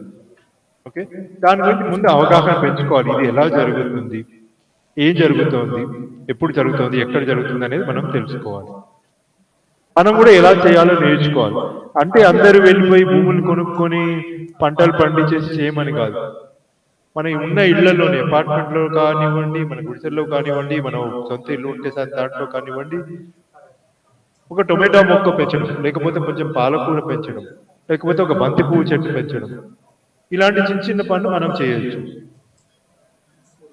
తర్వాత మనం చెయ్యాలి, అది ఎలా చేయడమే నేర్చుకోవడమే కాకుండా మనం చేస్తుంటే మనకు అవగాహన వస్తుంది, మనకు అనుభవం కూడా కలుగుతుంది. ఇది పెంచడం ఎంత కష్టము అనేది, ఒక టొమాటో మొక్క మీద రావాలంటే ఎంత సమయం పడుతుంది, ఎంత కష్టపడాలి, అది వచ్చిన తర్వాత ఒక చెట్టుకి ఎన్ని టొమాటోలు వస్తాయి, మనకి కూర చేసుకోవాలంటే ఎన్ని టొమాటోలు కావాలి, అవి పండించడానికి ఎంత కష్టపడాలి అనేది మనం చేస్తే కానీ మనకు తెలియదు. పుస్తకాలు చదివి వీడియోలు చూస్తే తెలిసేది కాదు. మనం ఒకసారి చేసిన తర్వాత ఈ రంగంలో ఉన్న వాళ్ళకి మనం సహాయం చేయగలమా లేదా అనేది ఆలోచించుకోవాలి. ఓకే, హార్టికల్చర్లో రకరకాలు ఉన్నాయి. ఇవన్నీ మళ్ళీ నేను పూర్తిగా చదివాను, ఇవన్నీ మీకు తెలిసే ఉంటాయని అనుకుంటున్నాను. ఇవన్నీ హార్టికల్చర్ ఉత్పాదనలు, అంటే మన పళ్ళ గురించి, కూరగాయల గురించి, మన ఇంట్లో ఆర్నమెంటల్ అంటే డెకరేషన్కి వాడడానికి, లేకపోతే కొన్ని సుగంధ ద్రవ్యాలు, ప్లాంటేషన్ అంటే ఇప్పుడు మనీ ప్లాంట్స్ నుంచి అలా చేసుకోవచ్చు, ఊరికి మొక్కలు పెంచడానికి, మెడిసినల్ ప్లాంట్స్. అవి కొన్ని ప్లాంటేషన్ అంటే కొన్ని మొక్కలు ఇంట్లో పెట్టుకుంటే ఆక్సిజన్ మంచిది, దోమలు రావు, ఇట్లాంటివన్నీ కూడా మనం ఈ మధ్య చదువుతున్నాం. అవన్నీ కూడా హార్టికల్చర్ నుంచి వచ్చిన ఉత్పాదనలు. తర్వాత మనకు కావాల్సిన ఔషధాలు, తులసి మొక్క నుంచి రకరకాల ఔషధాలు కూడా హార్టికల్చర్ వల్లే మనకి దొరుకుతూ ఉంటాయి. సో దీంట్లో ఉన్న ఛాలెంజెస్ ఏంటి, మనకు ఉన్న కష్టాలు ఏంటి? మొదటి ఏంటంటే వాళ్ళకి చేయడానికి, మొక్కలు నాటడానికి అవసరమైన సౌకర్యాలు ఉన్నాయా లేవా. నేను అర్థం చేసుకున్న పాటు ఇవి సరిగ్గా లేవని తెలుసుకుంటున్నాను. అంటే అన్నీ ఉన్నాయి కానీ వాళ్ళకి అందుబాటులో ఉన్నాయా, వాళ్ళకి కావాల్సిన సమయంలో అందుబాటులోకి వస్తున్నాయా, ఇవనేది మనం కొంచెం ఆలోచించాల్సిన విషయం. తర్వాత చాలా మంది ఇప్పటికీ కూడా వర్షాల మీద ఆధారపడి వ్యవసాయం చేస్తున్నారు. దీనికి ఇంకేమన్నా ఇంకే విధంగా చేయొచ్చు, నీటిని అంత అవసరం లేకుండా. ఇప్పుడు ఈ మధ్య అక్వాఫోనిక్స్ అని, అంటే ఒక ట్యూబ్లో నీళ్లు మాత్రం, కొంచెం నీళ్లు మాత్రం పెట్టి పెంచడానికి, పాలకూర పెంచడానికి ఎంత నీళ్లు అవసరము, రోజుకి మగ్గి నీళ్లు పోయాలా, లేకపోతే కొన్ని చుక్కల నీళ్లతో పాలకూర పెరుగుతుందా, ఇవన్నీ కూడా మనం తెలుసుకోవచ్చు. అలాగే వాళ్ళు పెంచిన తర్వాత వాళ్ళకి అమ్మకానికి ఎలాంటి అవకాశాలు ఉన్నాయి, ఇది కూడా చాలా ముఖ్యమైన విషయం. ఇందాక మనం చూసినట్టు అవకాశాలు సరిగ్గా లేక చాలా మంది పెంచిన కూరగాయలన్నీ కూడా వృధా అవుతున్నాయి. తర్వాత పండించిన తర్వాత ఎలా చేయాలి, ఎలా స్టోరేజ్ మేనేజ్మెంట్ అంటే మరి కొన్నిటికి శీతల వాతావరణం అవసరం, కొన్ని వేడిగానే అవసరం. ఉల్లిపాయలు ఉన్నాయనుకోండి, మామూలుగా ఒక డబ్బాలో పెడితే బాగానే ఉంటాయి. అదే టొమాటోలు ఒక డబ్బాలో పెడితే 2 రోజుల్లో కుళ్ళిపోతాయి. వంకాయలు ఇవన్నీ అయితే ఇంకా తొందరగా కుళ్ళిపోతాయి. పాలకూరలు, ఆకుకూరలు అయితే ఒక రోజు కూడా కాదు, మన్నాడు 6 ముద్దలకు వస్తే సాయంత్రం పడుతుంది. ఇవన్నీ ఎలా పెట్టుకోవాలి, ఎలా అంటే స్టోరేజ్, హార్వెస్టింగ్, హార్వెస్ట్ అయిన స్టోరేజ్ మేనేజ్మెంట్. ఈ మధ్యన కొన్ని కోల్డ్ స్టోరేజ్ ఇవన్నీ కూడా వచ్చినాయి, అవన్నీ ఎలా వాడుకోవాలి. తర్వాత వాటిని ఏమన్నా ప్రాసెసింగ్ చేయాలంటే ఉల్లిపాయలు కోస్తారు, ఇప్పుడు మామిడిపాయలు వచ్చాయనుకోండి, వాటి రసాలు తయారు చేస్తారు. ఎలా తయారు చేస్తారు, ఎక్కడి నుంచి చేస్తారు? మన తెలుగు రాష్ట్రాల్లో మామిడి తాట అనేది చాలా చాలా అందరికీ ఇష్టము. అది ఎక్కడి నుంచి తయారు చేస్తారు, మామిడిపాయలు పండిస్తే వాటికి ఎట్లా పంపించాలి, ఇవన్నీ కూడా మనం తెలుసుకోవాలి. తర్వాత వీటిలో ట్రైన్ అంటే వీటిలో సాధన చేసిన వాళ్ళు చాలా తక్కువ మంది ఉన్నారు. మనం సాధారణంగా ఏంటంటే కూలీని పెట్టుకున్నప్పుడు ఎవరు కూలీకి దొరికితే వాళ్ళని పెట్టేసుకుంటున్నాం. అలా కాకుండా వాళ్ళకు కూడా కొంచెం శిక్షణ ఇచ్చి, ట్రైనింగ్ అంటే శిక్షణ తెలుగు, అది శిక్షణ ఇచ్చి వాళ్ళకి నిజంగా ఏం చేయాలి, ఎందుకు చేయాలి, ఎలా చేయాలి నేర్పించగలిగితే వీటి ఉత్పాదన, ఈ పైన చదువుకున్న విషయాలన్నీ కూడా బాగా అయ్యే అవకాశం ఉంది. సో హార్టికల్చర్లో ఏమేమి చేయొచ్చు అనేది కొద్ది కూడా చూద్దాం. ఓకే, ఫార్మింగ్ అంటే వ్యవసాయం చేయొచ్చు, అలాగే ప్రాజెక్ట్ చేయొచ్చు. హార్టికల్చర్ ప్రాజెక్ట్స్ ఒక చోట ఉన్న దానికి అవసరాలను బట్టి ఏం పండించాలి, ఎలా పండించాలి, రైతులకు ఎలా సహాయం చేయాలి, మొదటి నుంచి అంటే భూమి దున్నడం నుంచి అది పూర్తిగా ఉత్పత్తి అయిన తర్వాత వాటిని ప్రజలకు ఎలా చేరవేయాలి, అమ్మకాలు ఎలా జరగాలి అనేది ఒక ప్రాజెక్ట్ కింద చేయొచ్చు. అలాగే ఇండస్ట్రీ సపోర్ట్, ఇప్పుడు మనం మాట్లాడుకున్నట్టు మాజా అనేది ఉంటుంది, వాటికి ఎలా కావాలి, ఎలా ఎక్కడ పండించాలి, ఎంత పండించాలి, ఎలా సపోర్ట్ చేయాలని. ఇప్పుడు మన సూపర్ మార్కెట్స్ ఉన్నాయి, వాటితో ఎలా మనం అనుసంధానం చేసుకుని పండించినవన్నీ వాటికి తెప్పించవచ్చు. అలాగే గవర్నమెంట్ అండ్ ఏజెన్సీ ఇన్స్పెక్షన్ అంటే గవర్నమెంట్లో కూడా పనిచేసి వాళ్ళ తరఫున మనం ఎలా రైతులకి సహాయపడవచ్చు అనేది కూడా ఆలోచించవచ్చు. ల్యాండ్స్కేప్ మేనేజ్మెంట్ అనేది చాలా ముందు దాంట్లో వివరంగా చూసాం. రకరకాలు భూమి నుండి భూమిని ఎలా తయారు చేయాలి, 3 రకాల పంటలు పండించాలంటే ఎలా చేయాలి, ఒక పంట 2 పంటలు ఒకదాని పక్కన ఎలా చేయాలంటే ఎలా చేయాలి, ఇవన్నీ కూడా అవకాశాలు. అలాగే పెస్ట్ మేనేజ్మెంట్ మనకు వచ్చే చిగుళ్ళు, చెదలు, చిగుళ్ళు, ఇవన్నీ అంటే కీటకాలు అంటాం కదా, నాశన కీటకాలు, అవన్నీ ఎలా అదుపులో ఉంచుకోవాలి, వాటన్నిటికీ రసాయనాలు చల్లడమేనా లేకపోతే ఇంకా భేదమైనా. కొంతమంది ఏంటంటే కొన్ని పురుగులు తినడానికి పిచ్చుకల్ని పెంచుతారు, అది ఎలా చేయాలి, పిచ్చుకల్ని ఎలా ఆకర్షించాలి, అలా చూసుకోవాలి. అలాగే ఇరిగేషన్ డిపార్ట్మెంట్ వ్యవసాయ విభాగం ఉంటుంది కదా, దాంట్లో కూడా పనిచేయాలి. ఇవన్నీ ఎందుకంటే మనకి ఇవన్నీ కూడా అవకాశాలు, మనం చూసుకుంటూ ఉంటే ముందుకి ఇవన్నీ కూడా మనం ఎక్కడో మనం కలుగు చేసుకుని మనం వేరే వాళ్ళకి సహాయపడడానికి అవకాశాలు, లేదా మనకి ఉద్యోగాలు కావాలన్నా మనం కొత్తగా అంకురాలు మొదలు పెట్టాలన్నా కూడా వేటిలో ఉన్నా కూడా మొదలు పెట్టచ్చు.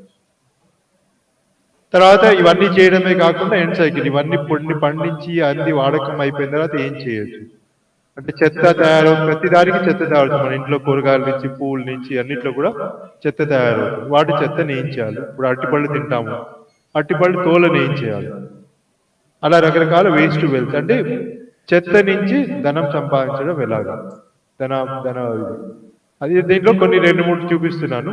ఒకటి అంటే మిగిలిపోయిన పూలు, పూజకు వాడిన పూలు మనం తీసేస్తాం. ఇవి ఇంట్లో కావచ్చు, గుళ్ళలో కావచ్చు, లేకపోతే కొన్ని సభల్లో కూడా పూల దండలు అవి ఏర్పాటు చేస్తారు. వాటిని అన్నింటినీ ఏం చేయొచ్చు, రకరకాలు ఉన్నాయి. ఫుడ్ ప్రొడక్ట్స్ తయారు చేయొచ్చు, నూనెలు తయారు చేయొచ్చు, లేకపోతే అగరబత్తులు తయారు చేయొచ్చు, లేకపోతే దాంతో బయోఫ్యూయల్ లేకపోతే వర్మీ కంపోస్ట్ అంటే మళ్ళీ మొక్కలకి వేరే మొక్కలకి ఎరువు కింద కూడా తయారు చేయొచ్చు. నాకు తెలిసిన ఒక స్టార్టప్ ఉంది urbi.org అని, వాళ్ళు హైదరాబాద్లోనే ఉన్నారు. వాళ్ళు ఏం చేస్తారంటే గుళ్ళల్లోనూ ఇళ్లలోనూ వాడేసిన పూలని అన్నింటినీ సమకూర్చి వాటితో అగరబత్తులు, సబ్బులు, లేకపోతే సెంట్లు ఇలాంటివన్నీ తయారు చేస్తారు. ఇవన్నీ కూడా ముందు చెప్పినట్టు ఇవన్నీ మనకు అవకాశాలు. ఇవన్నీ మనం చేయగలమా లేదా అని చూసుకోవాలి. అలాగే ప్రభుత్వం నుంచి కూడా చాలా సపోర్ట్. జస్ట్ ఒక లిస్ట్ ఇచ్చాను, నేషనల్ హార్టికల్చర్ బోర్డ్ నుంచి ఉన్న స్కీమ్స్ ఏంటి, ఇవన్నీ చదివి వినిపించి మీకు విసిగించాను. ఇలా స్కీమ్స్ చాలా ఉన్నాయి, మనకి వెబ్లో చూసినా లేకపోతే మన దగ్గర ఉన్న సహకార సంఘాల దగ్గరికి వెళ్ళినా కూడా వాళ్ళు ఏమేమి స్కీమ్స్ ఉన్నాయి, దానివల్ల మనం ఎలా లాభం పొందొచ్చు అనేది చెప్పగలరు, మనకి దారి కూడా చూపించగలరు. ఇప్పుడు స్టార్టప్ అంటే అంకుర ప్రపంచంలో ఏం జరుగుతోంది. నేను చాలా అంకురాలు ఉన్నాయి, నేను చాలా చూశాను, వెబ్లో చూస్తే చాలా అంకురాలు ఉన్నాయి హార్టికల్చర్, అగ్రికల్చర్లో. కానీ వాళ్ళందరూ ఏం చేస్తున్నారు, వాళ్ళు ఎందుకు పూర్తిగా దీన్ని మార్చలేకపోతున్నారు, వీళ్ళకి సహాయపడలేకపోతున్నారు అంటే నావి కొన్ని ఆలోచనలు పెడుతున్నాను ఇక్కడ. కొన్ని ఏంటంటే చాలా మంది ఈ ఫౌండర్స్ అంకుర మొదలు పెట్టిన వాళ్ళు ఎవరున్నారో వాళ్ళు రూరల్ బ్యాక్గ్రౌండ్ నుంచి రారు, అంటే ఊర్లలో పెరిగిన వాళ్ళందరూ కూడా నగరాల్లో పెరిగి కాన్వెంట్ లో చదువుకుని ఇంగ్లీష్ మాట్లాడుతూ ఉంటారు. వాళ్ళకి నిజంగా అక్కడ ఏం జరుగుతుంది, ఈ హార్టికల్చర్ అంటే టొమాటో పండించడం ఎట్లాగా, పాలకూరలు పండించడం ఎట్లాగా, బంతిపూలు పండించడం ఎట్లాగా, ఇవన్నీ కూడా వాళ్ళకి చాలా తెలియవు. వాళ్ళ ఆలోచన ఎప్పుడు ఉందని టెక్నాలజీ ఫోకస్, అంటే నేను ప్రోగ్రామ్ రాసి లేకపోతే ఒక డివైస్ పెట్టి ఏం చేయగలను, ఎందుకంటే అది నాకు తెలుసు కాబట్టి అది ఎలా చేయాలో నేను చేసి అదే చేస్తాను. అలాగా దీనివల్ల నా వ్యాపారం ఎలా సాగుతుంది, నా వ్యాపారం ఎలా సాగుతుంది, రైతుల వ్యాపారం ఎలా సాగుతుందని ఆలోచించకుండా నా వ్యాపారం ఎలా సాగుతుంది అనేది ఎక్కువగా ఆలోచన ఉంటుంది స్టార్టప్ వాళ్ళు, అంకురాలు. అలాగే చాలా మంది కూడా నేను చెప్పినట్టు నగరాల్లో ఉంటారు. నగరాల్లో ఏం అవసరాలు ఉన్నాయి, ఇప్పుడు ఒక గేటెడ్ కమ్యూనిటీ ఉంటుంది, వాళ్ళకి ఆకుకూరలు ఏం కావాలి, వాళ్ళకి పూలు ఏం కావాలి, వాళ్ళకి పళ్ళు ఏం కావాలి, వాళ్ళకి కూరలు ఏం కావాలి, ఇది ఎక్కడి నుంచి తెచ్చుకోవచ్చు అని ఆలోచిస్తున్నారు. కానీ పండించిన దాన్ని ఏం చేయాలని ఆలోచించట్లేదు. వీళ్ళకి అవసరాన్ని బట్టి ఏం పండించాలో చెప్తున్నారు, కానీ పండించిన దాన్ని ఎలా ఉపయోగించుకోవాలా అది అంతగా ఆలోచిస్తున్నట్టు నాకు అనిపించట్లేదు.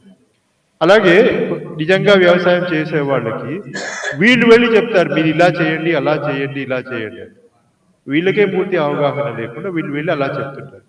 దానివల్ల పెద్ద లాభం లేదు, ఎందుకంటే వాళ్ళకి వాళ్ళ భూమిలో పండించేటప్పుడు వాళ్ళకి ఏం బాధలు ఉన్నాయో వీళ్ళకి అర్థం కాకుండా వేరే విషయాలు చెప్పి ఇలా చేయండి అంటారు. వాళ్ళకి అర్థం కాదు, వీళ్ళకి అర్థం కాదు, దానివల్ల ఇద్దరికి లాభం. మన మార్పు ఏం కావాలి మనలో అంటే అందరిలో, అంకురాల్లో కావచ్చు, వ్యవసాయం చేసేవాళ్ళు, అంకురాల్లో ముఖ్యంగా నేను మాట్లాడుతున్నాను. ఎవరైతే అంకురాల గురించి ఆలోచిస్తున్నారో అట్లాంటి వాళ్ళు. ఓకే, ముందు మనకి కేవైసీ అనేది బాగా అలవాటు అయిపోయింది కదా. ఇప్పుడు బ్యాంక్కి వెళ్ళినా ఎక్కడికి వెళ్ళినా కూడా కేవైసీ అంటారు, నో యువర్ కస్టమర్. అంటే వాళ్ళు ఎవరు, ఎట్లా ఉంటారు, ఏం చేస్తారు అనేది మనకు బాగా తెలుసుకోవాలి.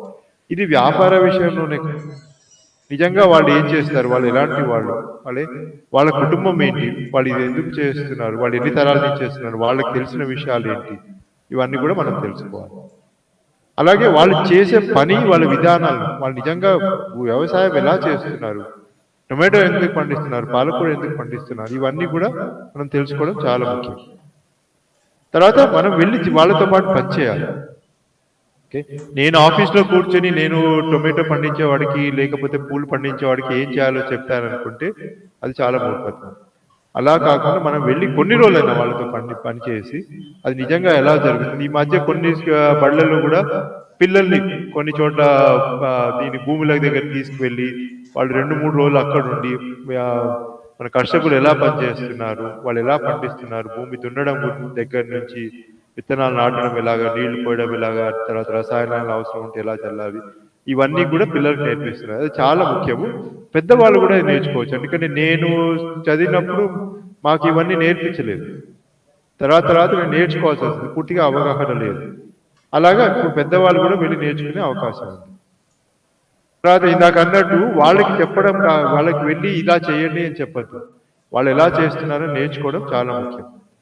తర్వాత వాళ్ళు చేస్తున్న విధానం తెలుసుకున్న తర్వాత మీకున్న పరిజ్ఞానాన్ని బట్టి వాళ్ళు ఇంకా బాగా ఎలా చేయగలరో చేసి చూపించండి, చెప్పడం కాదు. అది చేసి చూపించడం చాలా ముఖ్యం. ఊరికే చెప్పుతూ ఉంటే వీళ్ళేదో పనికి వాళ్ళని మనకు చెప్పడానికి వచ్చారు అని అనుకుంటారు. అలా కాకుండా మనం వాళ్ళతో కలిసి సహకార నివృత్తితోటి వాళ్ళకి చేసి చూపిస్తే ఇంకా చాలా వాళ్ళకు ఉపయోగపడుతుంది, వాళ్ళు బాగా అర్థం చేసుకోగలరు కూడా. అలాగే డూ ఇట్ యువర్ సెల్ఫ్ అంటే మనమే చేసుకోవాలి. ఇందాక మనమే పండించుకోవాలి. మనం ఒక ఎకరం భూమియో లేకపోతే కొన్ని సెంట్ల భూమి తీసుకొని దాంట్లో కొద్దిగా పండించి మనం నేర్చుకోగలమా ఇది ఎలా జరుగుతుంది అనేది. తర్వాత నగరాల్లో ఉండి వ్యవసాయం గురించి మాట్లాడే కన్నా నిజంగా శ్రద్ధ ఉన్న వాళ్ళు ఊళ్ళలో కొన్ని ఎక్కడ వ్యవసాయం జరుగుతుందో అక్కడ ఉండి అక్కడ పనిచేసే వాళ్ళతో మనం కలిసి సహకారంగా పనిచేయడం చాలా మంచిది. తర్వాత build long term sustainable idea models. అంటే ఇది ఒక పంటకి చేసేసి ఈ పంటలో బాగా జరిగింది అలా కాకుండా ప్రతి ఏడాది ఎలా జరుగుతుంది, ఏడాదిలో 3 పంటలు ఉంటే ఎలా చేయాలి, 3 పంటలు చేయాలా, 4 పంటలు చేయాలా, వర్షాకాలం ఏం చేయాలి, ఎండాకాలం ఏం చేయాలి, అలా మొత్తం ప్రణాళిక వేసుకుని దానివల్ల రైతులకి లాభం వచ్చేటట్టుగా చాలా పెద్ద ప్రణాళికలు ఇవ్వాలి. అంతేగాని ఒక సంవత్సరం వచ్చి తర్వాత సంవత్సరం వాళ్ళు పంటలు ఏం పండించినా అమ్ముకోవడం రాని పరిస్థితి ఉండకూడదు. దీనివల్ల కంక్లూజన్ అంటే తెలుగులో ఏమంటారు అనేది కొద్దిగా ఆలోచించాలి. మన భారతదేశంలో చాలా అవకాశాలు ఉన్నాయి. India has the potential. Horticulture ఇందాక చూసినట్టు ఇది 6% of GDP higher than education. Complete మన విద్యా విధానాన్ని మించి ఉంది దీని పొటెన్షియల్. అలాగే ఇది ద రైట్ టైం. మనకు అందరు చాలా మందికి కూడా ఇప్పుడు ఆరోగ్య విషయాలు అవన్నీ తెలుస్తున్నాయి. నిజంగా మన చుట్టూ పండే ఉత్పత్తుల వల్ల ఎంత లాభాలు ఉన్నాయి ఇప్పుడు అందరు తెలుసుకున్నారు. దీనివల్ల మనకు కూడా చాలా అవకాశాలు వస్తాయి. అలాగే మనము దేని మీద ధ్యాస పెట్టాలి అంటే వాటికి వచ్చే అవుట్కమ్స్, అంటే వాడు చేసిన పనికి ఫలితాలు ఎలా ఉంటాయి అనేది ఆలోచించాలి. అంతేగాని ఊరికే చేసే విధానం గురించి కాకుండా చేసే విధానం వల్ల వాళ్ళకి వచ్చే ఫలితాలు ఏంటి, వాళ్ళకి మొత్తం సమాజానికి వచ్చే ఫలితాలు ఏంటి అని మనకి ఒక సంకల్పం ఉండాలి. ఆ సంకల్పం అనేది ఫలితం మీద ఉంటే చాలా బాగా పనిచేస్తుంది. అలాగే ఇక్కడ ఏంటంటే సర్వీస్ అంటే సేవా దృక్పథంతో వెళ్ళాలి. అంతేగాని నేనేదో బాస్ని, నేను చెప్తే వాళ్ళు చేస్తారు, లేకపోతే నేను ఆఫీస్లో కూర్చొని వేరే వాళ్ళతో పని చేయిస్తాను అని కాకుండా నేను పని చేస్తాను, నేను సేవ చేస్తాను అనే ఆలోచన మనకు ఉండాలి. తర్వాత నాలాంటి వాళ్ళు ఎవరైతే ఉన్నారో, నాకు వ్యవసాయం గురించి అంతగా పెద్దగా తెలియదు, నాకు ఇప్పటికే 56 ఏళ్ళు, ఇప్పుడు నేను కొత్తగా నేర్చుకోగలను, కానీ ఇప్పుడు అవకాశాలు నాకు తక్కువ ఉన్నాయని అనుకుంటున్నాను. కానీ నాలాంటి వాళ్ళు వీళ్ళు చాలా మంది ఉన్నారు. మీకు వీలైనంతగా మేము సహాయం చేయడానికి సిద్ధంగా ఉన్నాము. మీరెవరో మాకు తెలియకపోవచ్చు, కానీ మా లాంటి వాళ్ళు కొద్దిగా మీ కాలేజ్ వాళ్ళ ద్వారా ఇలా తెలుసుకుని మమ్మల్ని మా దగ్గరకు వస్తే మేము ఊర్లలోకి వస్తాము, మేము మాకు తెలిసినంత వరకు మీకు మీతో కలిసి పనిచేసి మీకు వీలైనంత సహాయం చేస్తాం. ఓకే, అందరు నేను చెప్పింది శ్రద్ధగా విన్నందుకు ధన్యవాదాలు. ఇప్పుడు మీకు ఏమైనా ప్రశ్నలు ఉంటే ఇప్పుడు మాట్లాడుకుందాం. నేను ప్రెజెంటేషన్ ఆఫ్ చేస్తాను. సో మీకు ఏమైనా ప్రశ్నలు ఉంటే దాని గురించి మాట్లాడతాను. Thank you, sir. The session was really wonderful. It was interesting as well as informative. Okay, so now you can ask questions. If you have any question, raise your hand and then ask the question. I'll try to answer. English లో కావాలంటే English లో చెప్తాను. తెలుగులో నా అదృష్టం కొద్దీ తెలుగు కూడా బాగా వచ్చు నాకు. ఇక్కడే పుట్టి పెరిగాను కాబట్టి తెలుగులో కానీ ఇంగ్లీష్లో కానీ మనం మాట్లాడుకోవచ్చు.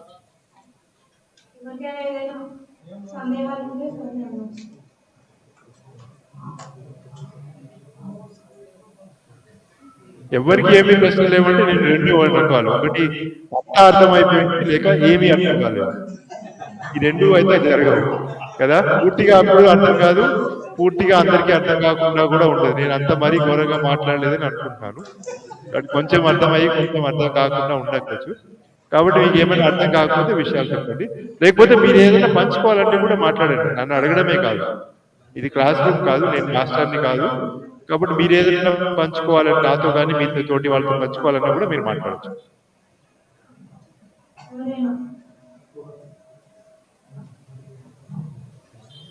నేను కనుక అక్కడ ఉంటే గదిలో ఒక్కొక్కరిని పేరు పేరున పిలిచి అడిగేవాడిని మీరు ఏం మాట్లాడతారని.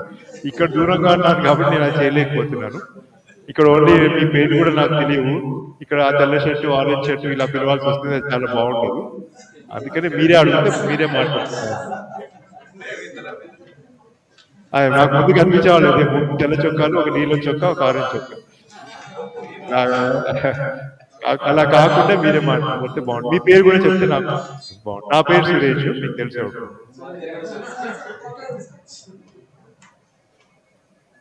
సార్ నమస్తే సార్, నా పేరు కూడా సురేష్. నేను district horticulture and sericulture officer Wanaparthy.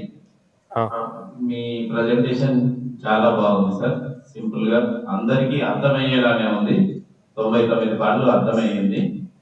అయితే మీ సెషన్ లో హార్టికల్చర్ మీద రిలేటెడ్ కానప్పటికీ కూడా హార్టికల్చర్ మీద పూర్తి పరిజ్ఞానంతో మాట్లాడినారు కాబట్టి థ్యాంక్స్ సార్. అండ్ జీడిపిలో హార్టికల్చర్ ఎంత ఎక్కువ ఉన్నప్పటికీ కూడా మీలాంటి ఈ ఎక్స్పర్ట్స్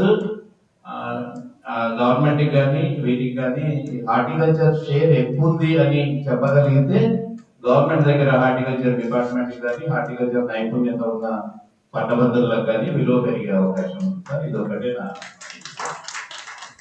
చేయొచ్చు అంటే మేము ప్రభుత్వంతో పని చేయొచ్చు. కాబట్టి మేము ఎంత చెప్పినా మేము చెప్పింది ఒకేసారిగా నమ్మకుండా గవర్నమెంట్ ఇలాంటి నిపుణులది నమ్మే అవకాశం ఎక్కువ ఉంటుంది. కాబట్టి ఎక్కడైనా మీకు ప్లాట్ఫామ్ దొరికితే హార్టికల్చర్ కు ఇప్పుడు మీరు చూపించిన జీడిపి ఏదైతే ఉందో వ్యవసాయం కంటే కూడా ఎక్కువగా ఉంది. అంటే వ్యవసాయానికి వ్యవసాయం కంటే ఎక్కువ కాదు, వ్యవసాయంలో 3వ వంతు కూడా క్వాలిటీ ప్రొడక్ట్స్ కానీ బేసిక్ పోషకాలు ఉద్యాన పంటల నుంచే వస్తాయి అనేది చెప్పారు సార్. అందుకు చాలా సంతోషం sir. Thank you sir, thank you very much. కానీ ఒకటి నేను చెప్తాను, నేనైతే ఈ మాత్రం ఏ విషయంలోనూ ఎక్స్పర్ట్ ని కాదు హార్టికల్చర్ గురించి. నాకు కావాల్సిన విషయాలు నేను తెలుసుకుని మీకు చెప్పాను, అంతేకాదు. మీ విశ్లేషణ సార్, అంటే ఎక్స్పర్టైజ్ ఇన్ ద విశ్లేషణ, అంటే మీ విశ్లేషణ చాలా బాగుంది సార్. ధన్యవాదాలు. విశ్లేషించడం అనేది అతి ముఖ్యమైన విషయం కాబట్టి మీ విశ్లేషణ చాలా బాగుంది సార్. మీరందరూ ఎక్కడ ఉంటారు? అంటే ఊర్లలో ఉంటారా లేకపోతే హైదరాబాద్కి వస్తుంటారా? నేను వనపర్తిలోనే ఉంటాను సార్. నేను బేసికల్లీ వ్యవసాయం ఫ్యామిలీ. మీరు చెప్పినట్టుగా మీరు చెప్పిన దాంట్లో ఒక 75% పాటిస్తూ ఉంటాను. వ్యవసాయం సొంతంగా కూడా in and outs of the agriculture and horticulture. మంచిది. అంటే మీరు అందరూ ఒక చోట చేస్తుంటే అలాంటి వాళ్ళని పిలిస్తే మేము వస్తాం, మీతో పాటు కలిసి మాట్లాడడం మాకు కూడా బాగుంటుంది. లేదా మీరందరూ ఎప్పుడైనా ఒక గుంపుగా హైదరాబాద్ వస్తే మిమ్మల్ని కలవడానికి మాకు చాలా ఉత్సాహం ఉంటుంది. Thank you sir. మేము మీ సేవలు అవసరమైనప్పుడు తప్పకుండా పిలుస్తాను సార్. నేను డాక్టర్ సైదయ్య గారి నుంచి మీ నెంబర్ తప్పకుండా. ఇంకెవరైనా మాట్లాడతారా?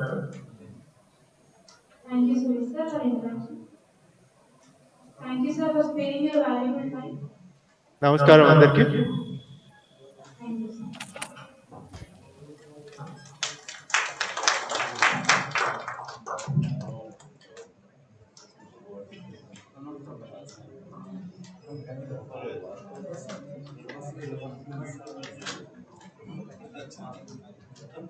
ఫార్మర్స్ అందరికీ ఒక బస్ అరేంజ్ చేయడం జరిగింది. ఇక్కడ బస్ ఎక్కి మీరు లంచ్కి వాటర్ తినచ్చు.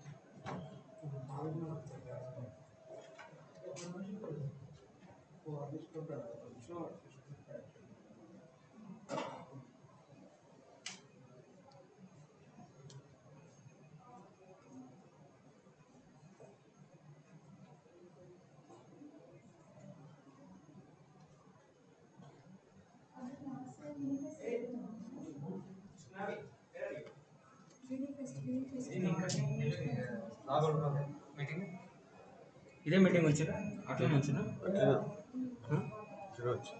స్ట్రీమింగ్ బంద్ చేసిరా యూట్యూబ్